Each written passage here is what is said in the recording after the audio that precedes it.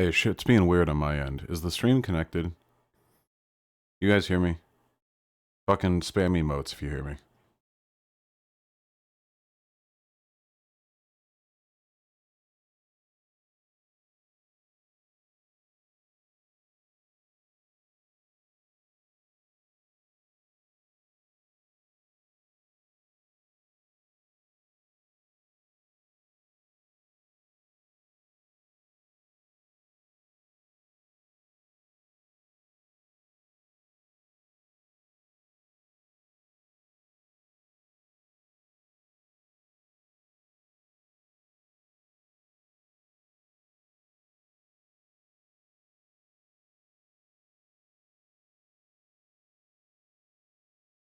Yeah, okay, just checking. It's just being weird on my end, ain't nothing.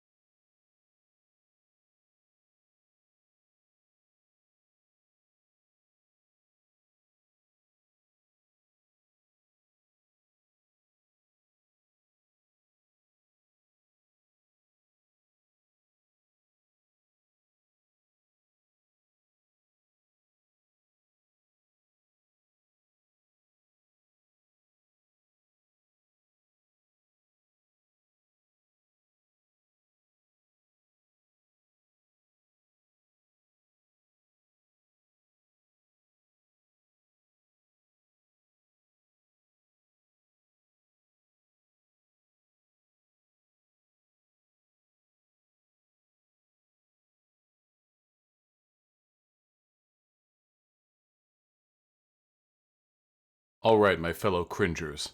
Are you ready to play Resident Evil 3 Remake? Current, modern, remaster, Code Veronica. Epic. Yo. Ha! How you doing? Good enough, I hope. I'm a little sleepy today. But we're gonna fix that, aren't we? Yes? Yes, we are.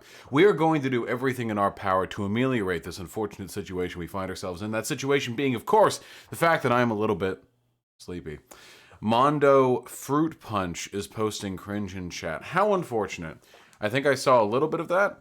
I don't know the details. You know, why don't you guys talk to them?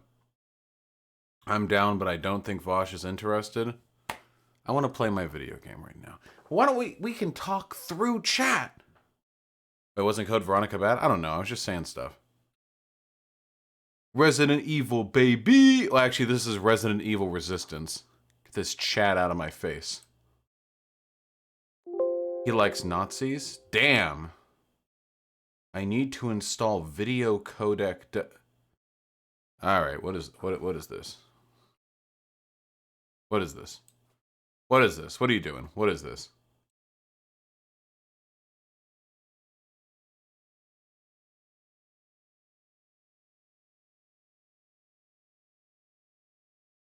Okay. Gonna click some buttons. Wait. No, it's running.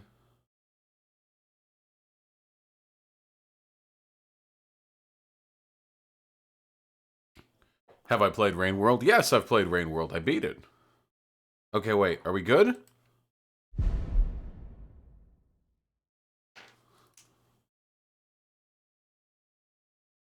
Let's see. English subtitles on TV.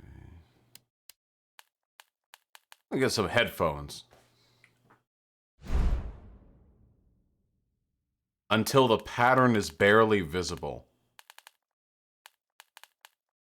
Do you read offline donations? Of course I do, comrade. I see yours in the feed right now. Let's just go with this. I've seen a lot of people complaining that this remake is bad or whatever. Sure. I'll up here. We'll keep it nice and bright. Nice and bright for you guys. Just until the picture on the left disappears. We're going to keep it bright. Adjust the rectangular area to match the size of your screen. Yeah, that looks about right. WS? Sure. Yeah, sure. Yep. Do you miss Beverly Hills? No, fuck no. I miss my folks, though. Tenzen Kusanagi with the $2. What's your favorite fighting game? Super Smash Bros. We're going hardcore. We did professional in Resident Evil 2. We're not fucking around. Whoa! Shit! Oh my god. This pandemic has spread faster. This is like a real people. In modern history. Angry mobs roam the city, burning buildings. Authorities are bracing. Didn't feel like putting all this through the engine, huh? He was knocked unconscious.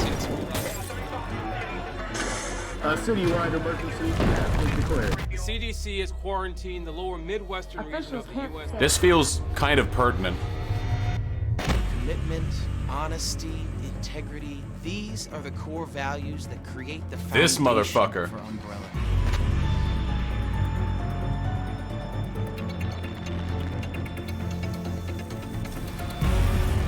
It's this foundation that will continue to build a brighter future for all of us. Wait, this is kind of dope, though. This is kind of sick.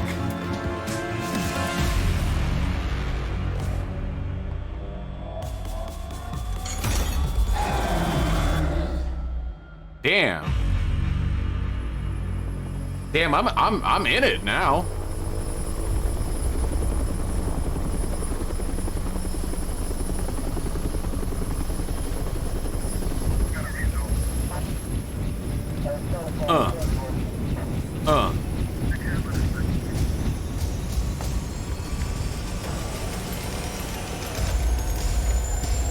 Damn. Nemesis bioweapon. Oh, shit.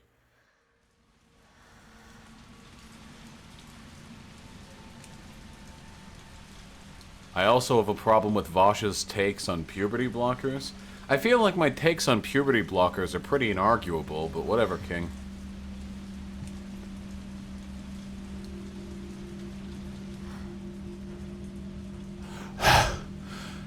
Realistic gaming.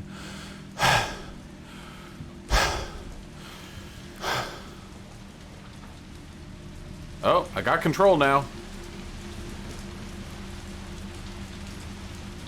Okay. We're gonna turn the volume down slightly.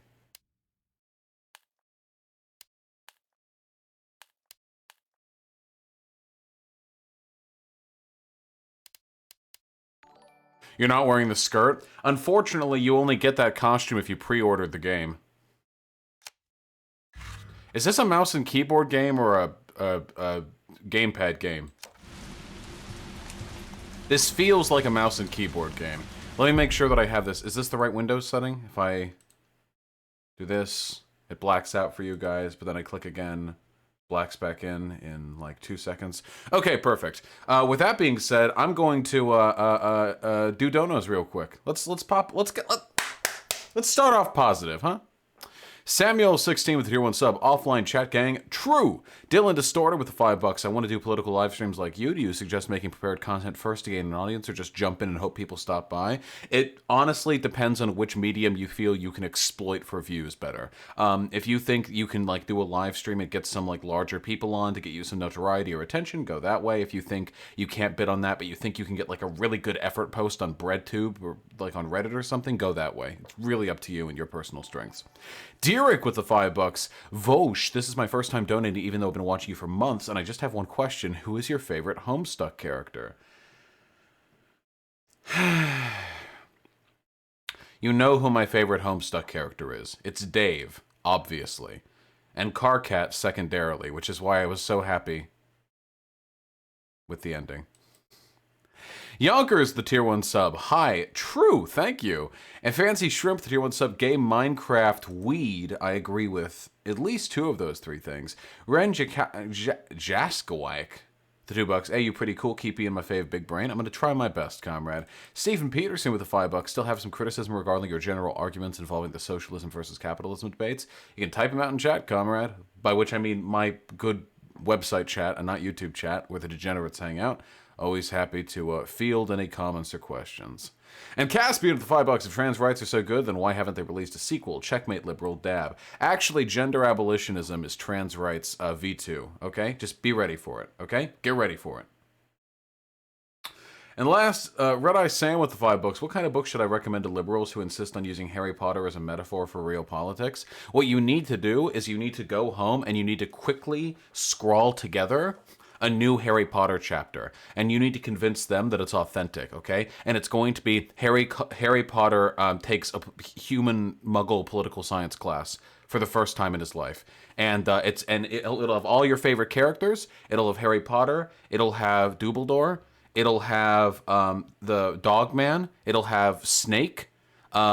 And it'll also have an intense analysis of class dynamics and the extent to which the neoliberal, framework through which Harry Potter was written is insufficient to address many of the systemic injustices of our world.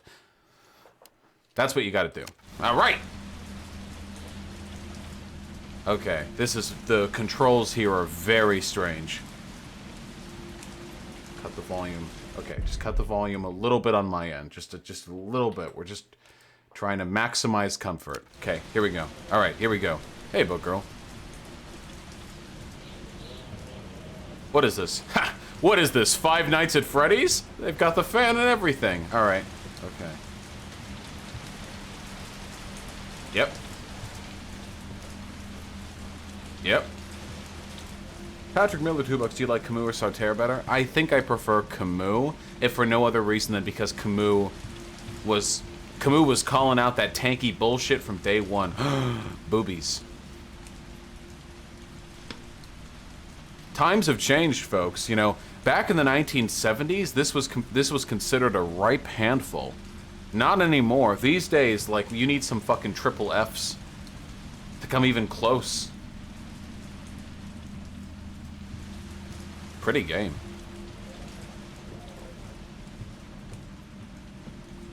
Ooh. We read the text? No, we can't. Shame. Absolutely, Block Caligula. Hey, did you all hear that Boris Johnson has been admitted into the ICU? Oh no. The left tech out the 2 bounds. You hear Boris Johnson is in intensive care. Really? I hadn't heard that. Thanks for keeping me in the know. Fucking prophetic. How does he do it?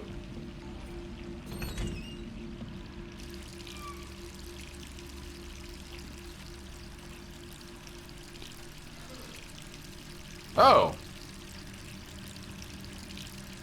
Damn, they really sunk the budget into the fucking graphics in here. Jesus Christ. Does this look as good for you guys as it does for me? Oh my god, look, she just sighed. Reflections are hard to do in games. Yeah, turn that off. Wasting water. It's a drought in Northern California. Oh? Mmm.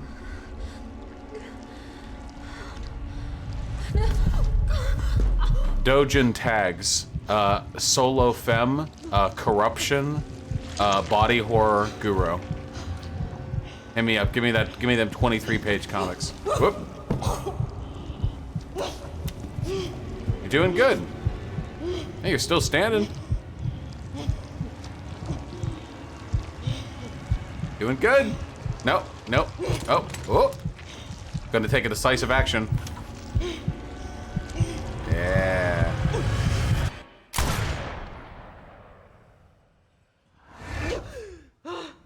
And here we are. Fucking hell. Bloody Christ. Gets worse every night. Oh, that's like a consistent thing? Alright. 3 more days. Then I can kiss this town goodbye. Dog! Dog! Can I, like, zoom in? There's a guy, and there's a dog! Okay, I've got to up the mouse sensitivity. Jesus Christ. Reticle decelerate. No, just give me the mouse key. Controller vibration. Should I be playing this with a controller? Mouse buttons.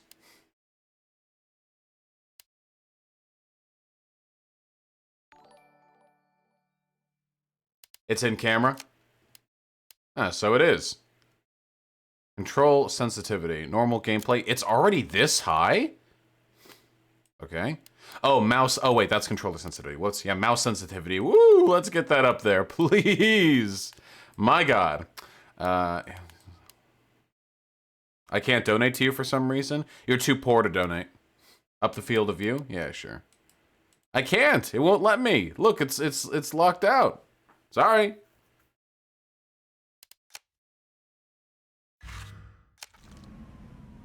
Oh, that feels better. Oh. Maybe a little lower. We're almost there, folks.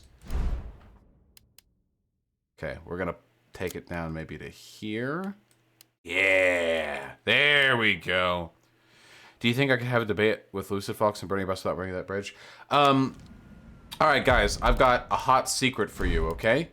One of the main reasons why I'm not having a conversation on Bernie or Bust with people in chat right now is because I'm pretty sure I'm going to end up talking about that with TJ Kirk soon. There was a red button over here.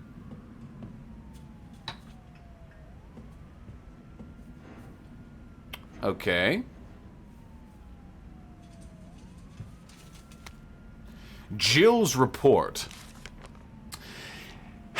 September 26th, 1998.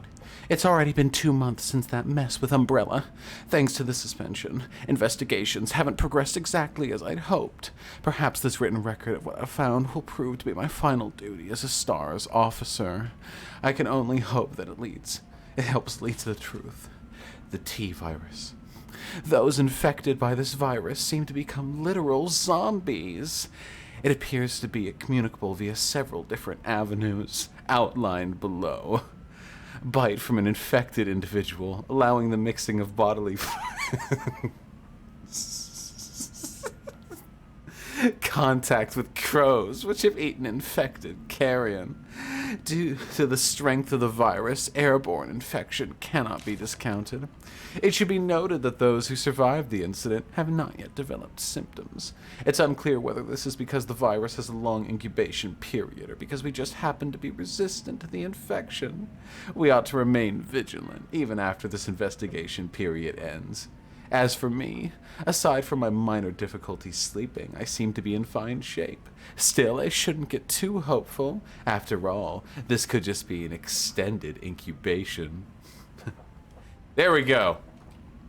Now that's what I like to call 10 years of Dungeons & Dragons DMing experience. That's what I'm talking about right there.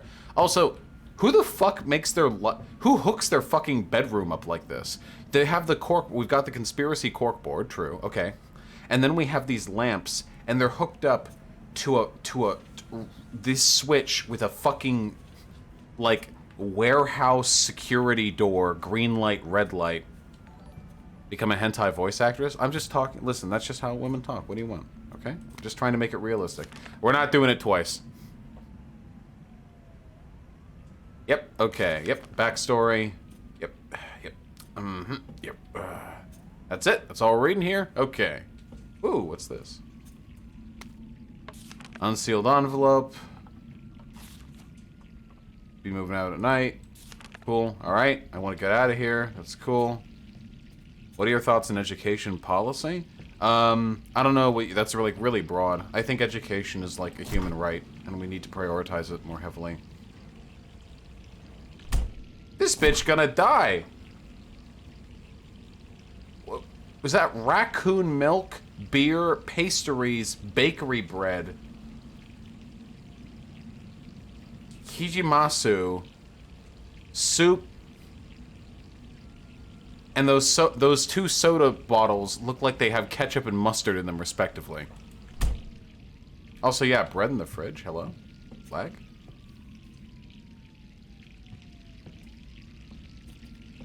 Hey, the shit's on! Hey! There's a drought going on in Southern California. Can we cut this shit out?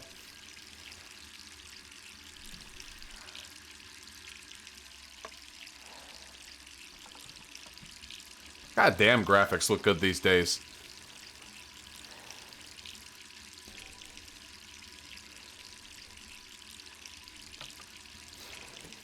Not dead yet.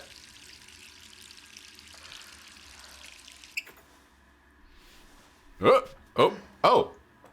we're done being me? We're done being me? Now we're just us? Alright. Who could that be? Alright, the phone's gonna ring forever because this is a video game. So okay, all the creepo comments, let's get them out now. Everyone cooming? Are we cooming yet? What can we get out of this? All right, I'm coming. This is your field of view as she steps on you. She's cute. Yeah, okay, there we go. That's the one, we're getting the one coomer wave in. Just a sec.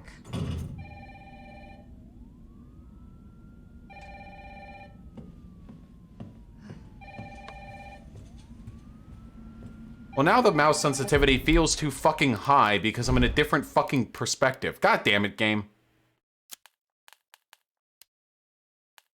Obviously, over-the-person fucking cameras are going to need lower sensitivity.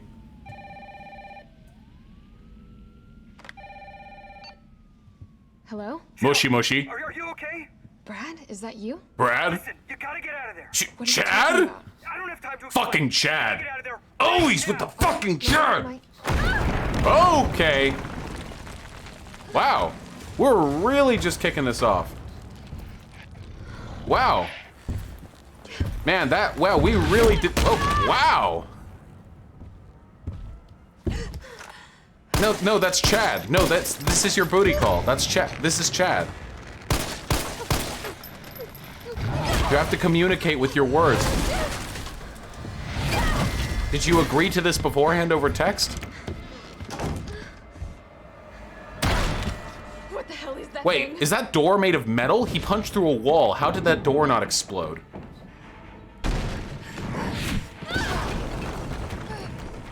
He kicked through a whole wall. How did that door not explode? Okay. That's not gonna... Sweetie. That's... Gotta get out of here. Is this door just open?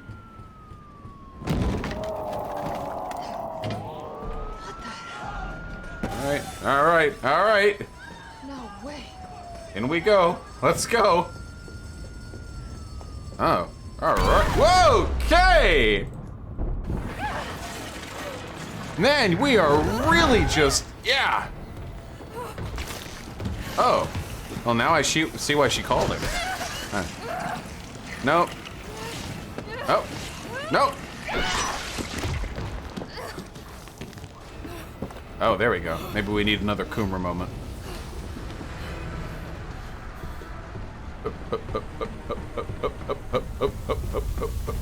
No! Can we just let this bitch walk for 2 seconds without getting fucking blown up? Holy shit. How are you alive? How are you alive?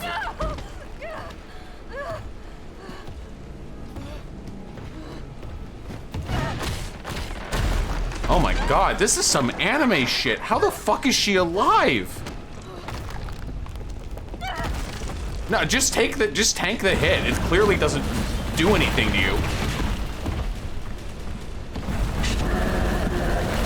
This is not an effective way of murdering someone. Ow, ow, ow.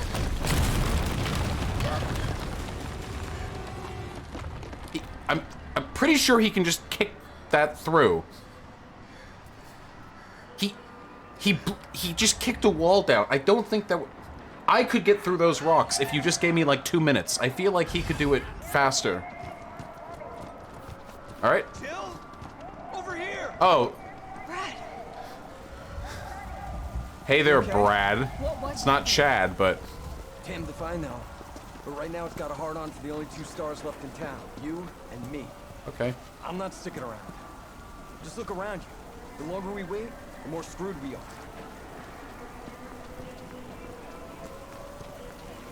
Okay. This all happened so fast. Yeah. One fucked up thing always leads to another.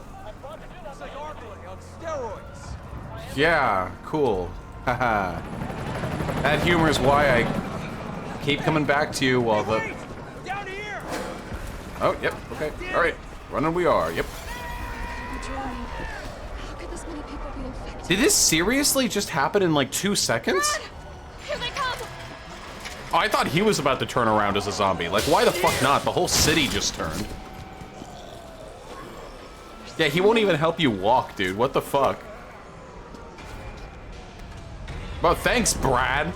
Oh, yeah, thanks. Just waving me to come over there. No, don't worry. No, it's okay. I'm not mad. I didn't just get fucking decked in my own home by an 8,000-pound superhuman. Door behind you, go! That's why I like Chad better. Well. Nah, you're fucked, bro. Don't think about it. Yeah, don't think about it. We're gonna make a run for it. Come on, Jill. We know how this ends. No, I don't. Are we still a team? I do. Then do me a favor. Don't fuck up like I did. Go! This guy's always shoving her around. Jesus. I got like a gun or something? Oh yeah, hey, I was right. Sorry.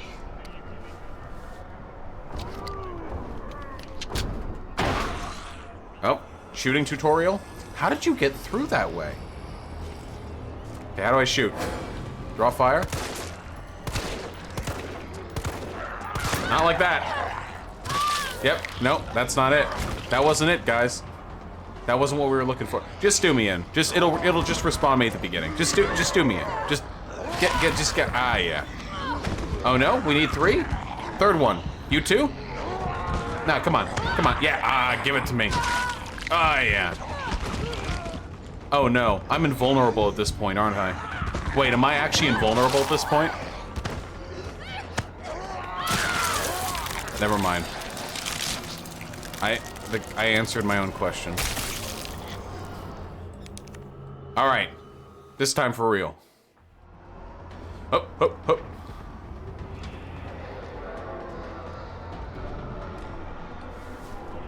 Sorry.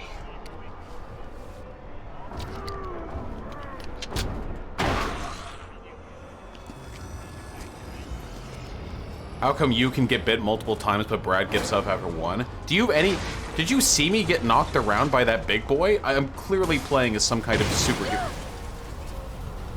Can you crawl under it? Yeah, okay. Okay, I was gonna get mad if this is an impassable obstacle. Come in. I'm tired of being told what to do by men. All right. You're not a. He's... Are you all right? Oh, that is a human. What's about to happen to you? You're so fucked, dude. Come on. There's a helicopter waiting to take you to safety. There is a 0% chance you make it out of the next 60 seconds. Oh, are you just... Parking garage isn't far. I can The only safe place is in here. What's up with your hands? All right. Never mind. Maybe that guy's the smart one. Maybe he's gonna make it through all this. Oh, hey. This is the same handgun ammo model they used in the Resident Evil 2 remake. I'm onto your shit. I'm onto your shit, game.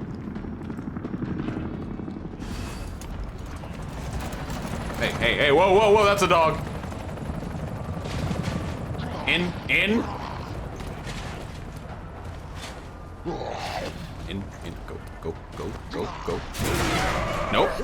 go. Nope, keep going, nope, keep going. Yep, go.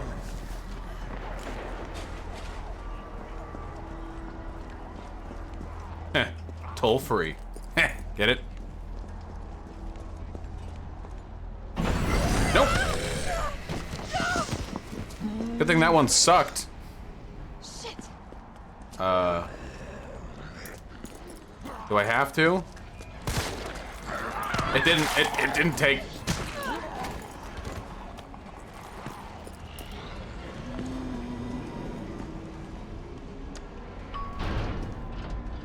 Please. Nope. Heh, wrong floor. Come on. You in dodge now? What the fuck does dodge mean? There's a dodge mechanic?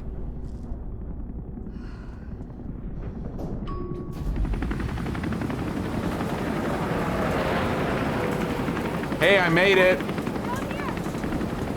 Can't wait to see this helicopter get shot down like every rescue helicopter in every game. What dodge button? I can't even pause right now. Okay, here we go. Options, controls, key bindings. Aim. Dodge, charge. Oh, space. Okay. Are we sure this isn't a gamepad game?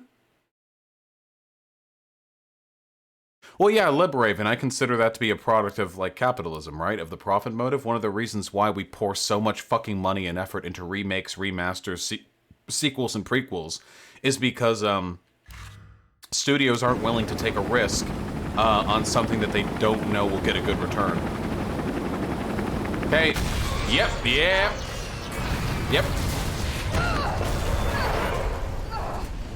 How do you have any vertebra left?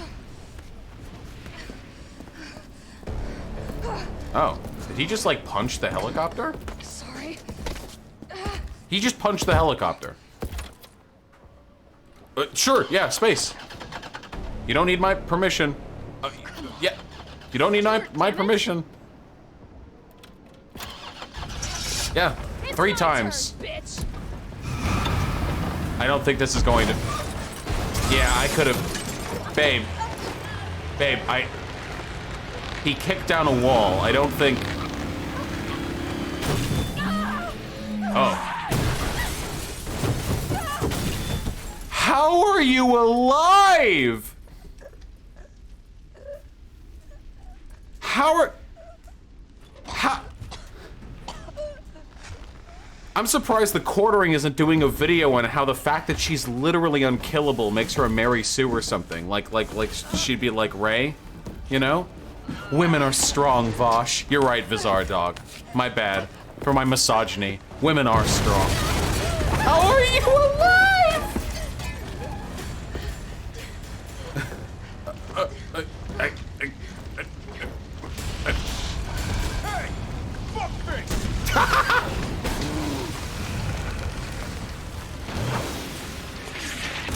Did he just grab a missile out of the air?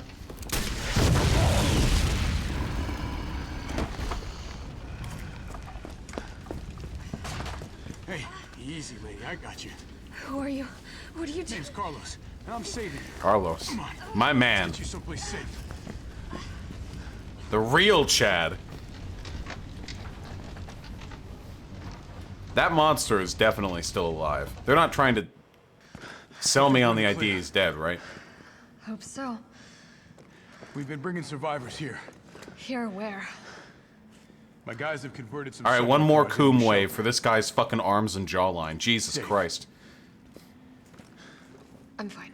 Who does he look like? Personal space. Okay, I get it. Yeah, she literally has just been manhandled by, like... Oh, come yeah, on. okay. Who's the dipshit that closed this? Wait. Sorry, we're gonna have to go around. Wait, who does he look like? He looks like somebody. Nothing. I've never seen anything like it. But it's No, that hair is not regulation for a star officer. Gets it. Don't you like that in a man? No Wait, why the... thanks. He's all yours. Why are you asking me that? That's really weird. Listen, I promise you're in good hands. I'm with the Umbrella Biohazard Countermeasure Service. UBCS for short. Are you kidding me? Are you fucking kidding Wait, you're with me? Umbrella? You guys are the ones who caused all of Can I this. shoot him? Whoa, whoa, whoa. What are you talking about? Look, we're just here to help people. What's wrong with Umbrella? What's wrong with Umbrella? Oh my god. Uh... Your company is responsible for infecting everyone. Yeah. I don't know anything about all that. Look, you don't have to trust me, but I'm going to the Feel like I Come should in. shoot him. Come on. It's this way. Okay, that's the dodge. See? She does like a shuffle. See, look at that. He doesn't know, Pepe laugh. He lacks critical information, Pepe laugh. Let's see, any information? Any ammunition? Any health? You played the original RE3? No, I did not, actually. Wow, wow. Who does he look like? Hey, Captain. This fine young lady could use our help. What's up? Carlos, you didn't even think to ask fine young lady her name? This is weird. She is an elite operative of RPD, Special Tactics and Rescue Service. Her name is something Valentine. It's Jill. Nice to meet you, Jill. Oh my god, you're right. It's fucking critical. I am UBCS platoon leader Mikhail Victor. It's My team critical was with metal sent here hair. to rescue civilians. Right. How's that going for you? The city is completely cut off, isolated. Most of the 100,000 civilians will wind up dead. Correction, undead. Thanks, nice catch, guy. My platoon has suffered serious losses. Just keeping them alive is more than I can manage. Well, you can thank your corporate overlords for that. Yes. Well, we are... Who's that thing in the next room? Are those people or zombies? Get this subway train moving. We can evacuate some survivors. Okay, they're people. But we need help. My men cannot do this alone.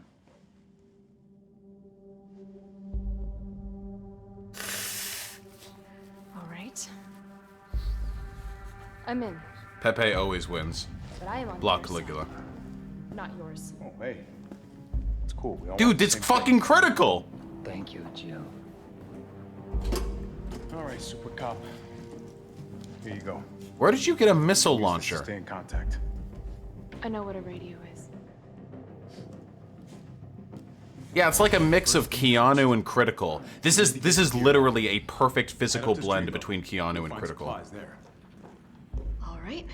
All right. I hate his hair so much it looks like a helmet. Don't be hating on his wild hair. Nothing that I will miss. Good. Ah, yes. The Resident Evil healing spray. I'm gonna turn up the voice volume. Why not, right? Critical Reeves. Alright. Now I think the mouse sensitivity is too low.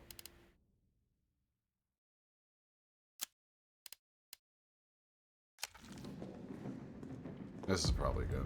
We got a map? Alright.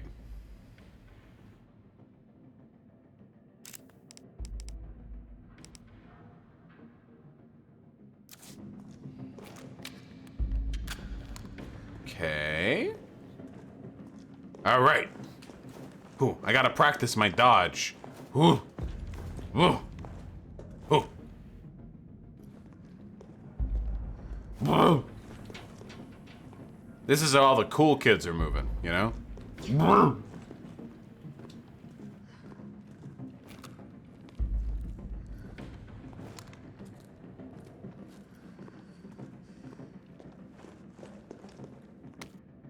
Tabloid front page. The Cannibal Murders. Yep, I get it. Standard zombie movie fucking exposition.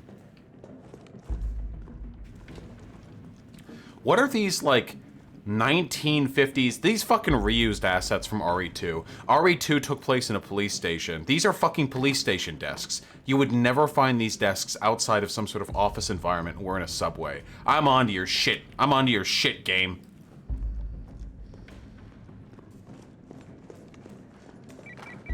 Jill? It's me again. You topside yet? Working on it. I'm more of a bottom, So actually. What's the plan? The old tanks got clearing the tracks. You mind getting the subway infrastructure back online? And how do I do that? Let's start by restoring power. I'll navigate you to the substation once you hit the main road. Copy that. Let's do this fast.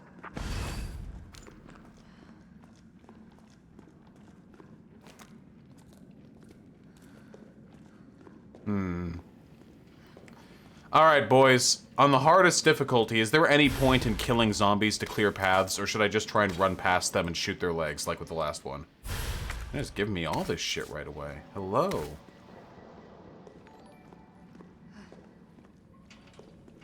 In a rally with the 5. Voshkal, Humanist, report Destiny on the live stream. You can all be allies even if you disagree. We need to combine forces. Hey, if you can convince them, buddy, okay? Zombies respawn in this game? Ugh. Okay. Hey, what is this? What is this?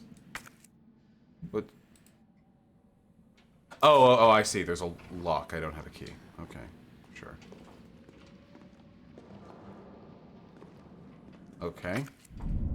Combining items. Nice. Cool. Makes sense.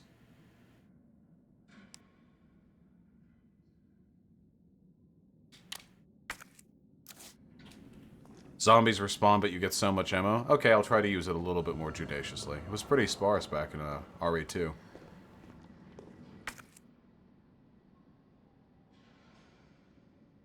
It almost looks like I could get this working if I plug in the right... whatever it is. Is there infinite saving? Guys! Boys!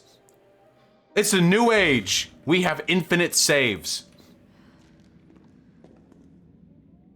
What's your opinion of non-compete? I think non-compete sometimes kind of flirts with tanky shit in a way that doesn't make me comfortable. But I'm sure most of the advocacy that non-compete engages in is generally good.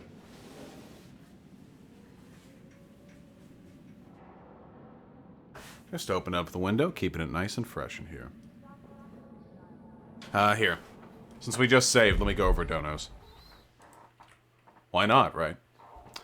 Atheist Jewish Messiah with the $5. Why doesn't the left embrace nuclear energy like they should? France gets 2/3 their energy from it. They're one of the lowest carbon emitters in the EU. Because a lot of the left is insane. That's the only. I'm serious. That is the answer. The nuclear energy has been. If we committed to nuclear power 40 years ago and stuck with it and gave it the money and regulation it needed, we would not be in an energy crisis right now. I'm not joking. We would not need coal.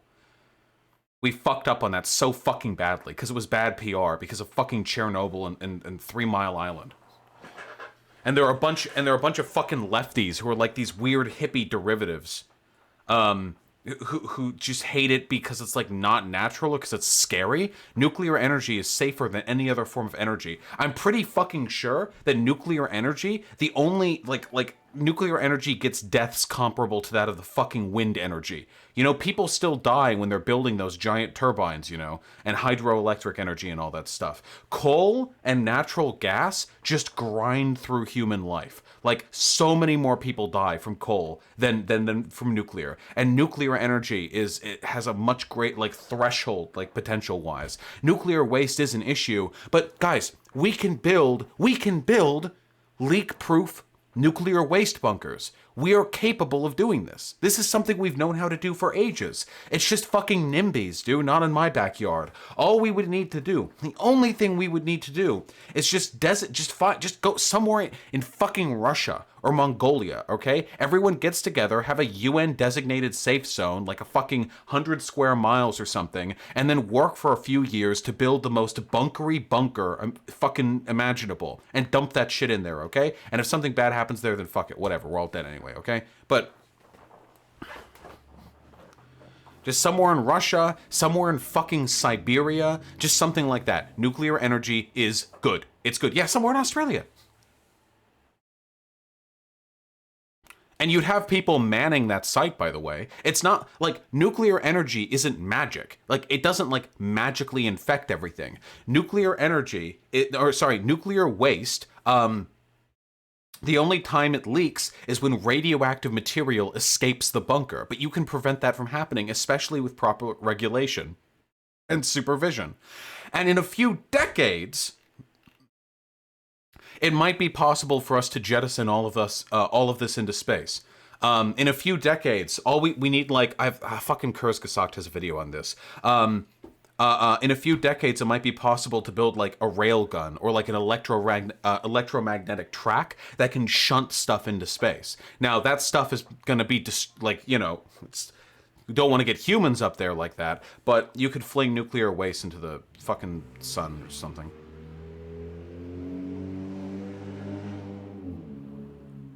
You just need to yeet it far enough into space that it doesn't fucking fall back to Earth anytime soon.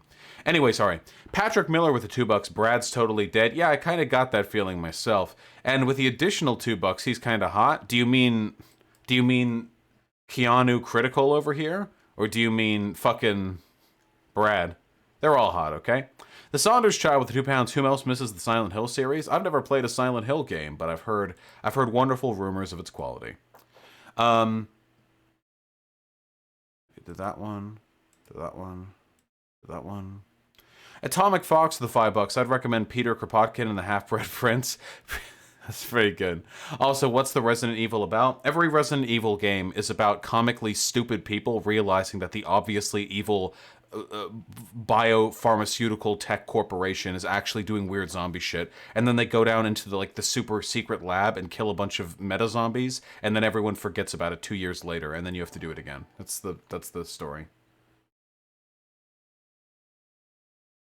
Red Eye Sam with the $5 from last stream. So for the mentally traumatized Dark Elf Warrior, did you do a lot of research into mental trauma, or was it mostly just from heart? It was mostly just from heart, and I feel like I have a decent enough understanding. It doesn't need to be like a psychiatric textbook. I feel like I have a decent enough understanding of like emotionally abusive relationships, to like just conceptually for me to like represent that in a decent enough way. My girlfriend seems to think it was decent enough, so that's my standard for quality. Reza Suto with the gifted Tier 1 sub, thank you. And Patrick Miller with the $2. Is there a value to Heidegger, or is he just a C word? Heidegger is a big meme, but you know, he was a smart guy. There's probably some value there. Red Repose, the $5. Bodily fluid, who cream pie the zombies, who got cream pied by zombies. Also, this may be my last donor for a while. My dad is now monitoring my finances. Oh shit, Monkus. Be careful, comrade, okay? Don't get caught. Reza Sutra with the gifted Tier 1 sub. I can't not gift a sub with a name like this. Gifted it to Cummy Vibes. Thank you very much. Ben Ryan. Oh, wait, I did that one. Red Ice Amy Whammy with the $5. Hey, did you finish designing that mercenary character yet?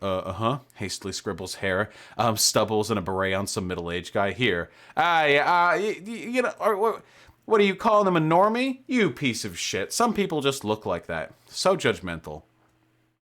Marowak X of the 5 Australian. What's your dream zombie killing weapon? I've never really thought about it. I've never really like fantasized about a zombie apocalypse. It just seems like it would suck, really. And there's no glory in defeating zombies because they aren't even like sentient opponents. There's no like, it's not like an anime where like you're beating off like a bunch of cool like alien bitches with big titties. Like there's no, you know what I mean? But like dream zombie killing weapon would probably be, I don't know, an Apache helicopter. So everything bad goes on 100 feet below me. Or a United States battleship. Venus CG with the $5. Hey bro, can I post a survey I made for my communications class to your Discord? It's researching how social media usage can harm one's ability to interact with people. Yes, you certainly may. I give you executive permission. And finally, Xander Hall with the $5. I just debated a Bernie or Buster on stream who said voting for Biden over Trump means you advocate for Biden's bad policies. I lost a lot of subs. Well, I'm glad you took that stand, comrade. There have been a lot of people saying a lot of stupid-ass shit, including people like fucking Sean. A lot of cringy-ass shit been going down with these fucking Bernie or Busters, okay? If you are a utilitarian and not some sort of weird fucking deontologist virgin nerd, if you're a utilitarian, the correct argument is voting for Biden. Now, I understand a lot of the Bernie or Bust people are arguing from a good place, and there are legitimate arguments for accelerationism sometimes. That does not mean... They're always correct. Hello. More survivors. We've got to get that train Possibly moving. Demon Mama. Yeah, that's true, Cyborg, but I know there are mitigating... Oh, now I can quick step, huh? Hey, I shot... Hey, I... Woo! Try it again. Don't try it again. I want to save ammo. See that? Could you explain deontology? Yeah. Deontologists think that an action is good or bad depending solely on that action, not of its consequences. Utilitarian or consequentialists believe it's the consequences of an action that determine its moral value. I just want something better than this lesser of two evils bullshit. Yeah, the problem is lesser of two evils is the correct choice because otherwise you're choosing the larger evil through an action. Oh shit. Oh shit.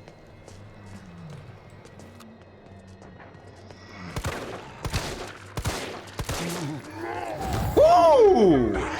Oh, I love this. I love it. If Bernie ran as an independent, would I vote for him or Biden? Nope, I'd vote for Biden. Third-party systems don't work in a first-past-the-post voting system. No, I want to go in.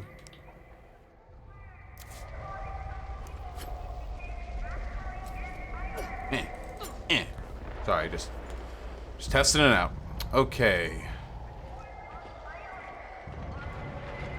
They're definitely gonna bust through the moment I cross some trigger point. You're still alive. Oh, this is the... Somebody said these boxes can be... Nice! Carlos, I Gotcha, reached the main Xanderhal. avenue. Which way do I go? See a big transmission tower? That's the substation. You'll have to circle around through an alley to your right to get there. You mean the alley that's on fire? Maybe. Surely a tall drink of water like yourself can put out a few flames. Why do they keep flirting with her? That's weird. Guys, I just want it to be known. I just want it, like, so everyone knows, okay? I get to make weird sexist comments about Jill because I'm playing a video game. In the context of the universe, if you're in a post-apocalyptic survival situation, you really shouldn't be being weird to the women. Can I, like, jimmy it open? No? Alright, I need, like, a crowbar or something. Like a wrench. Yeah, they're professional soldiers. I mean, what does being a professional soldier mean other than, indicating a willingness to rape people? Now, Taryn, it's just... Third parties just don't... Yep, I knew it.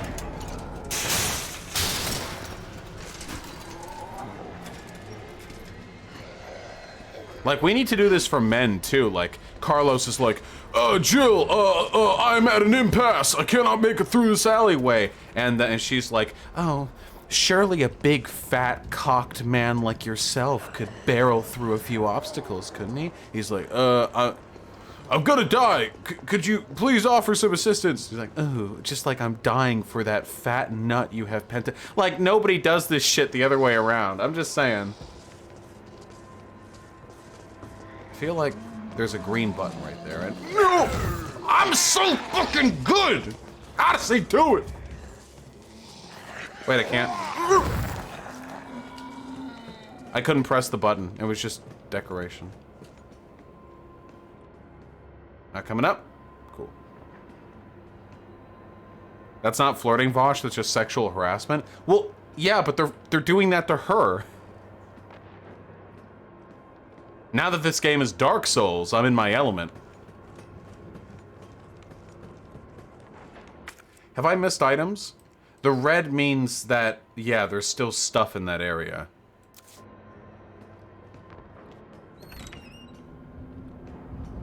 Hey! I'm on to you. I'm debating the person from chat earlier and you have to talk to them, like, wait, why do I have to talk to them? Wait.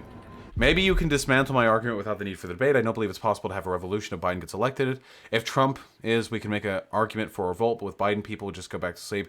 I disagree with this for a number of reasons. I do not think that a Biden... Okay, I don't think people will learn their lesson from a Trump presidency. Some people are like, well, actually, we need to vote for the fascist rather than the neolib because the fascist will incite revolutionary action. But I don't think that is true. I think that there were larger material circumstances which have led to a resurgence in populism outside of just Trump. And I don't think that, like, voting for Biden is going to meaningfully supplant that. Also, like, we'd be betting the lives of, like, a lot of people on that idea, which I'm, in a way that I'm not really comfortable with doing. I don't think the DNC is going to, like, learn a lesson. Would you applaud someone if they assassinated Biden? Are you trying to get me banned? No. What the fuck? Now, if Boris Johnson dies of COVID-19... Hey, what's up? What's up? Drugstore Owner's Journal. The new hair tonic from Umbrella is just flying off the shelves. Okay. Nobody knows the code, not even my wife. It's a secret between me and my beautiful Aqua Cure queen. And she'd never give it up for a thief.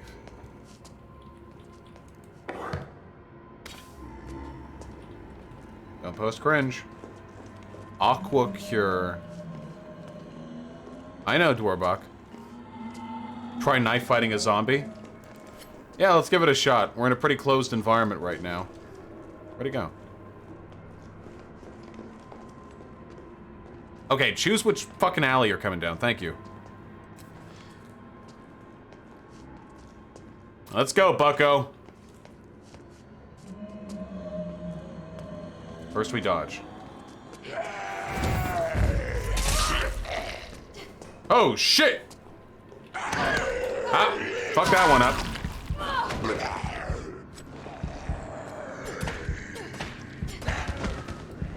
Nice fucking lunge, bro. Dude, you're... Wait! No, no! Push him! Man, they're really dragging this one out, aren't they? Yep.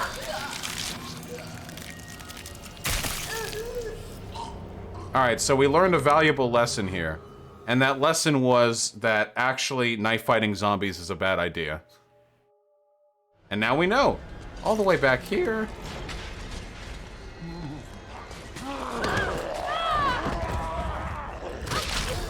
Fuck.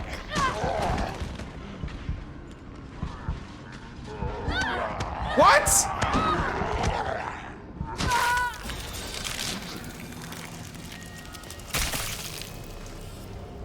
Okay, dude.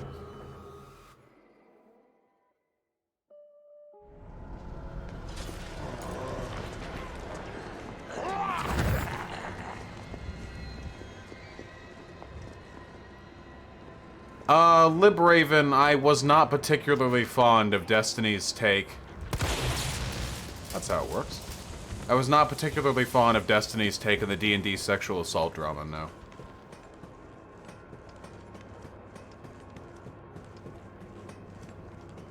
Hup, hup, hup, hup, hup, hup, hup, hup, hup.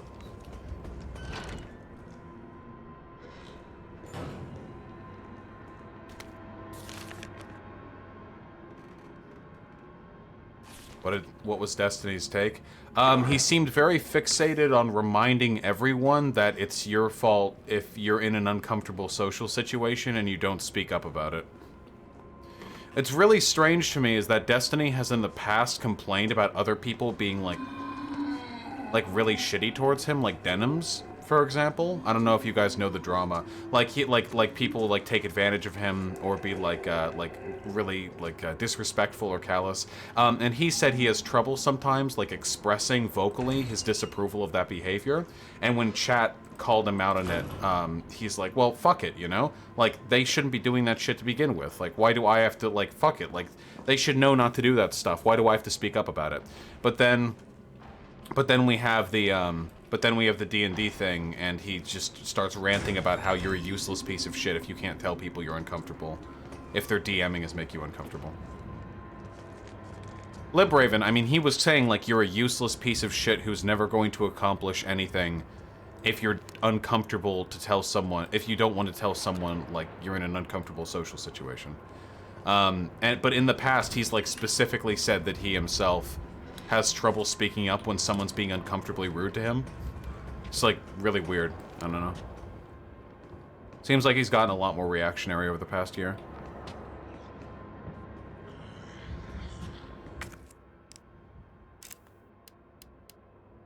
Okay, so... Aqua Cure Queen. No, Rosie Specs, not to my knowledge. Okay, so you're kind of, like, in the way? Okay, I mean... Oh, shit.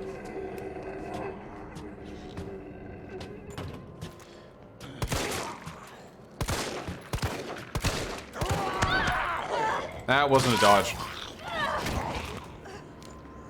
We'll take it. We'll take it. Would you still describe Destiny as leftist? I have never described Destiny as a leftist. I only call people leftists if I think they're anti-capitalist, and he's definitely not. Thank you, babe, for making rice. Think you have to kill zombies in this game? What would ever make you think that? Oh, shit. Where are we? Okay, we're over here.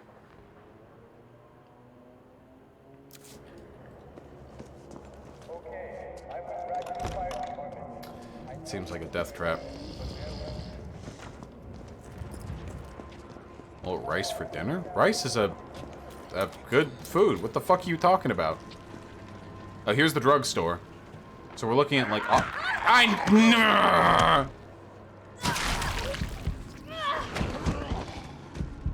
Fuck you. What?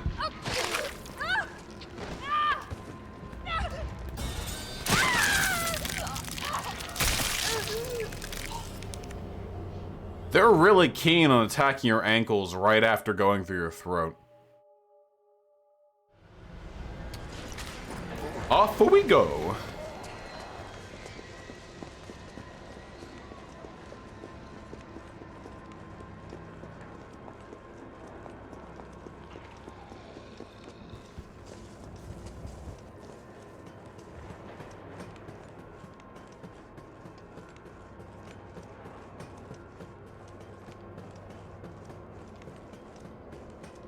I know I can shoot the electric box. Just don't see much of a need to do so right now.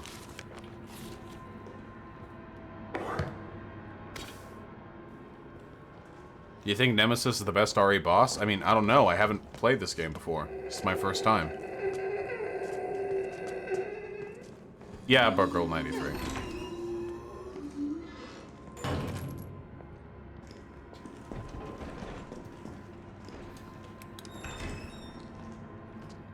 No, Nevada 54, I'm not talking about that. Vietnam objectively handled the COVID-19 shit pretty goddamn well. That's not what I'm referring to. More referring to the weird, like, re-education center shit he was saying. Hey, hey, hey! You can't! Man, these guys will just, like, any chance they get, they are ruthless.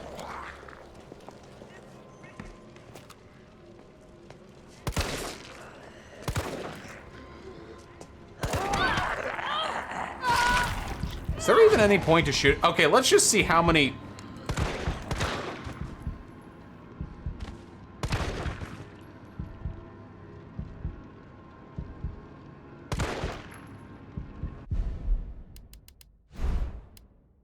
Fuck you.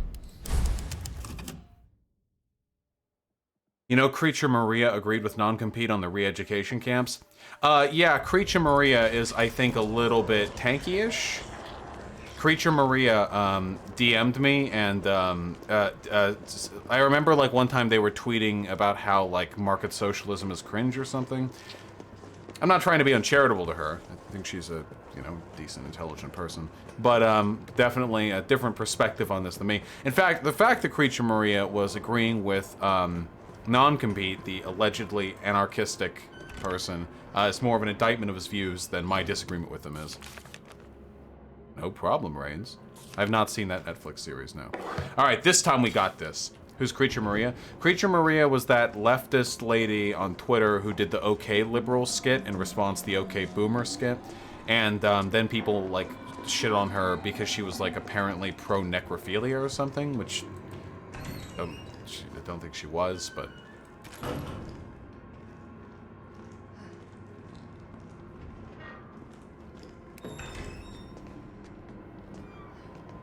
Do you think Sargon believes the shit he says, or is he grifting? No, I think he believes the stuff that he says. I just think that he's incredibly stupid. And he'll adjust how he presents his views based on a lot of factors.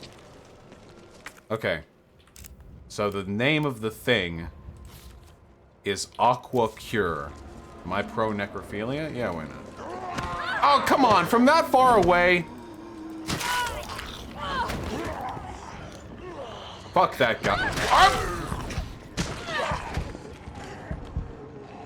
Just, yeah.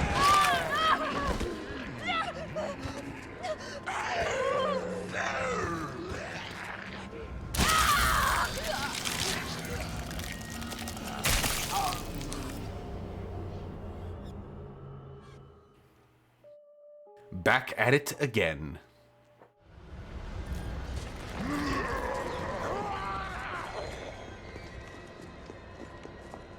Yeah, exactly. Sargon believes what he says, he just doesn't know what he's saying. Yeah, I think that's a decent setup. Well, at least you get infinite saves. Yeah, goddamn right.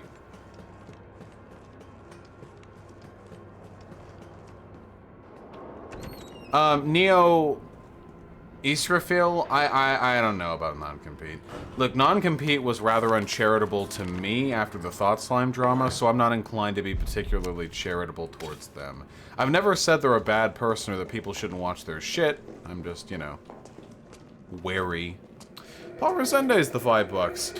Vosh, an ideally socialist system, is profit totally abolished intrinsically or private owner claims to profit. Well, in this purely socialist system, you would have an abolition of the commodity form, which means that profit as a concept would no longer exist. There would still, of course, be the distribution and consumption of resources. I mean, and you could say sort of obliquely, like, profit might refer to that, but in a specific sense, as it refers to markets as they exist today, no, there would be no profit, as we understand it. Fuck off. Fuck off. What was that? What was that little, like, flash there? Did you guys see that? You saw that, right?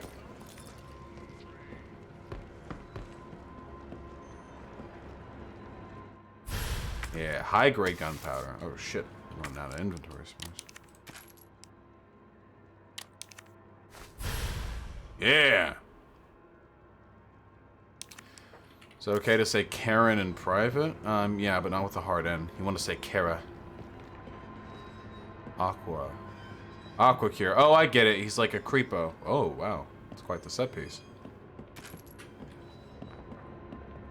Very subtle. 937. Gotcha. Oh, wait. 9 left, 3 right. Wait, God. Someone type this out in chat. 9 left, 3 right, 7 left. Just keep that in mind, okay? 937 left, right, left.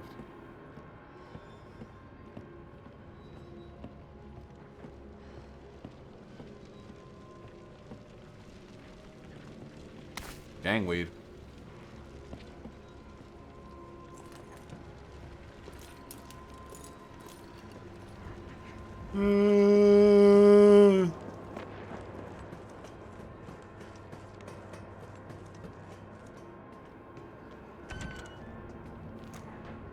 There's still a zombie in here. I've got a lot of ammo. Maybe I should... Hey, well, okay.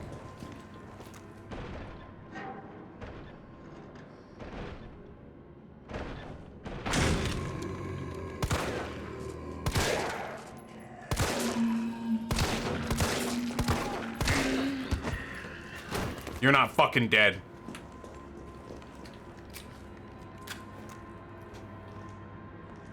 Are you? Knew it! Stupid little fucking rat. That felt like a death. I trust that one.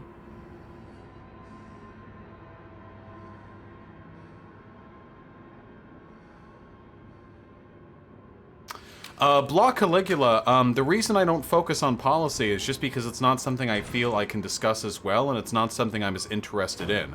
I discuss theory and advocacy all the time. The difference is, I don't have a problem with somebody focusing on one over the other. I don't have an issue with Destiny focusing almost exclusively on policy. The issue I have is when people deride the importance of one or the other. So I never deride the importance of discussing policy. I think it's important to do that. But Destiny is frequently derides theoretical or like theory-oriented discussions. Okay, 9.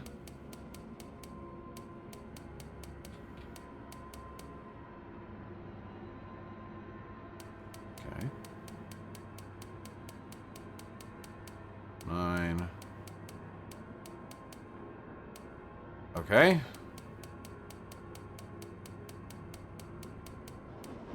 Nope.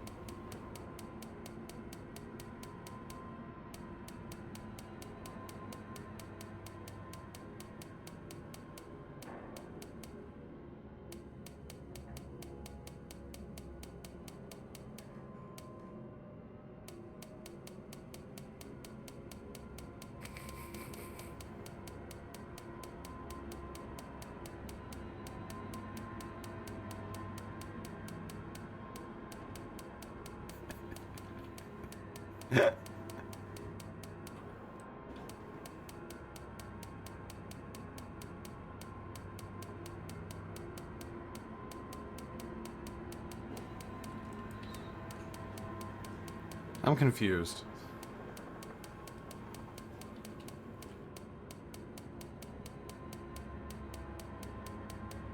Nine. 3.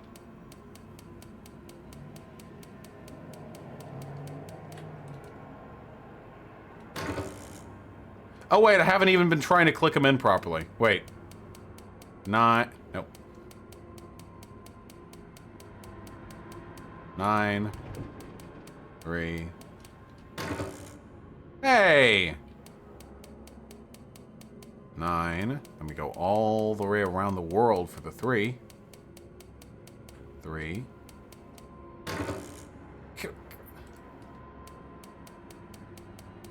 9. 3. What do you want from me? Do it the backwards heathen way? 9. 3. Sure. Whatever you say.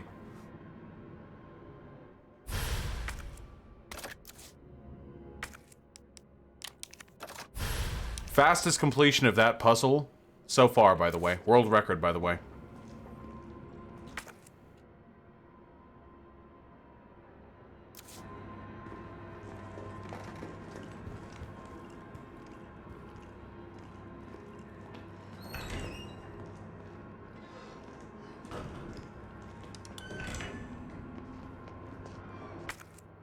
Okay. Still got stuff around here we can pick up. Chud Logic went over the article mentioning you yesterday. Vivian Wolf actually had positive things to say about you during a conversation on there, among others. Possible regret about burning bitches. Listen, I'm not a particularly spiteful person. I don't like maintaining grudges, but I do want it known that, like, Vivian Wolf was, like, really weird. Vivian Wolf was, like, weird and creepy to me, and I did not appreciate it.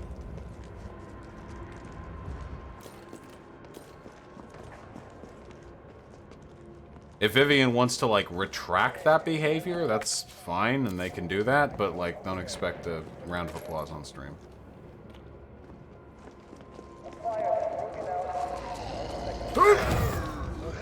How does he do it every time?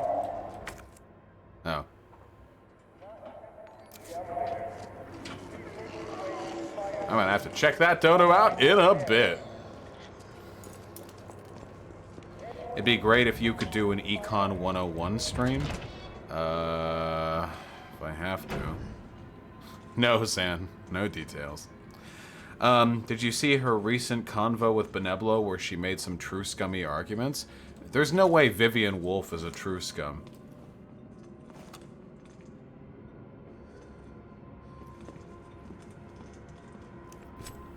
Like, Vivian Wolf is like super like woke scoldy. There's no way.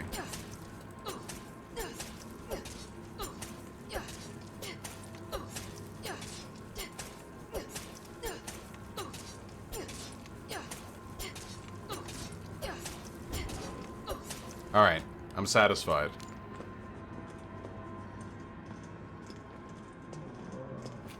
I've got some ammo. Fuck. Come on, man. Hey, come on, man.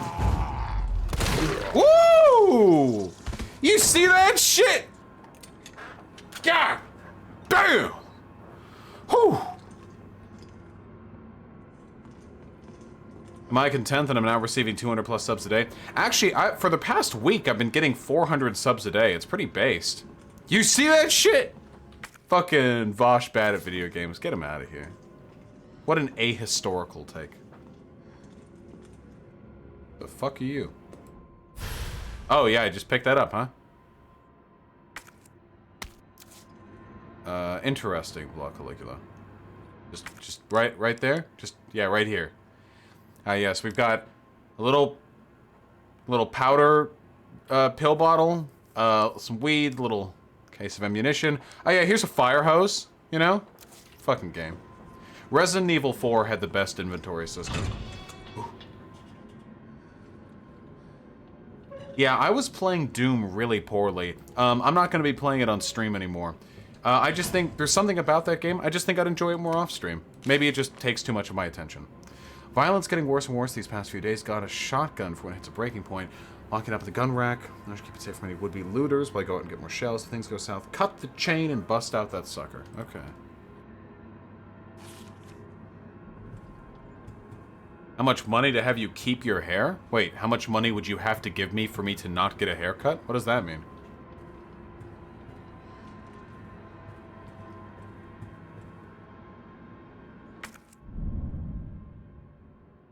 I lost subs too, Xander Hall, but it's a subject that I'm trying to withhold on discussing until it's more immediately relevant.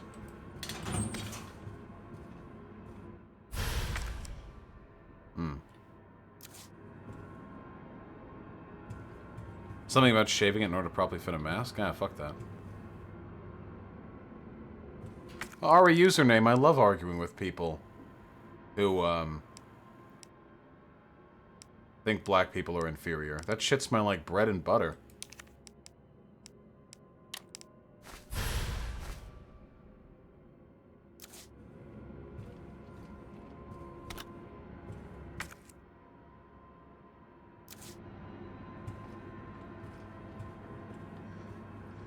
Guys, did you know that in real life you can't actually shoot chains off of stuff? Unless you have like, unless you're carrying like a fucking snipe, like a full rifle on you, like not a hunting rifle, but like a real fucking like sniper rifle. Like bullets can't cut through chains. Like a pistol shot could not.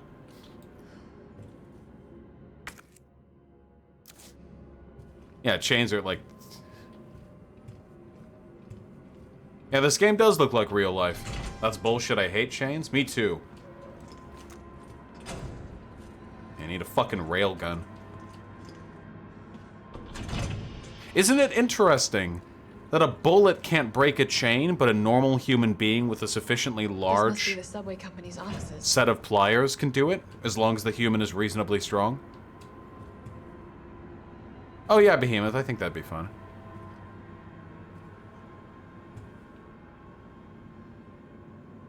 Yeah, exactly, Dairy Cypher, right? I'm pretty sure, like, I mean, I don't know for sure, but I'm pretty sure that if you have a gun and you want to get through a locked door, you don't actually blow the lock, you just destroy the frame of the door, like the actual attachments, you know?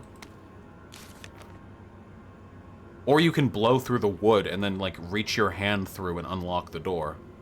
I saw a bobblehead. Duly noted. Okay, so this controls the train stuff. Bobblehead, huh? Bobblehead? Bobblehead! Piece of shit. Dude, there are so many locked fucking briefcases? Oh, Shackley, that's a whole discussion. I don't think... I want to talk about the Bannerlord stuff, but I feel like not enough people give a fuck, so... Nothing. I mean, nothing. Do we need to restore the power?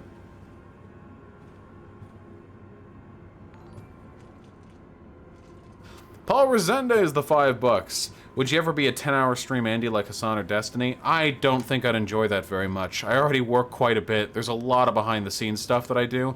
I don't know if I'd be able to provide streams of the same quality if I was that tired. I just wouldn't enjoy it that much.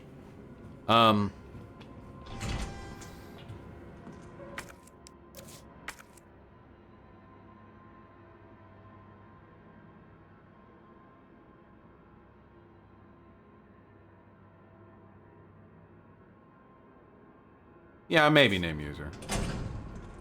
Shotgun to the door's latch? But the shotgun's locked up. I need pliers or something. Chain breakers.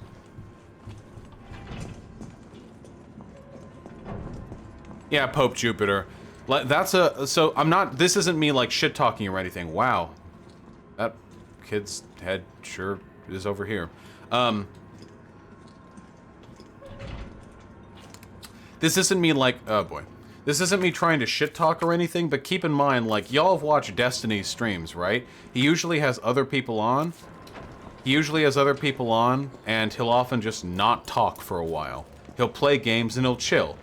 But during my, like, regular politics streams, I talk non-stop on my own. And usually some pretty, like, heavy stuff, too. It's not just, like, fun rambling, you know? Oh, shit.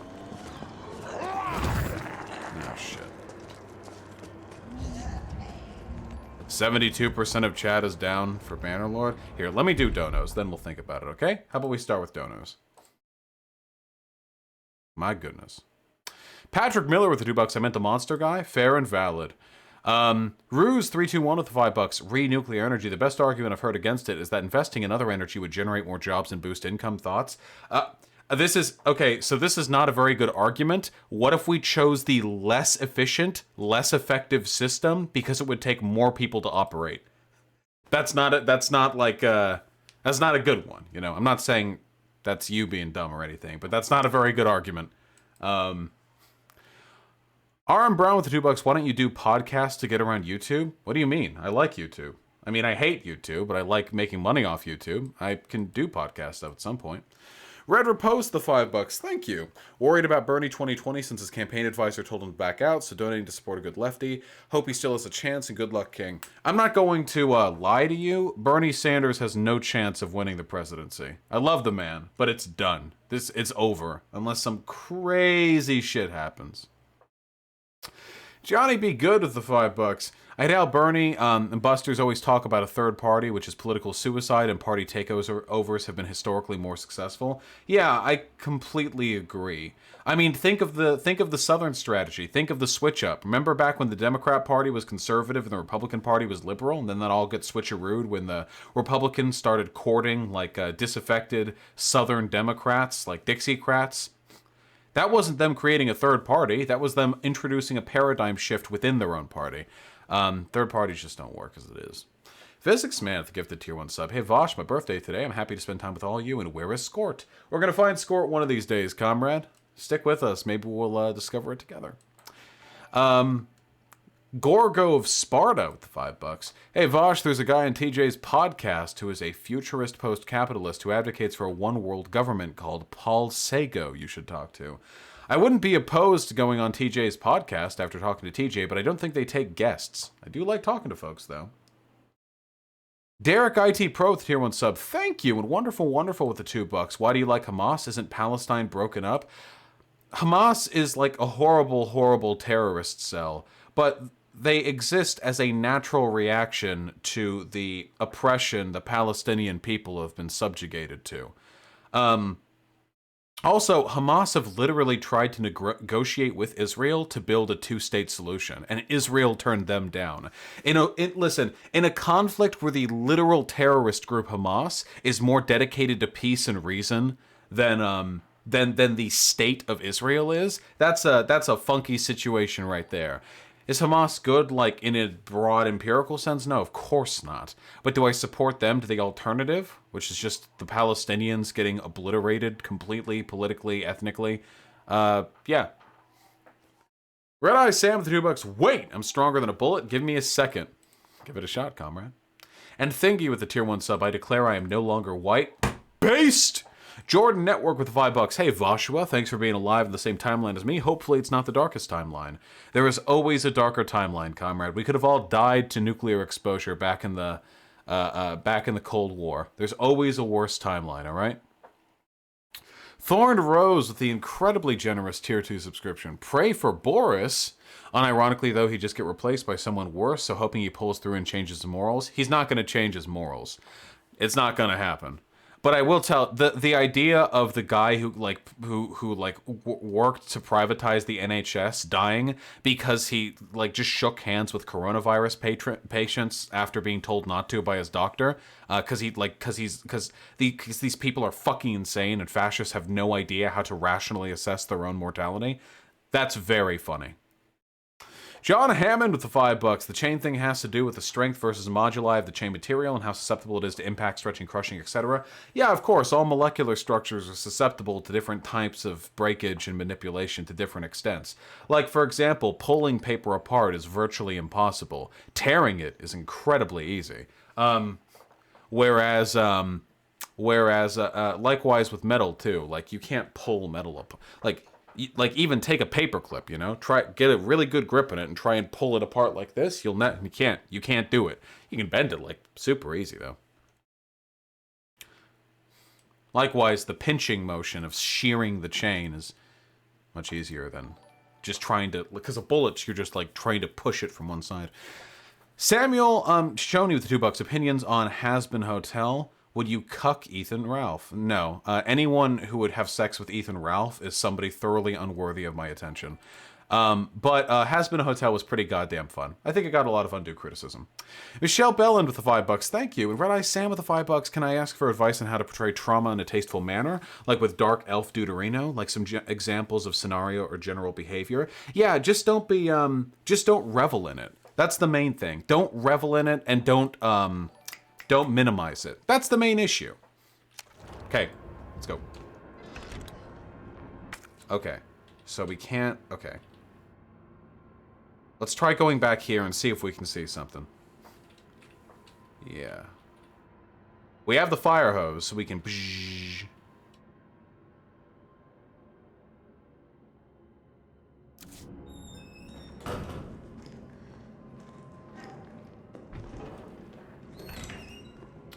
Oh, it'll get there, Jufu. Not done with all the donos. Anyway, yeah, just don't revel in it. Don't be weird, you know, don't like glorify it and don't minimize it. And that's about it. I think when it comes to stuff like abuse and trauma, it's usually tasteful to be subtle with it and to let the audience or the participants, you know, do a little bit of the work on their own. Like for example, let me give you an example, okay? Let's say you're playing a Dungeons and Dragons campaign, and you're facing off against two characters. One of them is like the big bad guy, you know, like the big baddie, as like this big like evil guy or something, I don't know. And shit, we gotta go fucking plant our inventory down somewhere. One of them is the big evil guy, you know. And the other one is like kind of a neutral character who the party is friends with, but they're also kind of friends with the enemy and you want to save them, you know, that kind of gist. And the big guy puts their hand on the shoulder of the girl and the girl like flinches. And you describe that. You say, as the big boy puts his hand on the shoulder of the girl, she flinches and her eyes flash with fear before she collects herself and continues. Something like that. That's all you have to do, you know? Let the audience do the rest of the work. Like, you know, interpretively. Oh, jeez. What about the PLO? I mean, Hamas got elected, but kind of funny, Israel's the one who apparently gets to decide what is and is not a legitimate representation of the will of the Palestinian people. Yeah, Libraven, the problem is, the United Kingdom is a parliamentary system. In parliamentary systems, third parties do work. Not in a presidential system. Is that my door? No, someone else's. Yes. Wait, what? Hello? Oh, I was just gonna encourage you to tell them about Soren's name. What about it? Oh, just that I feel like you had a good setup that he had some sort of trauma from the beginning. With his reaction to his name, that kind of stuff.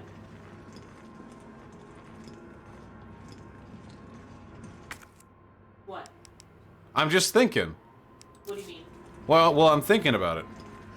Because I kind of forget how that went down originally. Oh, well, he was called the, Shadowed Man? the Fogged Man. Fog Man, yeah. Right? Yeah, the Fogged Man, yeah. And we didn't know his name, but Akane told us his name or something, and then Yondas used it flippantly, after he got upset and, left, and then explained to Honey later that it was, bad memories, you know? Oh, yeah, I remember that. That kind of thing. Fancy box. They can't hear shit. Yeah, because she's over there. So I'll say it then. What she's saying is that the character that I described in the Dungeons & Dragons campaign that I had, the one who had a traumatic past, that character...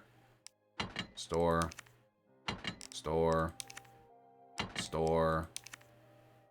I don't plan on using that much pistol in the near future. That character named themselves, or they were called the Fogged Man because of aforementioned magical abilities and their general appearance, and that's cool. And they only learned the actual name of the character after meeting with his abuser, who at the time they didn't know had an actual relationship with him. And he flinched when they used it. It's just little stuff like that. It's not, it doesn't have to be like these giant bombastic declarations of hurt and loss. The Fogged Man? Fogged. F-O-G-G-E-D. Yeah. Okay. What is this?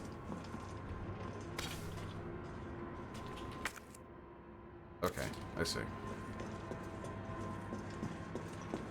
That's not a word? Nope, it was a name.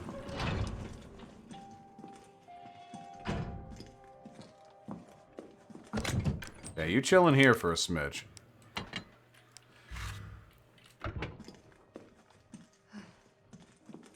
Shoot us some Bannerlord takes?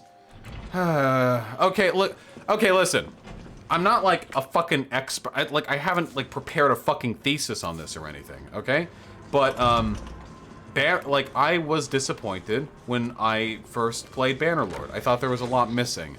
Some of that stuff I understand because, hey, I dodged! What do you want?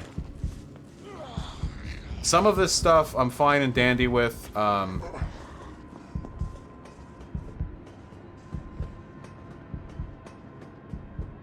Some of the stuff I'm fine and dandy with because it's an early access, but some of these things like bug me to a pretty severe extent.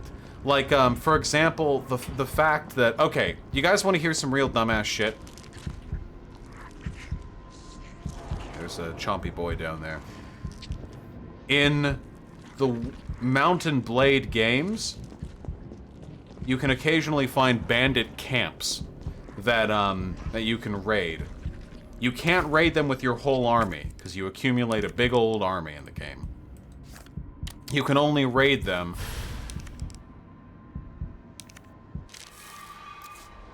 You can only raid them with, like, you and 5 other dudes. The way it worked in Mountain Blade Warband, the first game, is you would go in with like 5 or so dudes, and then you would take out the enemies that are there, which were usually about 4 times as many guys as you, so you had to make sure you had good troops, or you played it very carefully. Great, great.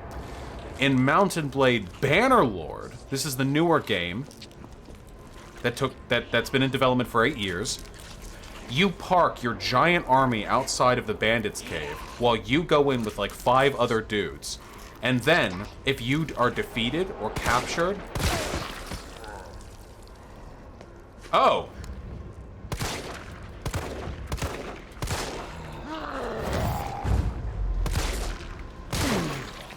Sick. If you're defeated or captured,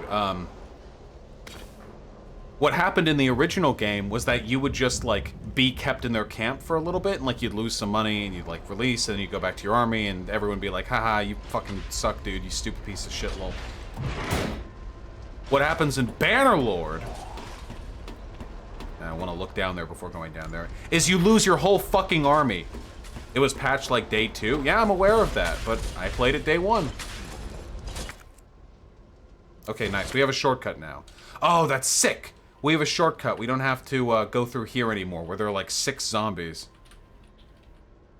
You can lose an entire army just because you and 5 other dudes went in there. There's other stuff, like the game feels like more shallow than before, too. Oh. Woo! Oh, that wasn't a dodge.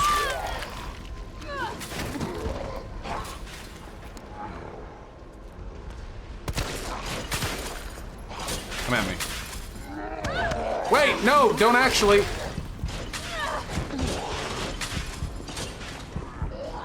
Don't die to Bandit Camp Lamau, not hard.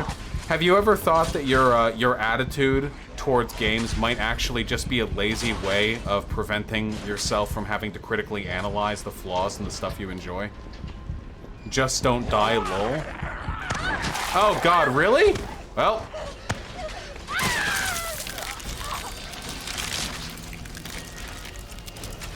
I kind of deserve that.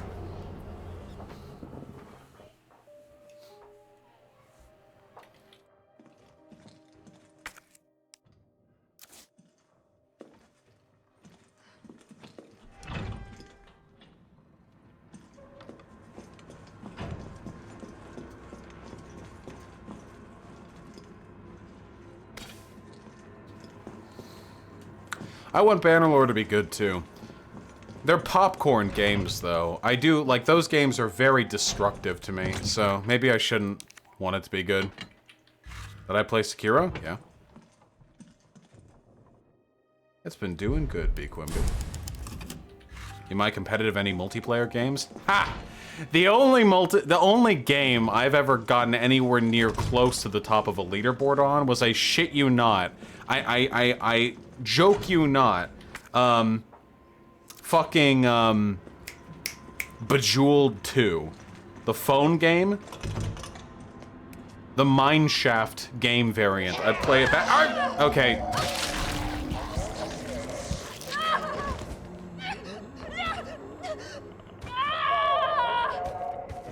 Just, Jesus, just end the cutscene.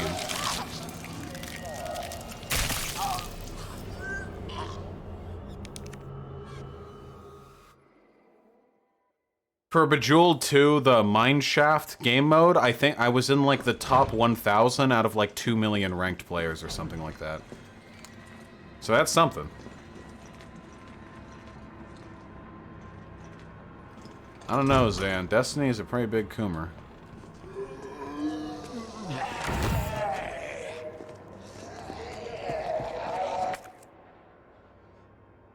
Not till I play all of them, Count Weebula. Another goddamn chain.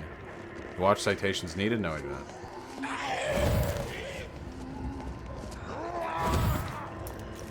This is the explodey type of barrel? So it is.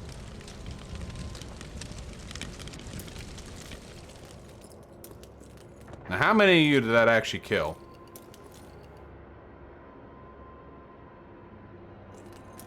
What do you think about game piracy?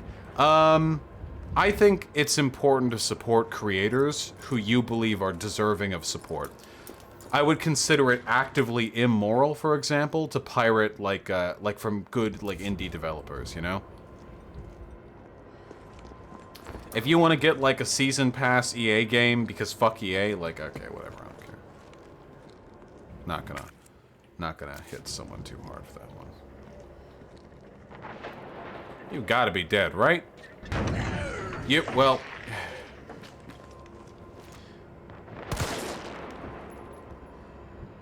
just gonna... This one looks like the Joker a little.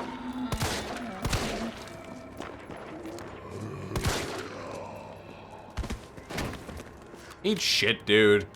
I have not played Hellblade: Senua's Sacrifice, no. Dude, I love her, like, tactical knife work. Oh, shit! Get fucking tactic.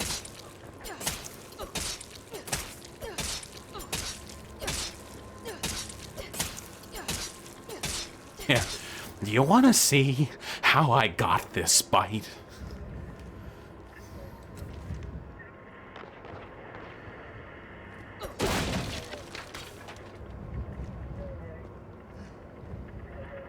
Like, got anything in there? Like a gun? No? Just a police car, no gun? Yeah, sure, whatever.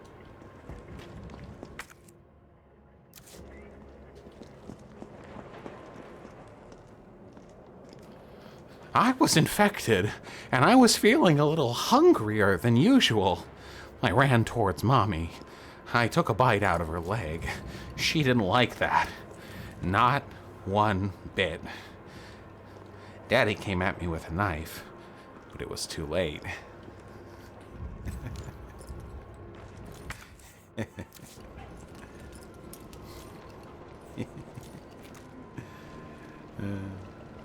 Oh.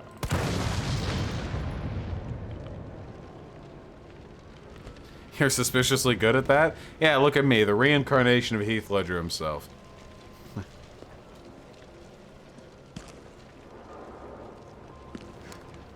Cringe. Cringe.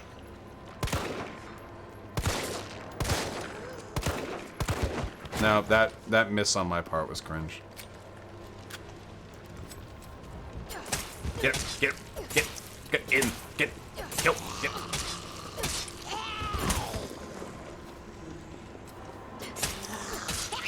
Nope! God damn, did you see how fast that turnaround was? Holy shit!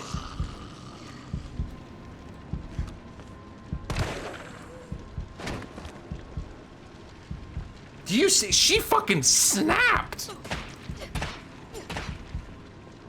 Huh. What did I say on the Dubux? I could see a sentient D&D ghoul talk like that. There is a sentient D&D ghoul in that long-standing campaign of mine. But he doesn't talk like that. What does he talk like, Hyena? I completely forget. What does Nim talk like? Alright, we cleared out the area. Donut shop still got that thing.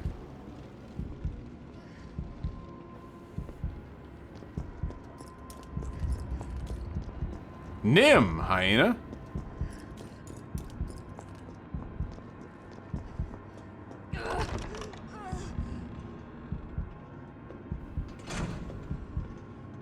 I have no idea. We haven't talked to him in literal IRL months. Wow. No, I understand that, Shackley. Shoot it. Shoot it. Fine. Will I be your creepy DM? No, I have no such interest. Sorry.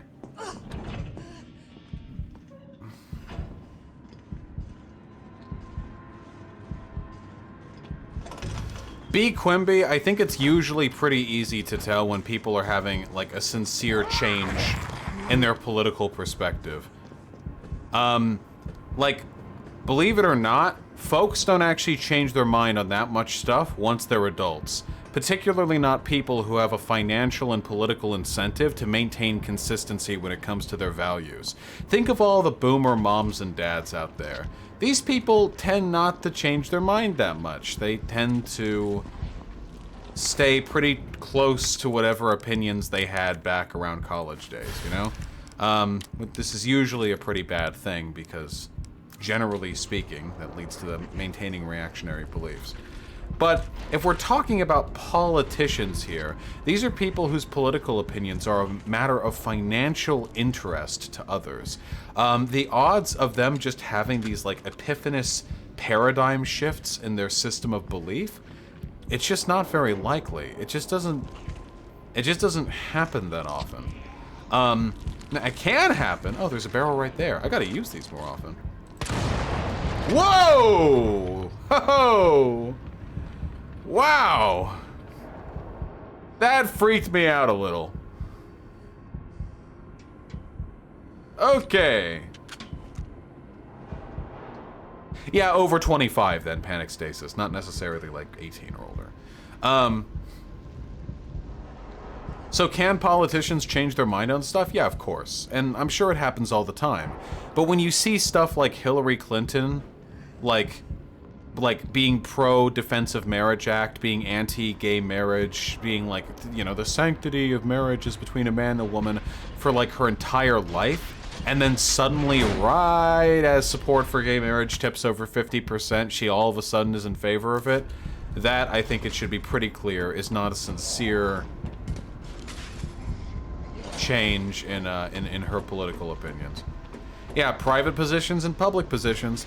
Now, it is possible that Hillary Clinton has actually been pro-gay for a long time, and she, being the ruthless girl boss political connoisseur that she is, was only pretending to not be pro-gay for decades, so as to avoid alienating a component of her constituency.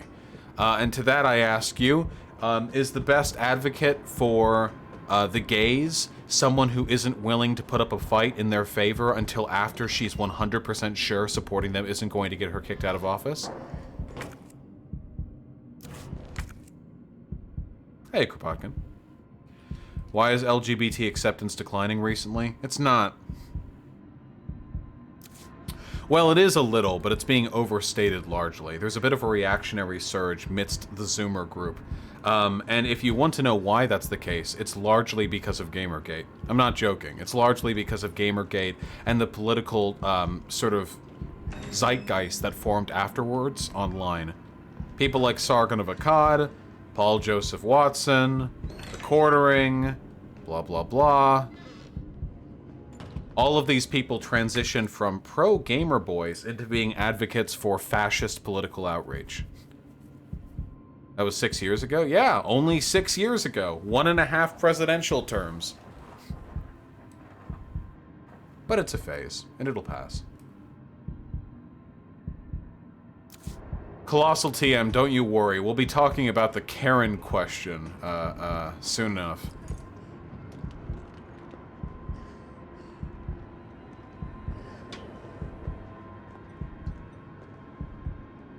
Block Caligula, if Gamergate hadn't happened, or more accurately, if there had never been this, like, massive surge of, like, populist fascism, there probably, I mean, we would probably be living in a very, very, very, very, very, very different world. Trump would probably still be elected, but the general online discourse, I think, would be pretty different.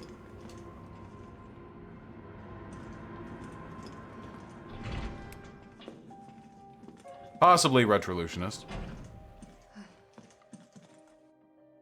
Kropotkin, I don't know what you're referring to. I don't think there was ever proof Destiny wanted to reach out to me that one time.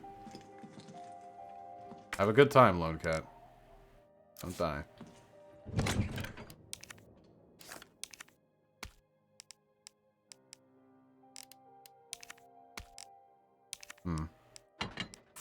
Store that, store that.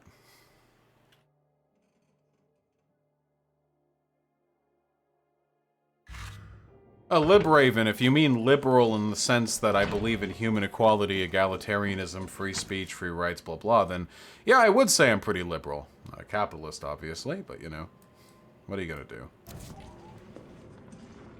Is buying Lego Minecraft cringe? Listen, do whatever makes you happy.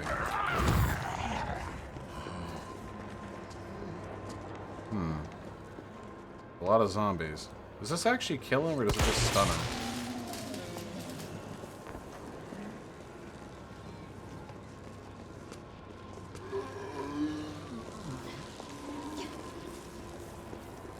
Well, Kropotkin the cat, my IRL meetup with him didn't change my opinion of him very much, but his behavior after the IRL meetup certainly did. Very sad. Fuck off.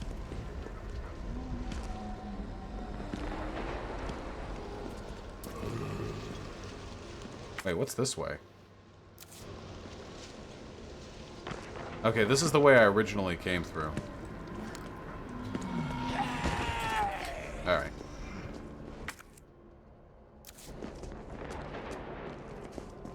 Oh, we got a barrel over here. Okay, we just gotta lead him over.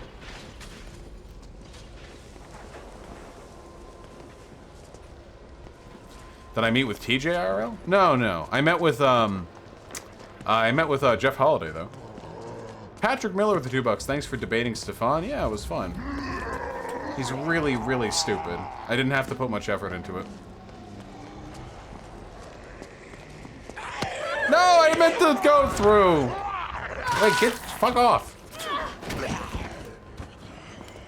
Will you ever go through the Ariel Scarcella debate? No, I don't want to be a fucking Destiny simp. Like, I'm not trying to be a reply guy or anything, where anytime Destiny does anything, I have to, like, comment on it. I agree that Destiny went too soft on her. But that's just my opinion, man. Dude, because Scarcella was in it? I'm not... I don't want to.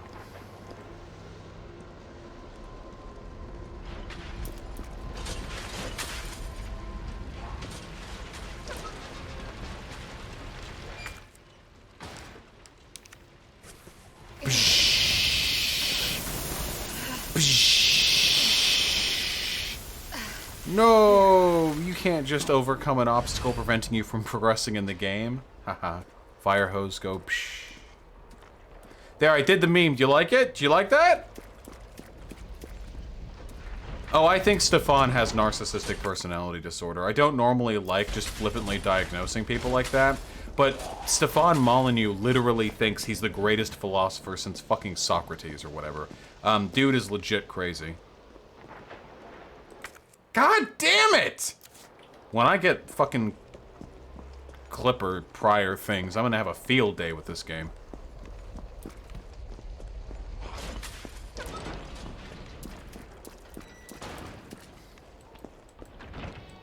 Hey! Speak of the devil. Man, so many save points. If only I wasn't playing so poorly. What? Is someone in here? Oh boy. Didn't TJ tell you to probably be a very big YouTuber? No, that wasn't TJ Kirk. That was Jeff Holiday, and I appreciate it. I just want to say, by the way, wait, is this conceited? Maybe it's a little conceited. I just want to say, all right, I've been popping off lately. Okay, this is some quality shit. All right, you all listen. My success is your success, bitches. All right, we've been getting it in real lately.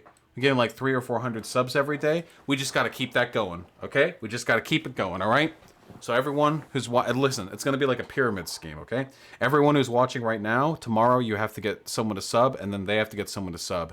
And in 13 days, I'll be subbed to by everyone on Earth. That's the goal, okay? Yeah, the thing I'm happiest about is that I have 2.4 million views over the past month. At what point do I get to start bragging about that, you know? 2.4 million. I mean, that's a lot of views per month. I'm pretty happy with that. I actually took a look, and at this point, if we consider the the independent viewership that I get to be comparable to like a rating system from TV, I actually have like a larger audience than a lot of like fairly well-known television shows. Oh, I'm sure, Xander Hall.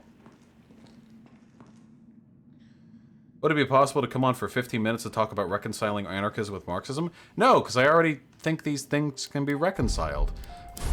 Marxism, not necessarily paleo-Marxism, but Marxism broadly, is a, you know, set of economic and philosophical principles oriented around the expropriation of labor and, you know, the critiques of capitalism and market economy and what have you.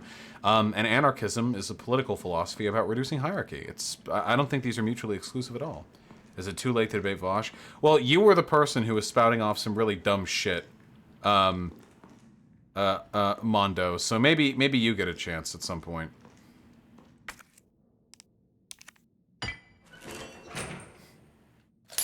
Clonk.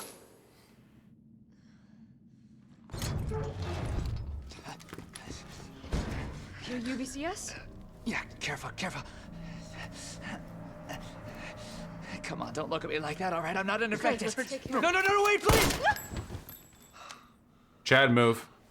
What the fuck? He was infected. He might have been infected. Oh, stars, this soft. No wonder so many of you dead. And what are you, UBCS? Killing your own people? He would have turned. There's your sense of self-preservation. Go back to the subway station. We don't need a bleeding heart like you getting in the way. Well, all right. Do you think we can find, like, a bite mark on this guy? Training log.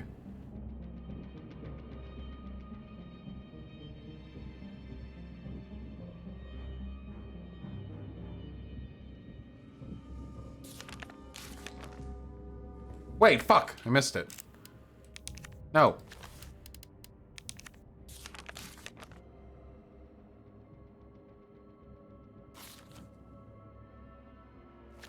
Aw, he seemed like a cool dude.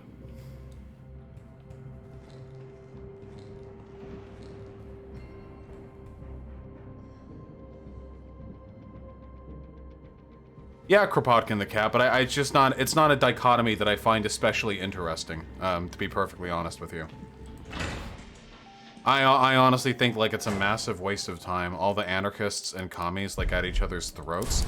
Historically, it's been the commies who have been the ones to shoot and fucking garrote us first, though, so I don't feel as though I'm particularly responsible for the state of affairs. But, it's just simple, just, Jesus Christ.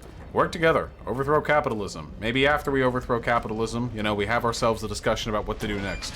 Until then, we have a shared goal.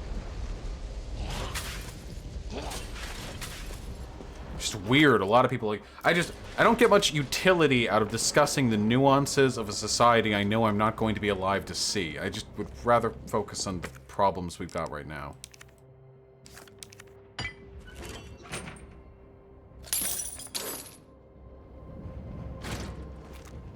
Alright.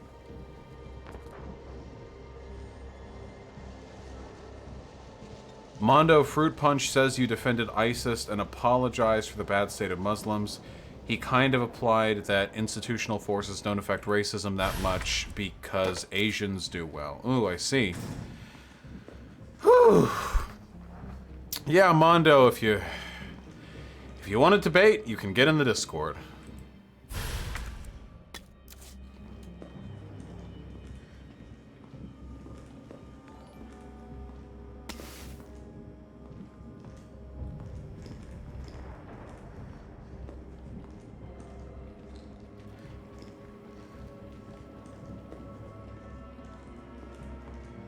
That it? Just the two things in here? Okay.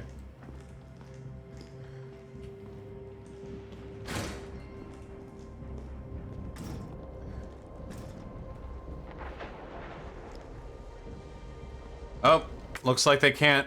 Looks like they can't do it. Their African-American best friend wants to play Grand Blue Fantasy. I think they're a troll, guys.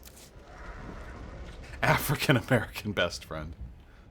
That's kind of funny.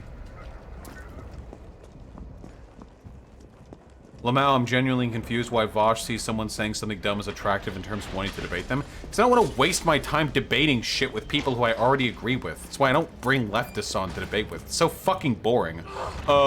Hey Vosh, I take issue with you saying that we need a transitionary state, and you don't like vanguard parties. Oh, really? Well, I read in this book vanguard parties are good. I read in this other book that transitionary states are cringe, though. You need the other vanguard party. Oh, okay, cool. Well, we have basically no real-world data to go off of, so I guess this is just both of us spouting our favorite fucking bedtime stories to each other, with no actual, like, empirical basis for any of the shit that we believe. Oh, yeah, okay, let's keep doing this for another 90 minutes until eventually we peter out and have nothing left to talk about, until we mutually acknowledge that we had agreed on basically every single fucking relevant immediate position, and there was no point for the fucking discussion to begin with. Oh, yeah, that sounds pretty cool. See you later, man. Hopefully we can have another irrelevant discussion on things that have no fucking bearing whatsoever on political discourse today. I think that'd be a lot of fun and pretty cool and based. Haha, nice. Excellent. Yeah, no, I don't give a fuck. That's why I don't bring lefties on. Every day I get people emailing me like, hey, I take issue with the specific way. Oh, fuck off. God, Jesus Christ. It's like none of you people understand how politics works. You seriously think the political force is built through people fucking discussing the nuance of the specific implementation of this interpretation of the theory? No. It's through taking, through taking moral ideas and trying to push them out in such a way as they appeal to the broadest number of people possible. If that means cutting down on the ideas a little bit, if that means making them simplified, if that means doing a wacky fucking trim job until they barely even resemble the original idea, sure.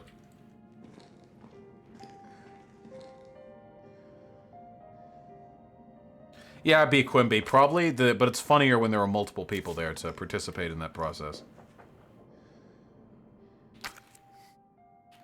Okay, there are like 40 other chains that I want to get through. So you want to be a Sargon for the left? What the fuck does that mean?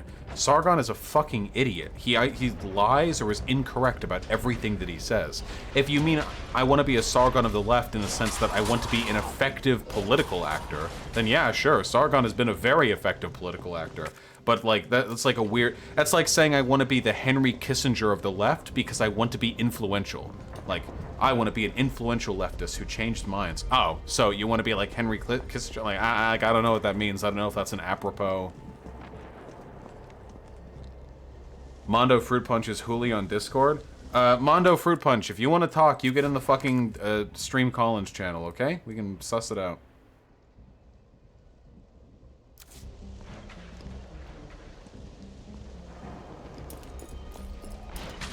How do you reconcile your support of Foucault when he explicitly rejected historical materialism? Yeah, of course he did. He was a postmodernist. But he didn't reject every, like, position a Marxist would have. He just had a different... Oh, man. Okay, wait. Hold on. This shit triggers me so much, okay? Guys, you know how Marx built the material dialectic off of the Hegelian dialectic and how he critiqued Hegel all the time? That doesn't mean you can't appreciate Hegel's ideas while also being a Marxist. Philosophy, like all other forms of communication, builds on itself. And people who outright reject a system very often do so with the intentions of improving upon it or delivering a slight alternative. The intentionality and the will of postmodernists and Marxists tends to be pretty goddamn similar. They tend to, not on everything, but they tend to orient pretty heavily in the same direction. A lot of people, like, people get so, like, nuts, like, oh, you can't be an anarchist and a Marxist at the same time. How do you reconcile the historical Foucault? Because Foucault had good ideas, and the historical dialectic is a good idea, and maybe he thought he had a slightly better idea, but if I went up to Foucault, if I fucking resurrected him and then learned how to speak French, or taught him how to speak a proper language, I walked up to him, and I said, hey, Foucault, my man, would you agree that history, the forces of history have in large part been determined by struggle between people with different material interests? He would agree with me. Didn't I kill this one? I'm positive I killed this one.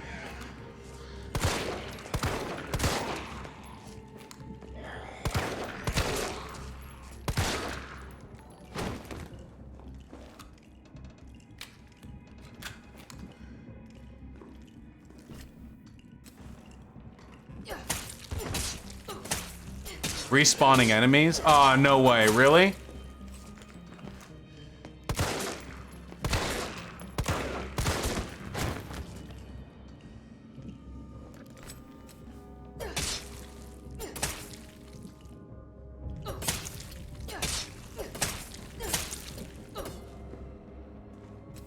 I don't think that was a respawn. I think that was an enemy from the street who walked up here.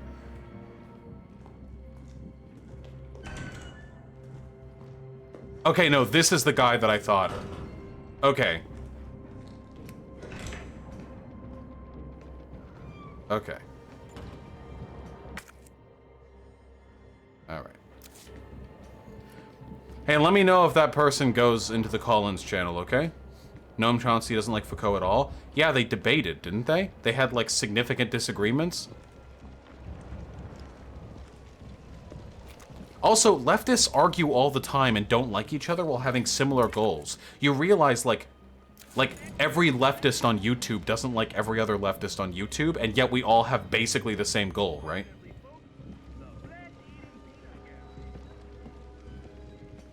Maybe Sierra 20. He's fighting alt-identifier? Nice. Battle it out. Where's the other chain? Not over here. Could you say "oh no no" in that weird accent? It's not a weird accent. It's "oh no no no" like that.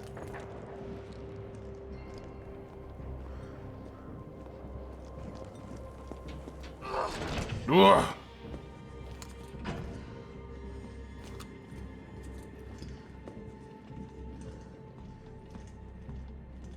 Someone in Collins?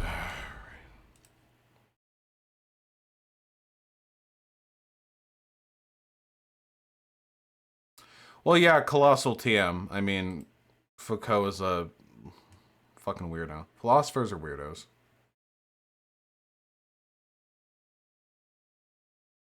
Alright, let's see if we got a fucking duder. I don't think Derek IT Pro is the person we're talking about here. Sorry. Nope.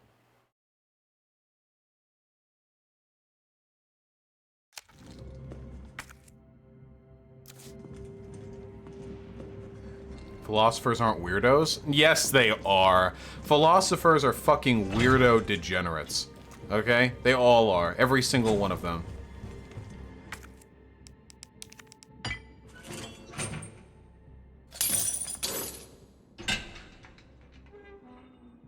Will he read donations? I'm sure I'll get around to it soon enough. We got him! Guys, this is shotgun. How many headshots for the shotgun kill?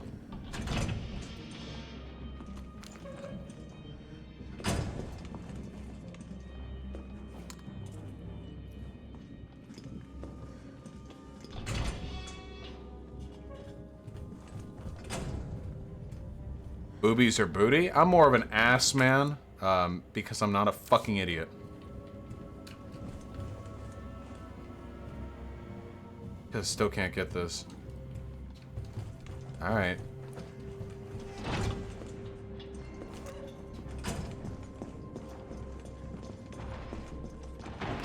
Whoa! Kind of freak it out there a little bit, huh? Here, let's...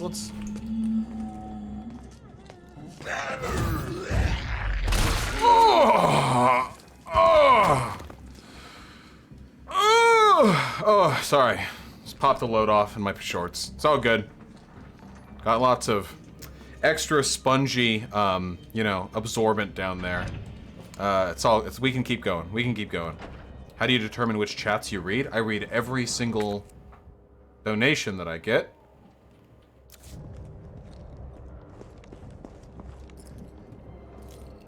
Your thoughts on some lefties saying the prime left-hood triumvirate are a bunch of liberals? Well, I'm pretty sure ContraPoints is literally a liberal, so that's an accurate descriptor.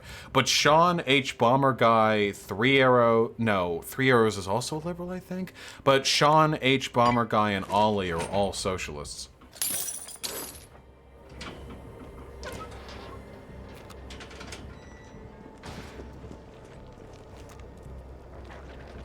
Hey! Get over here. There's a fucking fire. Oh, shit.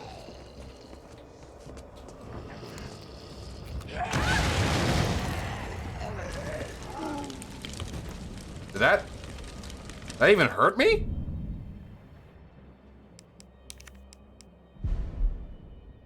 Isn't Contra a suck-dem? A suck-dem would be a liberal.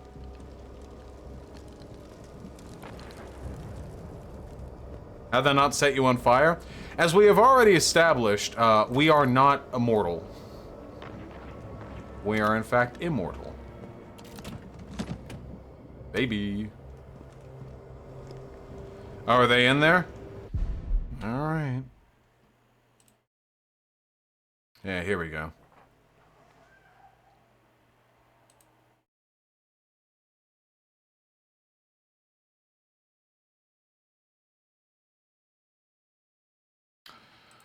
Hooli, what's up?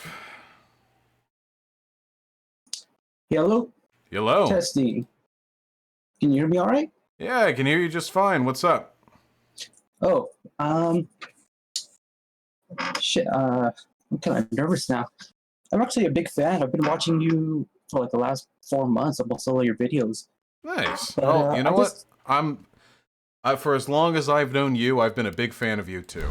So, what's up? What's the contention? Yeah, I just had a few takes that I thought were kind of off, in my opinion. I'm trying to think of these off the top of my head. I think for starters, I didn't. Okay, so you were kind of defending ISIS, sort of. I don't want to say you're defending ISIS. I'm sure you would put it differently, but you like, if I remember correctly, you were kind of comparing, what's his name, Sargon's, his discourse, Political positions with those of ISIS? Yeah, exactly. Yeah. Thank you. And I thought that was really, like when you do that, you say, oh,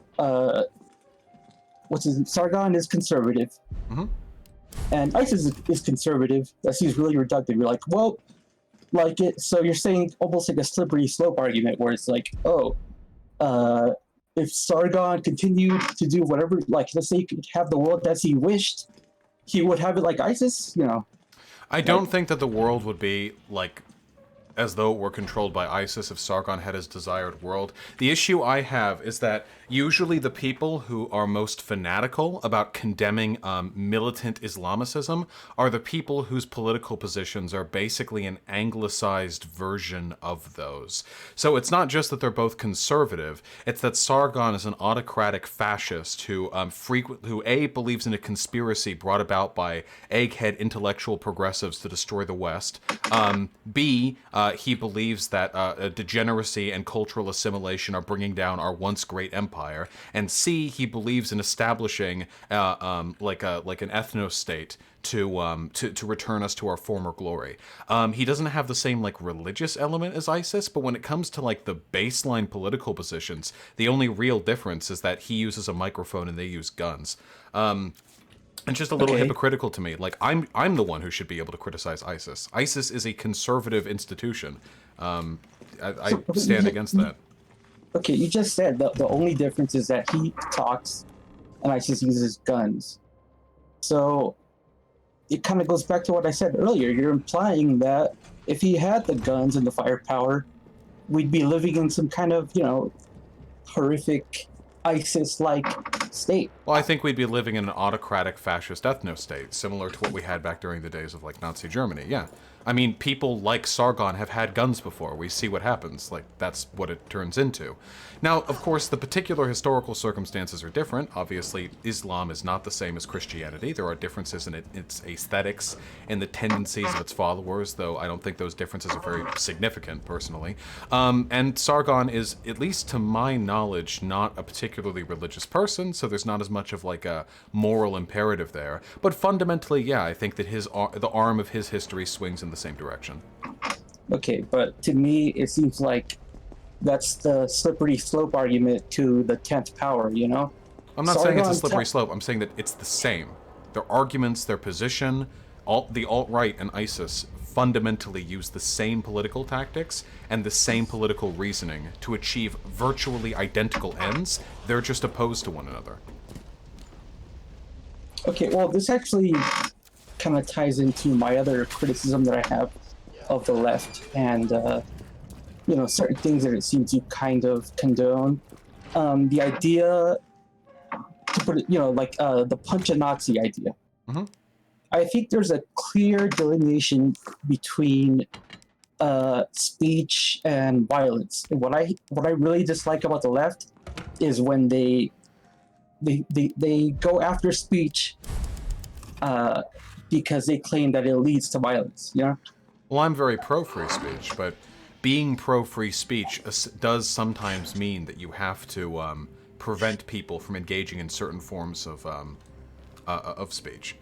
Like, are you pro-life? Like, do you believe generally people have a right to life? I don't mean like abortion. Like, do people have a right to life?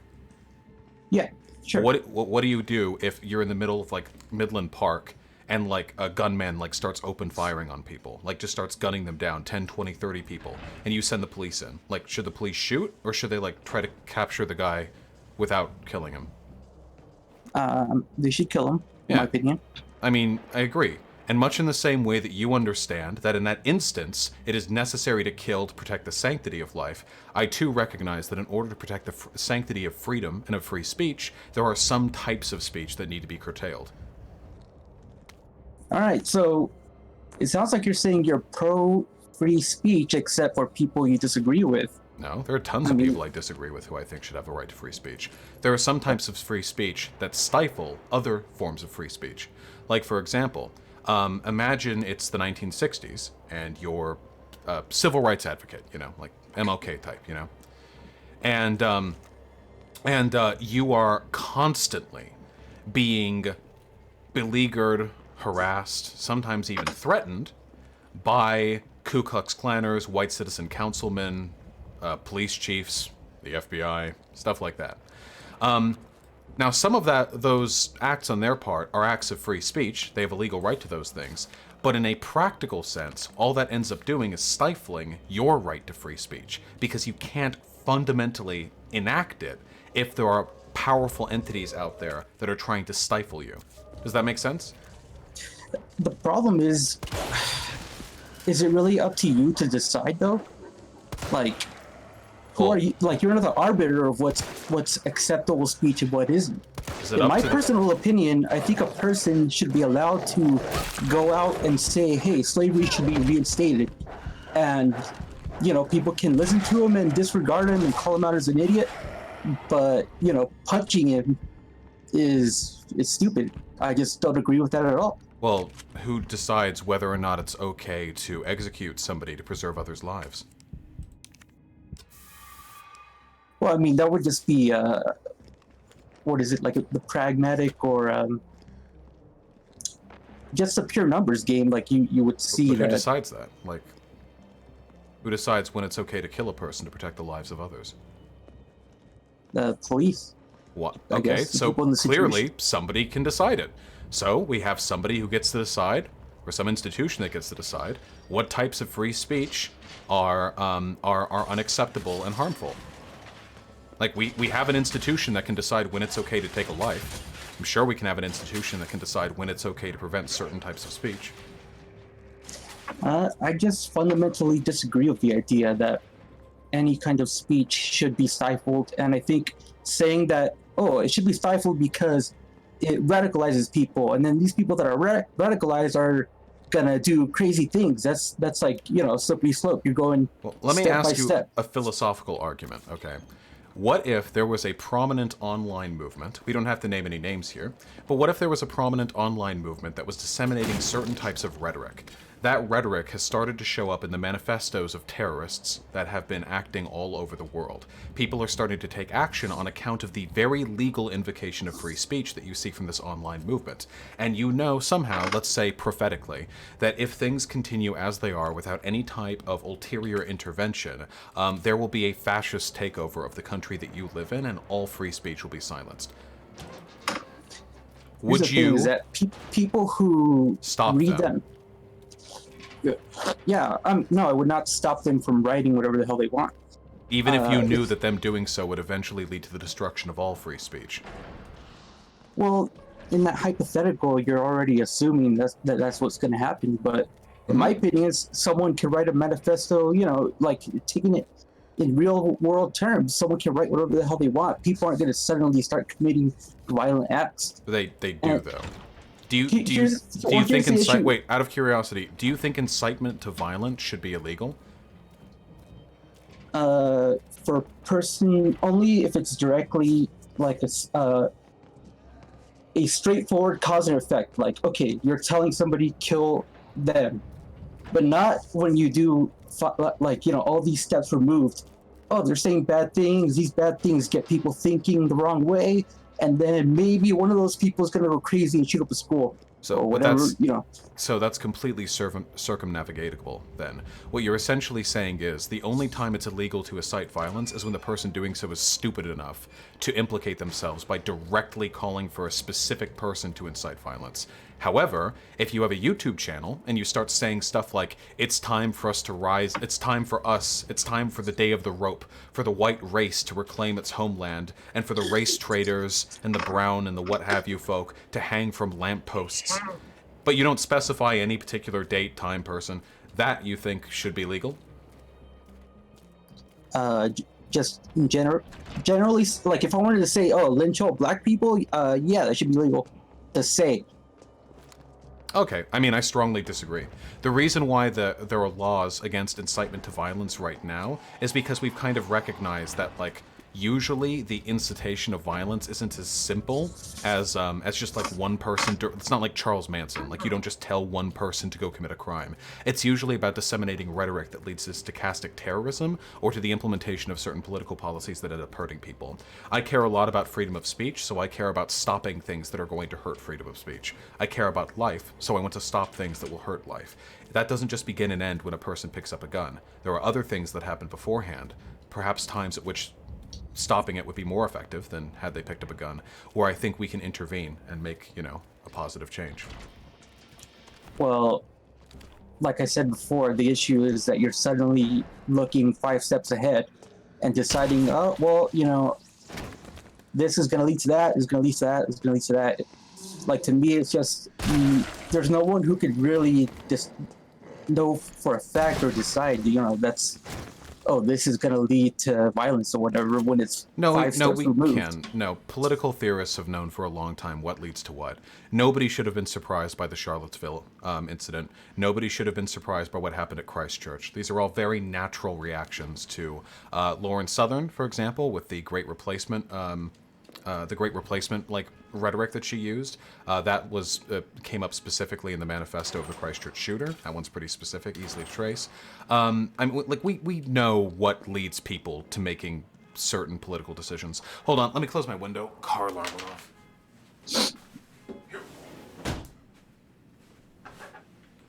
Sorry. Yeah. So, yeah, for me, like, I just think it's a little bit naive to act as though I want to bring about a society that has the best of all possible worlds. I want a good society, one that functions well.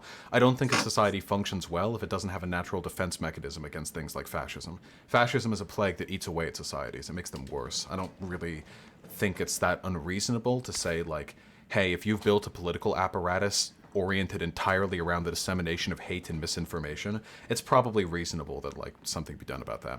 It should be noted, by the way, I'm not advocating for the government to take any steps against this. I support the freedom of speech, the First Amendment, as it exists now. I'm mostly talking about censorship, like with YouTube or Twitter or what have you. Well, okay, if you could have control of YouTube, would you just close, like, Sargon's channel or Steven Crowder? Would you just shut them down? I would obliterate them. Are you kidding me? Absolutely. Unquestionably. These people commit TOS violations every fucking video they do. Even Steven Crowder, who plays way closer to the vest than Sargon, can't go a single video without doing some sort of 2-minute fucking, Amos and Andy skit on, like, Chinese people with their buck teeth and slant eyes, or black people with their big lips and silly voices. Like, he consistently violates the TOS. I think they have every justification in the world to go ahead and... Putting the TOS aside, just talking about free speech, I think I just fundamentally disagree with the idea that you would shut down even a person that goes on YouTube and starts talking about, you know, how much he hates N-words or whatever. But it doesn't bring about a better world. Speech isn't violence, and that's what I hate about the left, is that they keep equating speech to violence. Speech is absolutely violence. Like, maybe you could... Well, some forms of speech. Obviously not all forms of speech. This is what we're doing right now. Yeah, someone screaming fire in a movie theater, or someone saying, hey, please kill X person. Yeah, I would agree, that's violence, but just talking in general... Wait, why that totally arbitrary distinction? What's the difference between saying, you all need to kill this group, and somebody saying, we, the white race, need to kill this group? What's the difference between those two things? Yeah, it's simple. Because people are allowed to decide their opinion upon hearing whatever stupid thing they see on... just like, you know, someone could go to your channel and be won over by your leftist rhetoric or whatever. And like, yeah, so to me, I feel like... What does that have to do with anything? Everyone can respond however they want to what they hear. What does that have to do with anything? What's the difference between so you're kind of, you're basically giving this attitude where it's like, yeah, I'm smart enough to know crowd is full of shit. The masses are dumb. They could be brainwashed. So we need to shut this down, or else they might be. You're still not answering my question. Everyone is capable of being brainwashed by any position. That's just how human beings seem to be.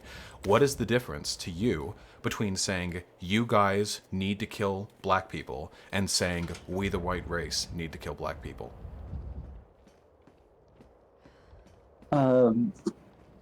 Because one is just a general, but they lead to the one is same an outcome. idea. One is an idea. The other is an order. Wait. It's not an order though. Like they could just say no to the order. Both of them lead effectively to the same outcome. Well, if somebody goes on Twitter and says, "I think Trump should be killed," someone should do it. Even that I wouldn't say is problematic or like it shouldn't be suppressed. Only if the only instances of violence that I would disagree with, or of speech that I would disagree with, is just a direct incitement. Yeah, but why? It leads to the same outcomes in both cases. Regardless of what wording you use, the impetus there is exactly the same.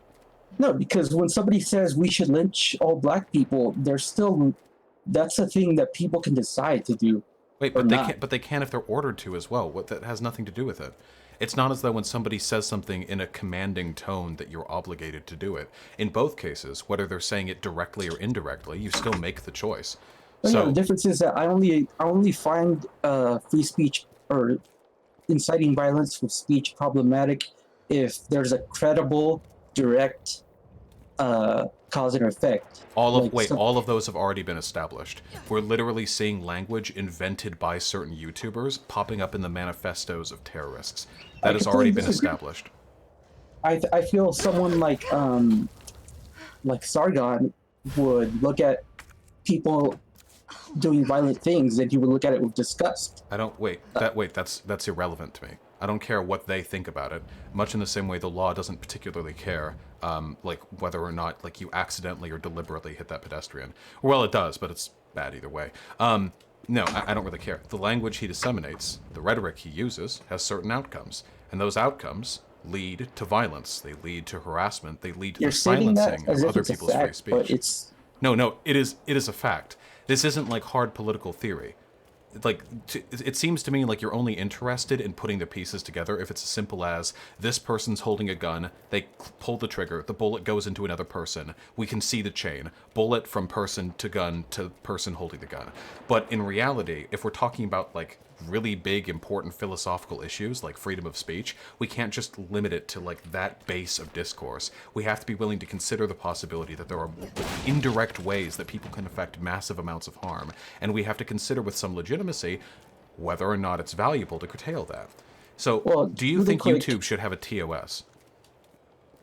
Well, let me just address the chat really quickly. I'm reading the chat, and I just want to say, I am not a fan of Sargon. I watched like 2 of his videos in the past couple months. I've watched every single one of Vosh's videos, or rather listen to it. I download them and listen to them. But so yeah, this is not coming from a position of like bad faith or anything. But sorry, to address your question, can you repeat the last part? Do you believe that YouTube should have a TOS?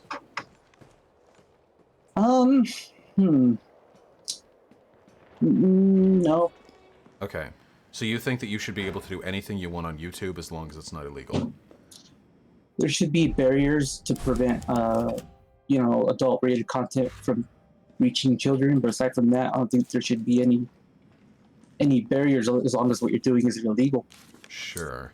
So what if it was found that any website that doesn't have a TOS invariably devolves into a bunch of white nationalists, hate posting nonstop, threatening, doxing, brigading other content creators, and then so you're kind of talking about like Poll, for example? I'm talking about literally every place on the internet that doesn't have a strict terms of service.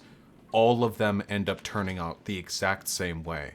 Because the people who are being barred from other services due to their TOS requirements are then forced onto those platforms. And what that invariably leads to is not only a degradation of the platform, but also harm to the other people on that platform. Do you think that a restaurant should be able to kick out a customer if they start acting unruly in a way that isn't necessarily illegal?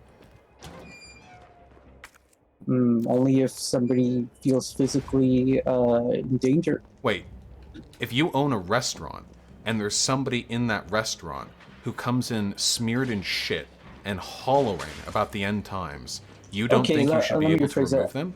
Or, you're right. Let me rephrase that. Like, only if they're disrupting other people's ability to enjoy, the contents of the restaurant. Well, that's kind of an arbitrary standard, too. What if white people, racist white folk, are in the restaurant and a black person comes in? What if they find being in the presence of a black person disrupts their ability to enjoy their time at the restaurant? Well, that would be up to the restaurant owner. Well, so you think the restaurant owner should be able to kick black people out if it makes their white patrons more comfortable? No, I would say that's... First of all, I'm pretty sure that would be illegal, wouldn't it? It would be illegal, but we're talking about philosophy here. Do you think that they should be able to do that? I don't really care what is or isn't legal, after all. If we're trying to decide what is or is not philosophically justifiable, we kind of build our law around the philosophical justification. We don't really, look at law and then use it to decide what's right. Okay, then can you rephrase the basic question that you're asking again? Yeah, do you think that a restaurant owner should be able to kick out a black person if the racist white patrons don't like being around a black person? I would say in that situation, when it comes to basic human rights, that would be the white person infringing on the black person's right to freedom of movement or his freedom in general. Do you think that people who are smeared in shit, who are yelling about the end times, should have freedom of movement as well? No, because they would disrupt everyone's ability to eat. But the black person is also disrupting the ability of the white patrons to eat, because the white patrons are racist. There might be another ulterior condition that we're trying to use to determine whether or not it's acceptable to ban people from the establishment. Okay, well, I think just from a basic human rights level, there is a difference. Between kicking out a black person or kicking out someone smeared in shit. The difference being that the black person didn't infringe on anybody else's personal space or their ability to enjoy the meal or anything. Okay. So... Well, I mean, they do, but you're arguing that that's an unjustified belief. That even if the black person is disrupting the white people's meal because the white people are racist, that doesn't justify their perspective on the issue. Sorry, say that again?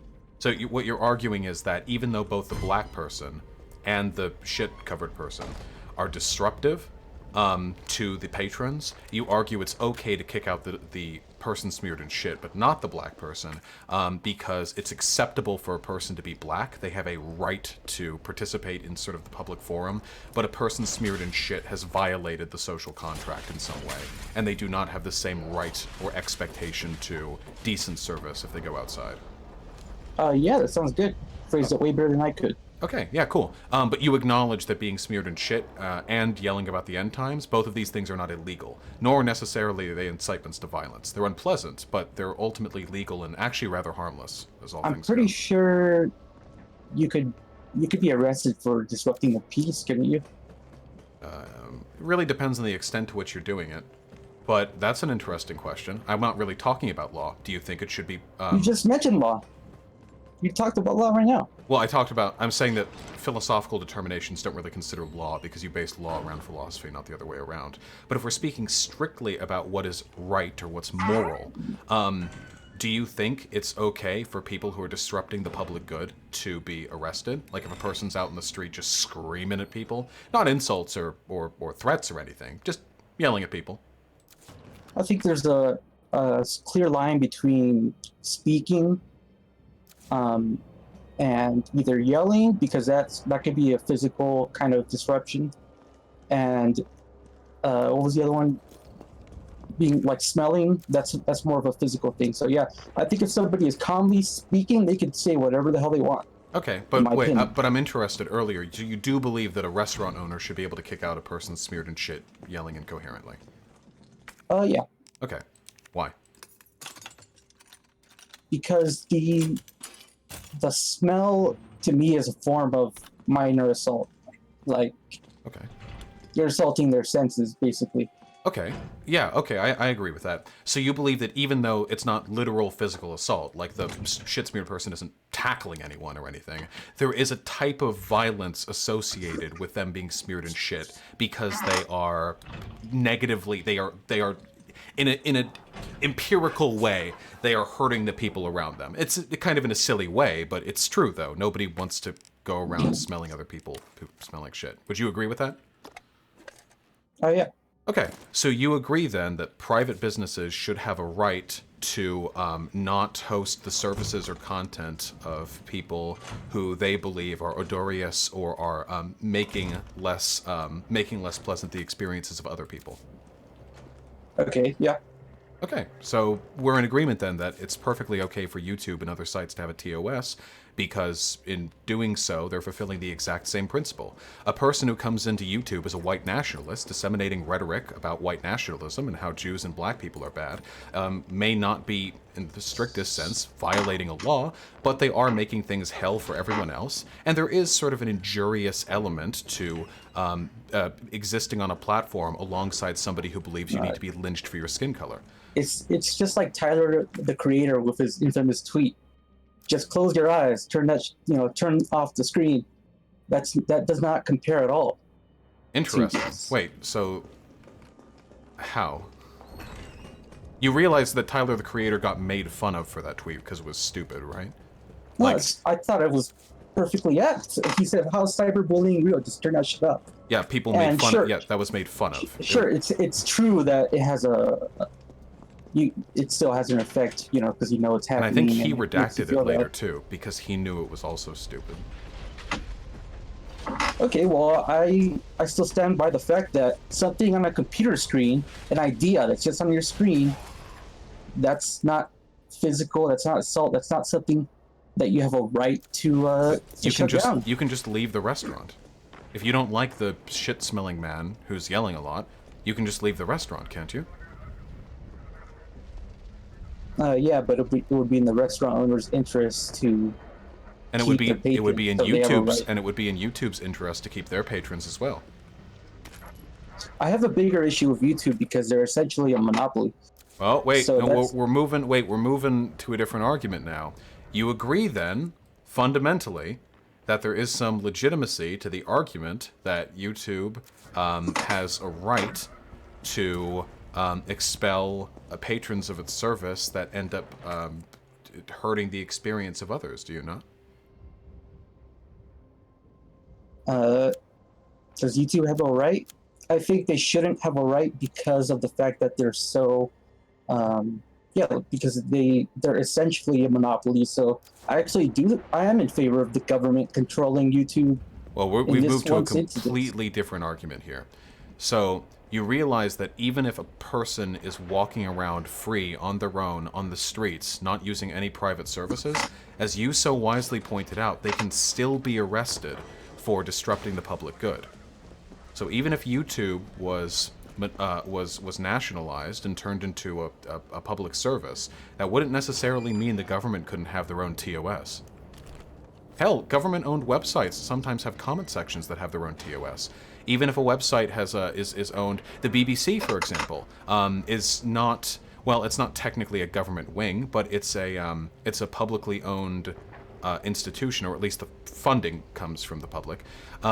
And they have their own rules in terms of service when it comes to, participating in their comment sections and chat. Just because you're operating from within a public framework doesn't mean that you can behave however you want. Well, if the government does that, then I disagree. It's as simple as that. I just think that, first of all, YouTube should be a public service, and secondly, people should be allowed to say anything that they want on it. Speech is not violence. But you just argued there's a kind of violence to smelling bad near people, but you don't, which can't actually kill anyone.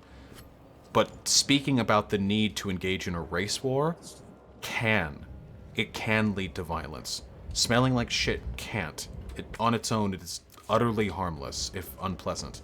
This is not the case with white nationalist rhetoric. It all boils down to you looking at a computer screen, deciding what you want to watch, what you want to hear, and if you don't like it, close the window. So if I had closed the window, Christchurch wouldn't have happened? If only they had just been a little bit more diligent with their internet usage, they wouldn't have been Christchurched? Well, where do you think would have stopped Christchurch, in your opinion? Like... The Christchurch shooter named the people he was radicalized by. Well, yeah. There's a direct link. This isn't indirect. It's not ephemeral. It's not intangible. No, people respond to propaganda. You're making it sound like this was an innocent, normal guy until he got radicalized. No. You can't shunt it off like that. You can't make the argument like, oh, they're not affected by radicalization, and then, like, when it's clear they are because they name the people who influence them, you back off and say, well, we don't actually know for a fact, even though he directly named them, and named the rhetoric they used, and named the ideas they came up with, and said they inspired him to engage. You can't do that. It's pretty clear that they led to this. You're trying to impose a level of abstraction that isn't there. Political theory is pretty clear on this. People respond stochastically to radicalization online. This is how ISIS does recruitment. You don't like ISIS? Then do you have a problem then with the fact that they engage in the exact same kind of recruitment tactics that the alt-right does? They post online to forums that they know are largely populated with lonely, sexually frustrated, emasculated young men, and then they try to talk about how the only way they're going to be able to get the girl is by repopulating the glorious caliphate. It's exactly the same. And I disagree with that too, and I don't think ISIS recruitment videos have a place on YouTube. Okay, you kind of lost me in that tangent, but all right. Getting back to my basic point. Wait, but can you respond to the point I made though? Can you rephrase it in a little simpler way, because you really kind of went off? Yeah, there isn't like this. There isn't this like unfathomable abstraction between radicalization and people being radicalized. ISIS has literally, you could see the territory that ISIS has carved out of the world from the International Space Station. And that territory was carved by young men radicalized by rhetoric nearly identical to the rhetoric that is used by folks like Sargon of Akkad. There isn't abstraction here. This is just how it works. Okay, I think in the real world, in the country that we live in, there's a big difference when it comes to free speech and the fact that anybody can go watch Vosh, become a lefty and all that, or go the other way. Everyone has a free choice. Now, in a place like the Middle East, yeah, people get radicalized because they already have a majority, like a peer pressure. Everyone thinks that way. No. This distinction doesn't exist. There's peer pressure here too, and over there in the Middle East, they make the active choice to engage in whatever ISIS nonsense they engage in, and they do so because they were exposed to that propaganda. It's exactly the same. Their whole culture enables that. No. You don't get to look at two analogous situations and say that it's different because Muslims are different. It's not. No, I'm not saying racially different. I'm saying their culture is different. You said yourself that you condemn, that you don't like Muslim culture. Wait. I don't like our culture. Like, even slightly. Our culture is disgusting and barbaric. Okay, but you made the point that some cultures are better than others. I think there are some elements of cultures that are better than others, but that doesn't mean that there's not an analogous situation here. It's exactly the same. Are you okay with YouTube keeping ISIS recruitment videos up? Yeah. Okay, so even if these ISIS recruitment videos got a huge number of views, and you see tons of people in the comments talking about how they're going to behead all the infidels, and it's time to keep the sluts in rags, and it's time to impregnate brown women to bring back the caliphites and stuff, and you could see that there was direct harm being done for the perpetuation of this video's uptime, you would be okay with that continuing to exist? I think anyone who would engage in violence already that's what you're saying is factually incorrect. On a political science, sociological, and psychological level, people aren't just genetically predisposed to committing violence. People commit violence because they're exposed to certain environmental stimuli. Just the way they grew up. Wait. The way you grow up can be watching ISIS recruitment videos, or watching Sargon of Akkad, or watching Paul Joseph Watson. Environment is what shapes a person's personality more than anything else. If part of that environment is those videos, it's more likely they're going to go that way. well, you have a choice. It's not Wait, like, everyone always has a choice. That's irrelevant. What matters not is the really. outcome. There's a big difference between growing up in the U.S. and You've growing pivoted. up. You've pivoted again. You're acting as though people in like the Middle East like are just like they have no choice but to become ISIS fighters. That's No, not it's not true. that they have no choice. It's that this is shoved down their throats. No, it's not. Not Wait, the wait. not the So ISIS is part, wait. but So is it just the here? general Wait, I'm sorry. culture. No, it's not. ISIS isn't like it's not like the whole Middle East was ISIS and then they just Well, I'm not spontaneously just talking decided. about ISIS, but I'm talking about cultivating the ideologies and the beliefs that could further push someone. Yeah, into you mean like becoming fascism and ISIS white supremacy, which have been integral to America's political culture for the past 300 years? Yeah, I agree. Environment shapes people's personality, and part of that white supremacy is the shit we leave up on YouTube. And part of their Arab supremacy and militant Islamicism comes in the form of the internet radicalization that ISIS people like produce deliberately.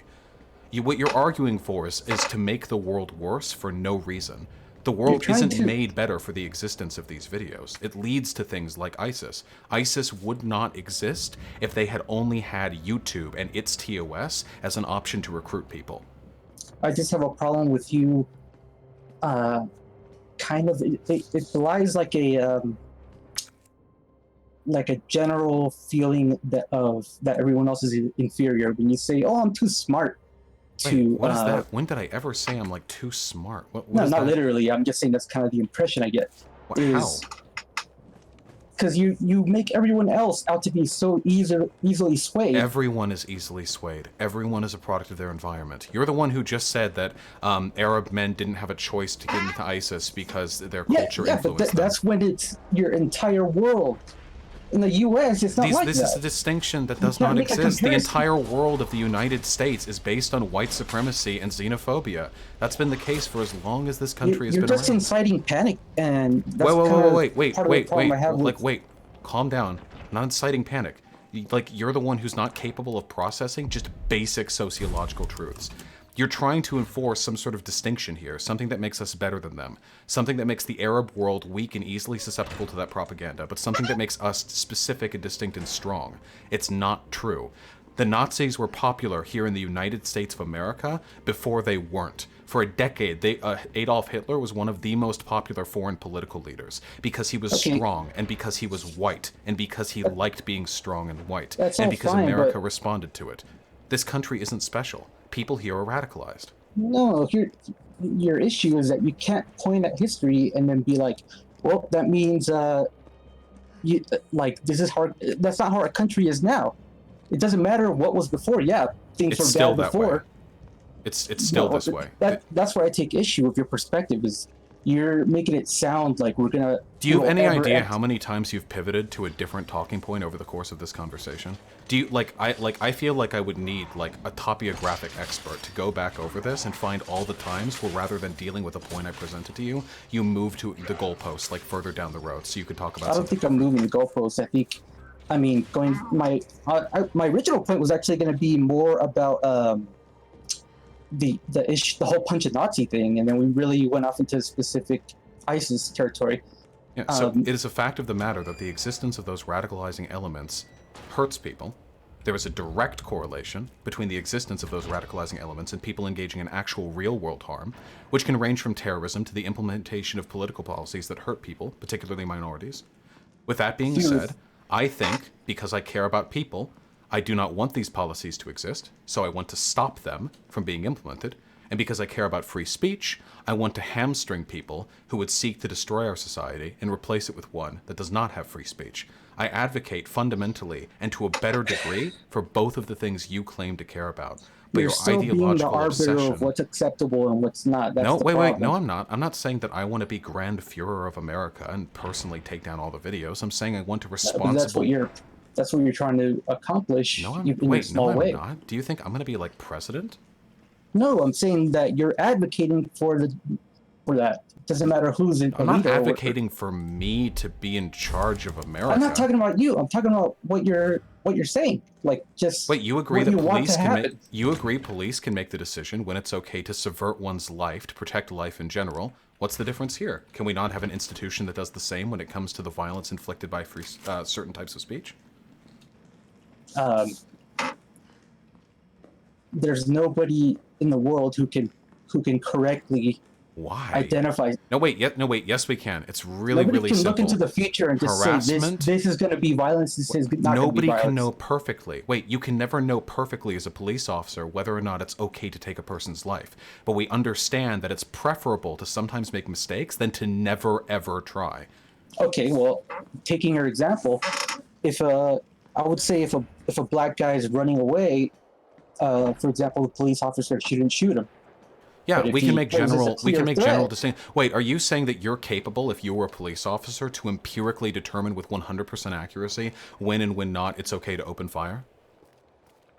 No, it's impossible. Okay, wait, but I agree, but we do it anyway. So obviously, just because we can't form a perfect, axiomatically, epistemologically flawless distinction between times we should and should not pull the trigger, doesn't mean we shouldn't sometimes pull the trigger. Likewise, just because we don't know 100% how the effects of speech will turn out, doesn't mean there aren't some forms of speech that should be curtailed. Yeah, but who's going to decide? Well, the police some decide government for the... agency? I mean, right now, YouTube is doing, like, a decent enough job. They could... Oh, shit. They could do more. But for the most part, like, YouTube does an acceptable job. You can't post a video saying, like, I'm gonna kill all N-words, N-word, N-word, N-word, I'm gonna murder them all. Can't do that on YouTube. That's a good start. What if we flip the situation so that we live in a world where online media outlets and sites like YouTube are really right-wing, and they do the exact same thing and suppress they would already left-wing channels. They would already do that. That's the thing. Right-wingers, when they get power, just hurt us. They do that on their own. They aren't. It's not like they wait for a justification on it. It's not like a fascist is going to be like, now that I've attained power, let's see, did the lefties treat me nicely? Should I be nice to them too? They will always hurt us. Okay, you're going off into like really general, just shit about, all right is bad, it's going to violence. Wait, no. That's what happens when fascists take power. Okay, but who are the fascists that are taking power? The Republican Party is presently pretty fascist, but they don't have control over YouTube, to my knowledge. The thing is that you're arguing from a perspective where you just assume you're right. If we, I'm not. This is the same non-argument I hear from everyone who doesn't like dealing with complicated philosophical issues, and it's very, very strange and very, very frustrating. I'm not arguing I'm perfect. I'm not arguing I'm always right. I'm arguing that sometimes it's very easy to see certain types of speech lead to a tremendous amount of harm. It stifles other people's free speech if you allow people to engage in certain types of speech. It leads to empirical real-world harm. If we can curtail these things, we can improve the world. And given the fact that people like me have been saying that people like Lauren Southern have been harming discourse for ages, and now we literally see terrorist attacks happening on account of their rhetoric, it's pretty clear that we have at least some handle on what is or is not correct when it comes to this. All right, hold your horse. You're talking like a minute for everything I say. Like, give me a break. Here's my point. If we live in a world where YouTube had the exact same policies, but it was politically flipped, wouldn't you then say that you would argue against YouTube's right to do that? Wait, it depends on what they were doing. If YouTube was controlled by right-wing people, but they tried to target the same basic types of behavior that I would, then no, I wouldn't have a problem with that.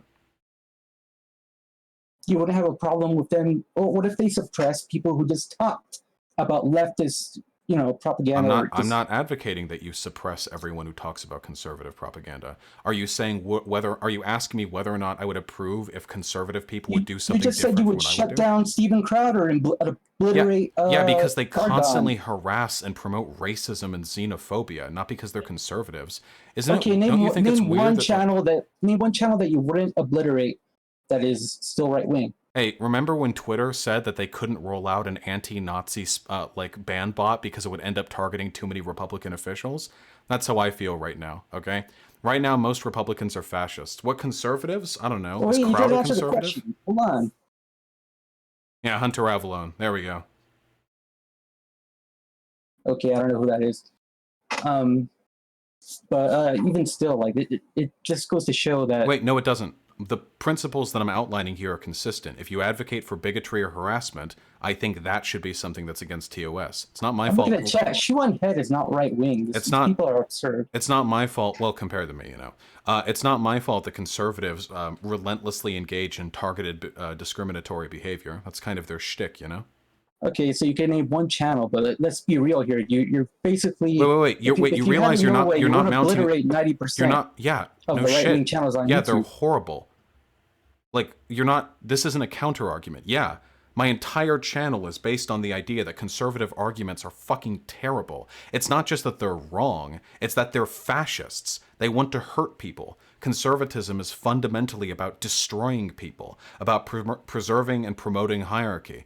The fact that a lot of conservatives would get axed in my preferred TOS system is A, not an argument against what I'm advocating for, B, not because they're conservative, but rather because they are bigots, and 3, not an argument against the idea of implementing a TOS to begin with, and 4, irrelevant when it comes to what they would do if they were in a similar position. If they also targeted harassment and bigotry, I would be okay with the TOS policy of a right-wing YouTube. If they started just targeting people for being, what, gay? Then yeah, I would take an issue with that.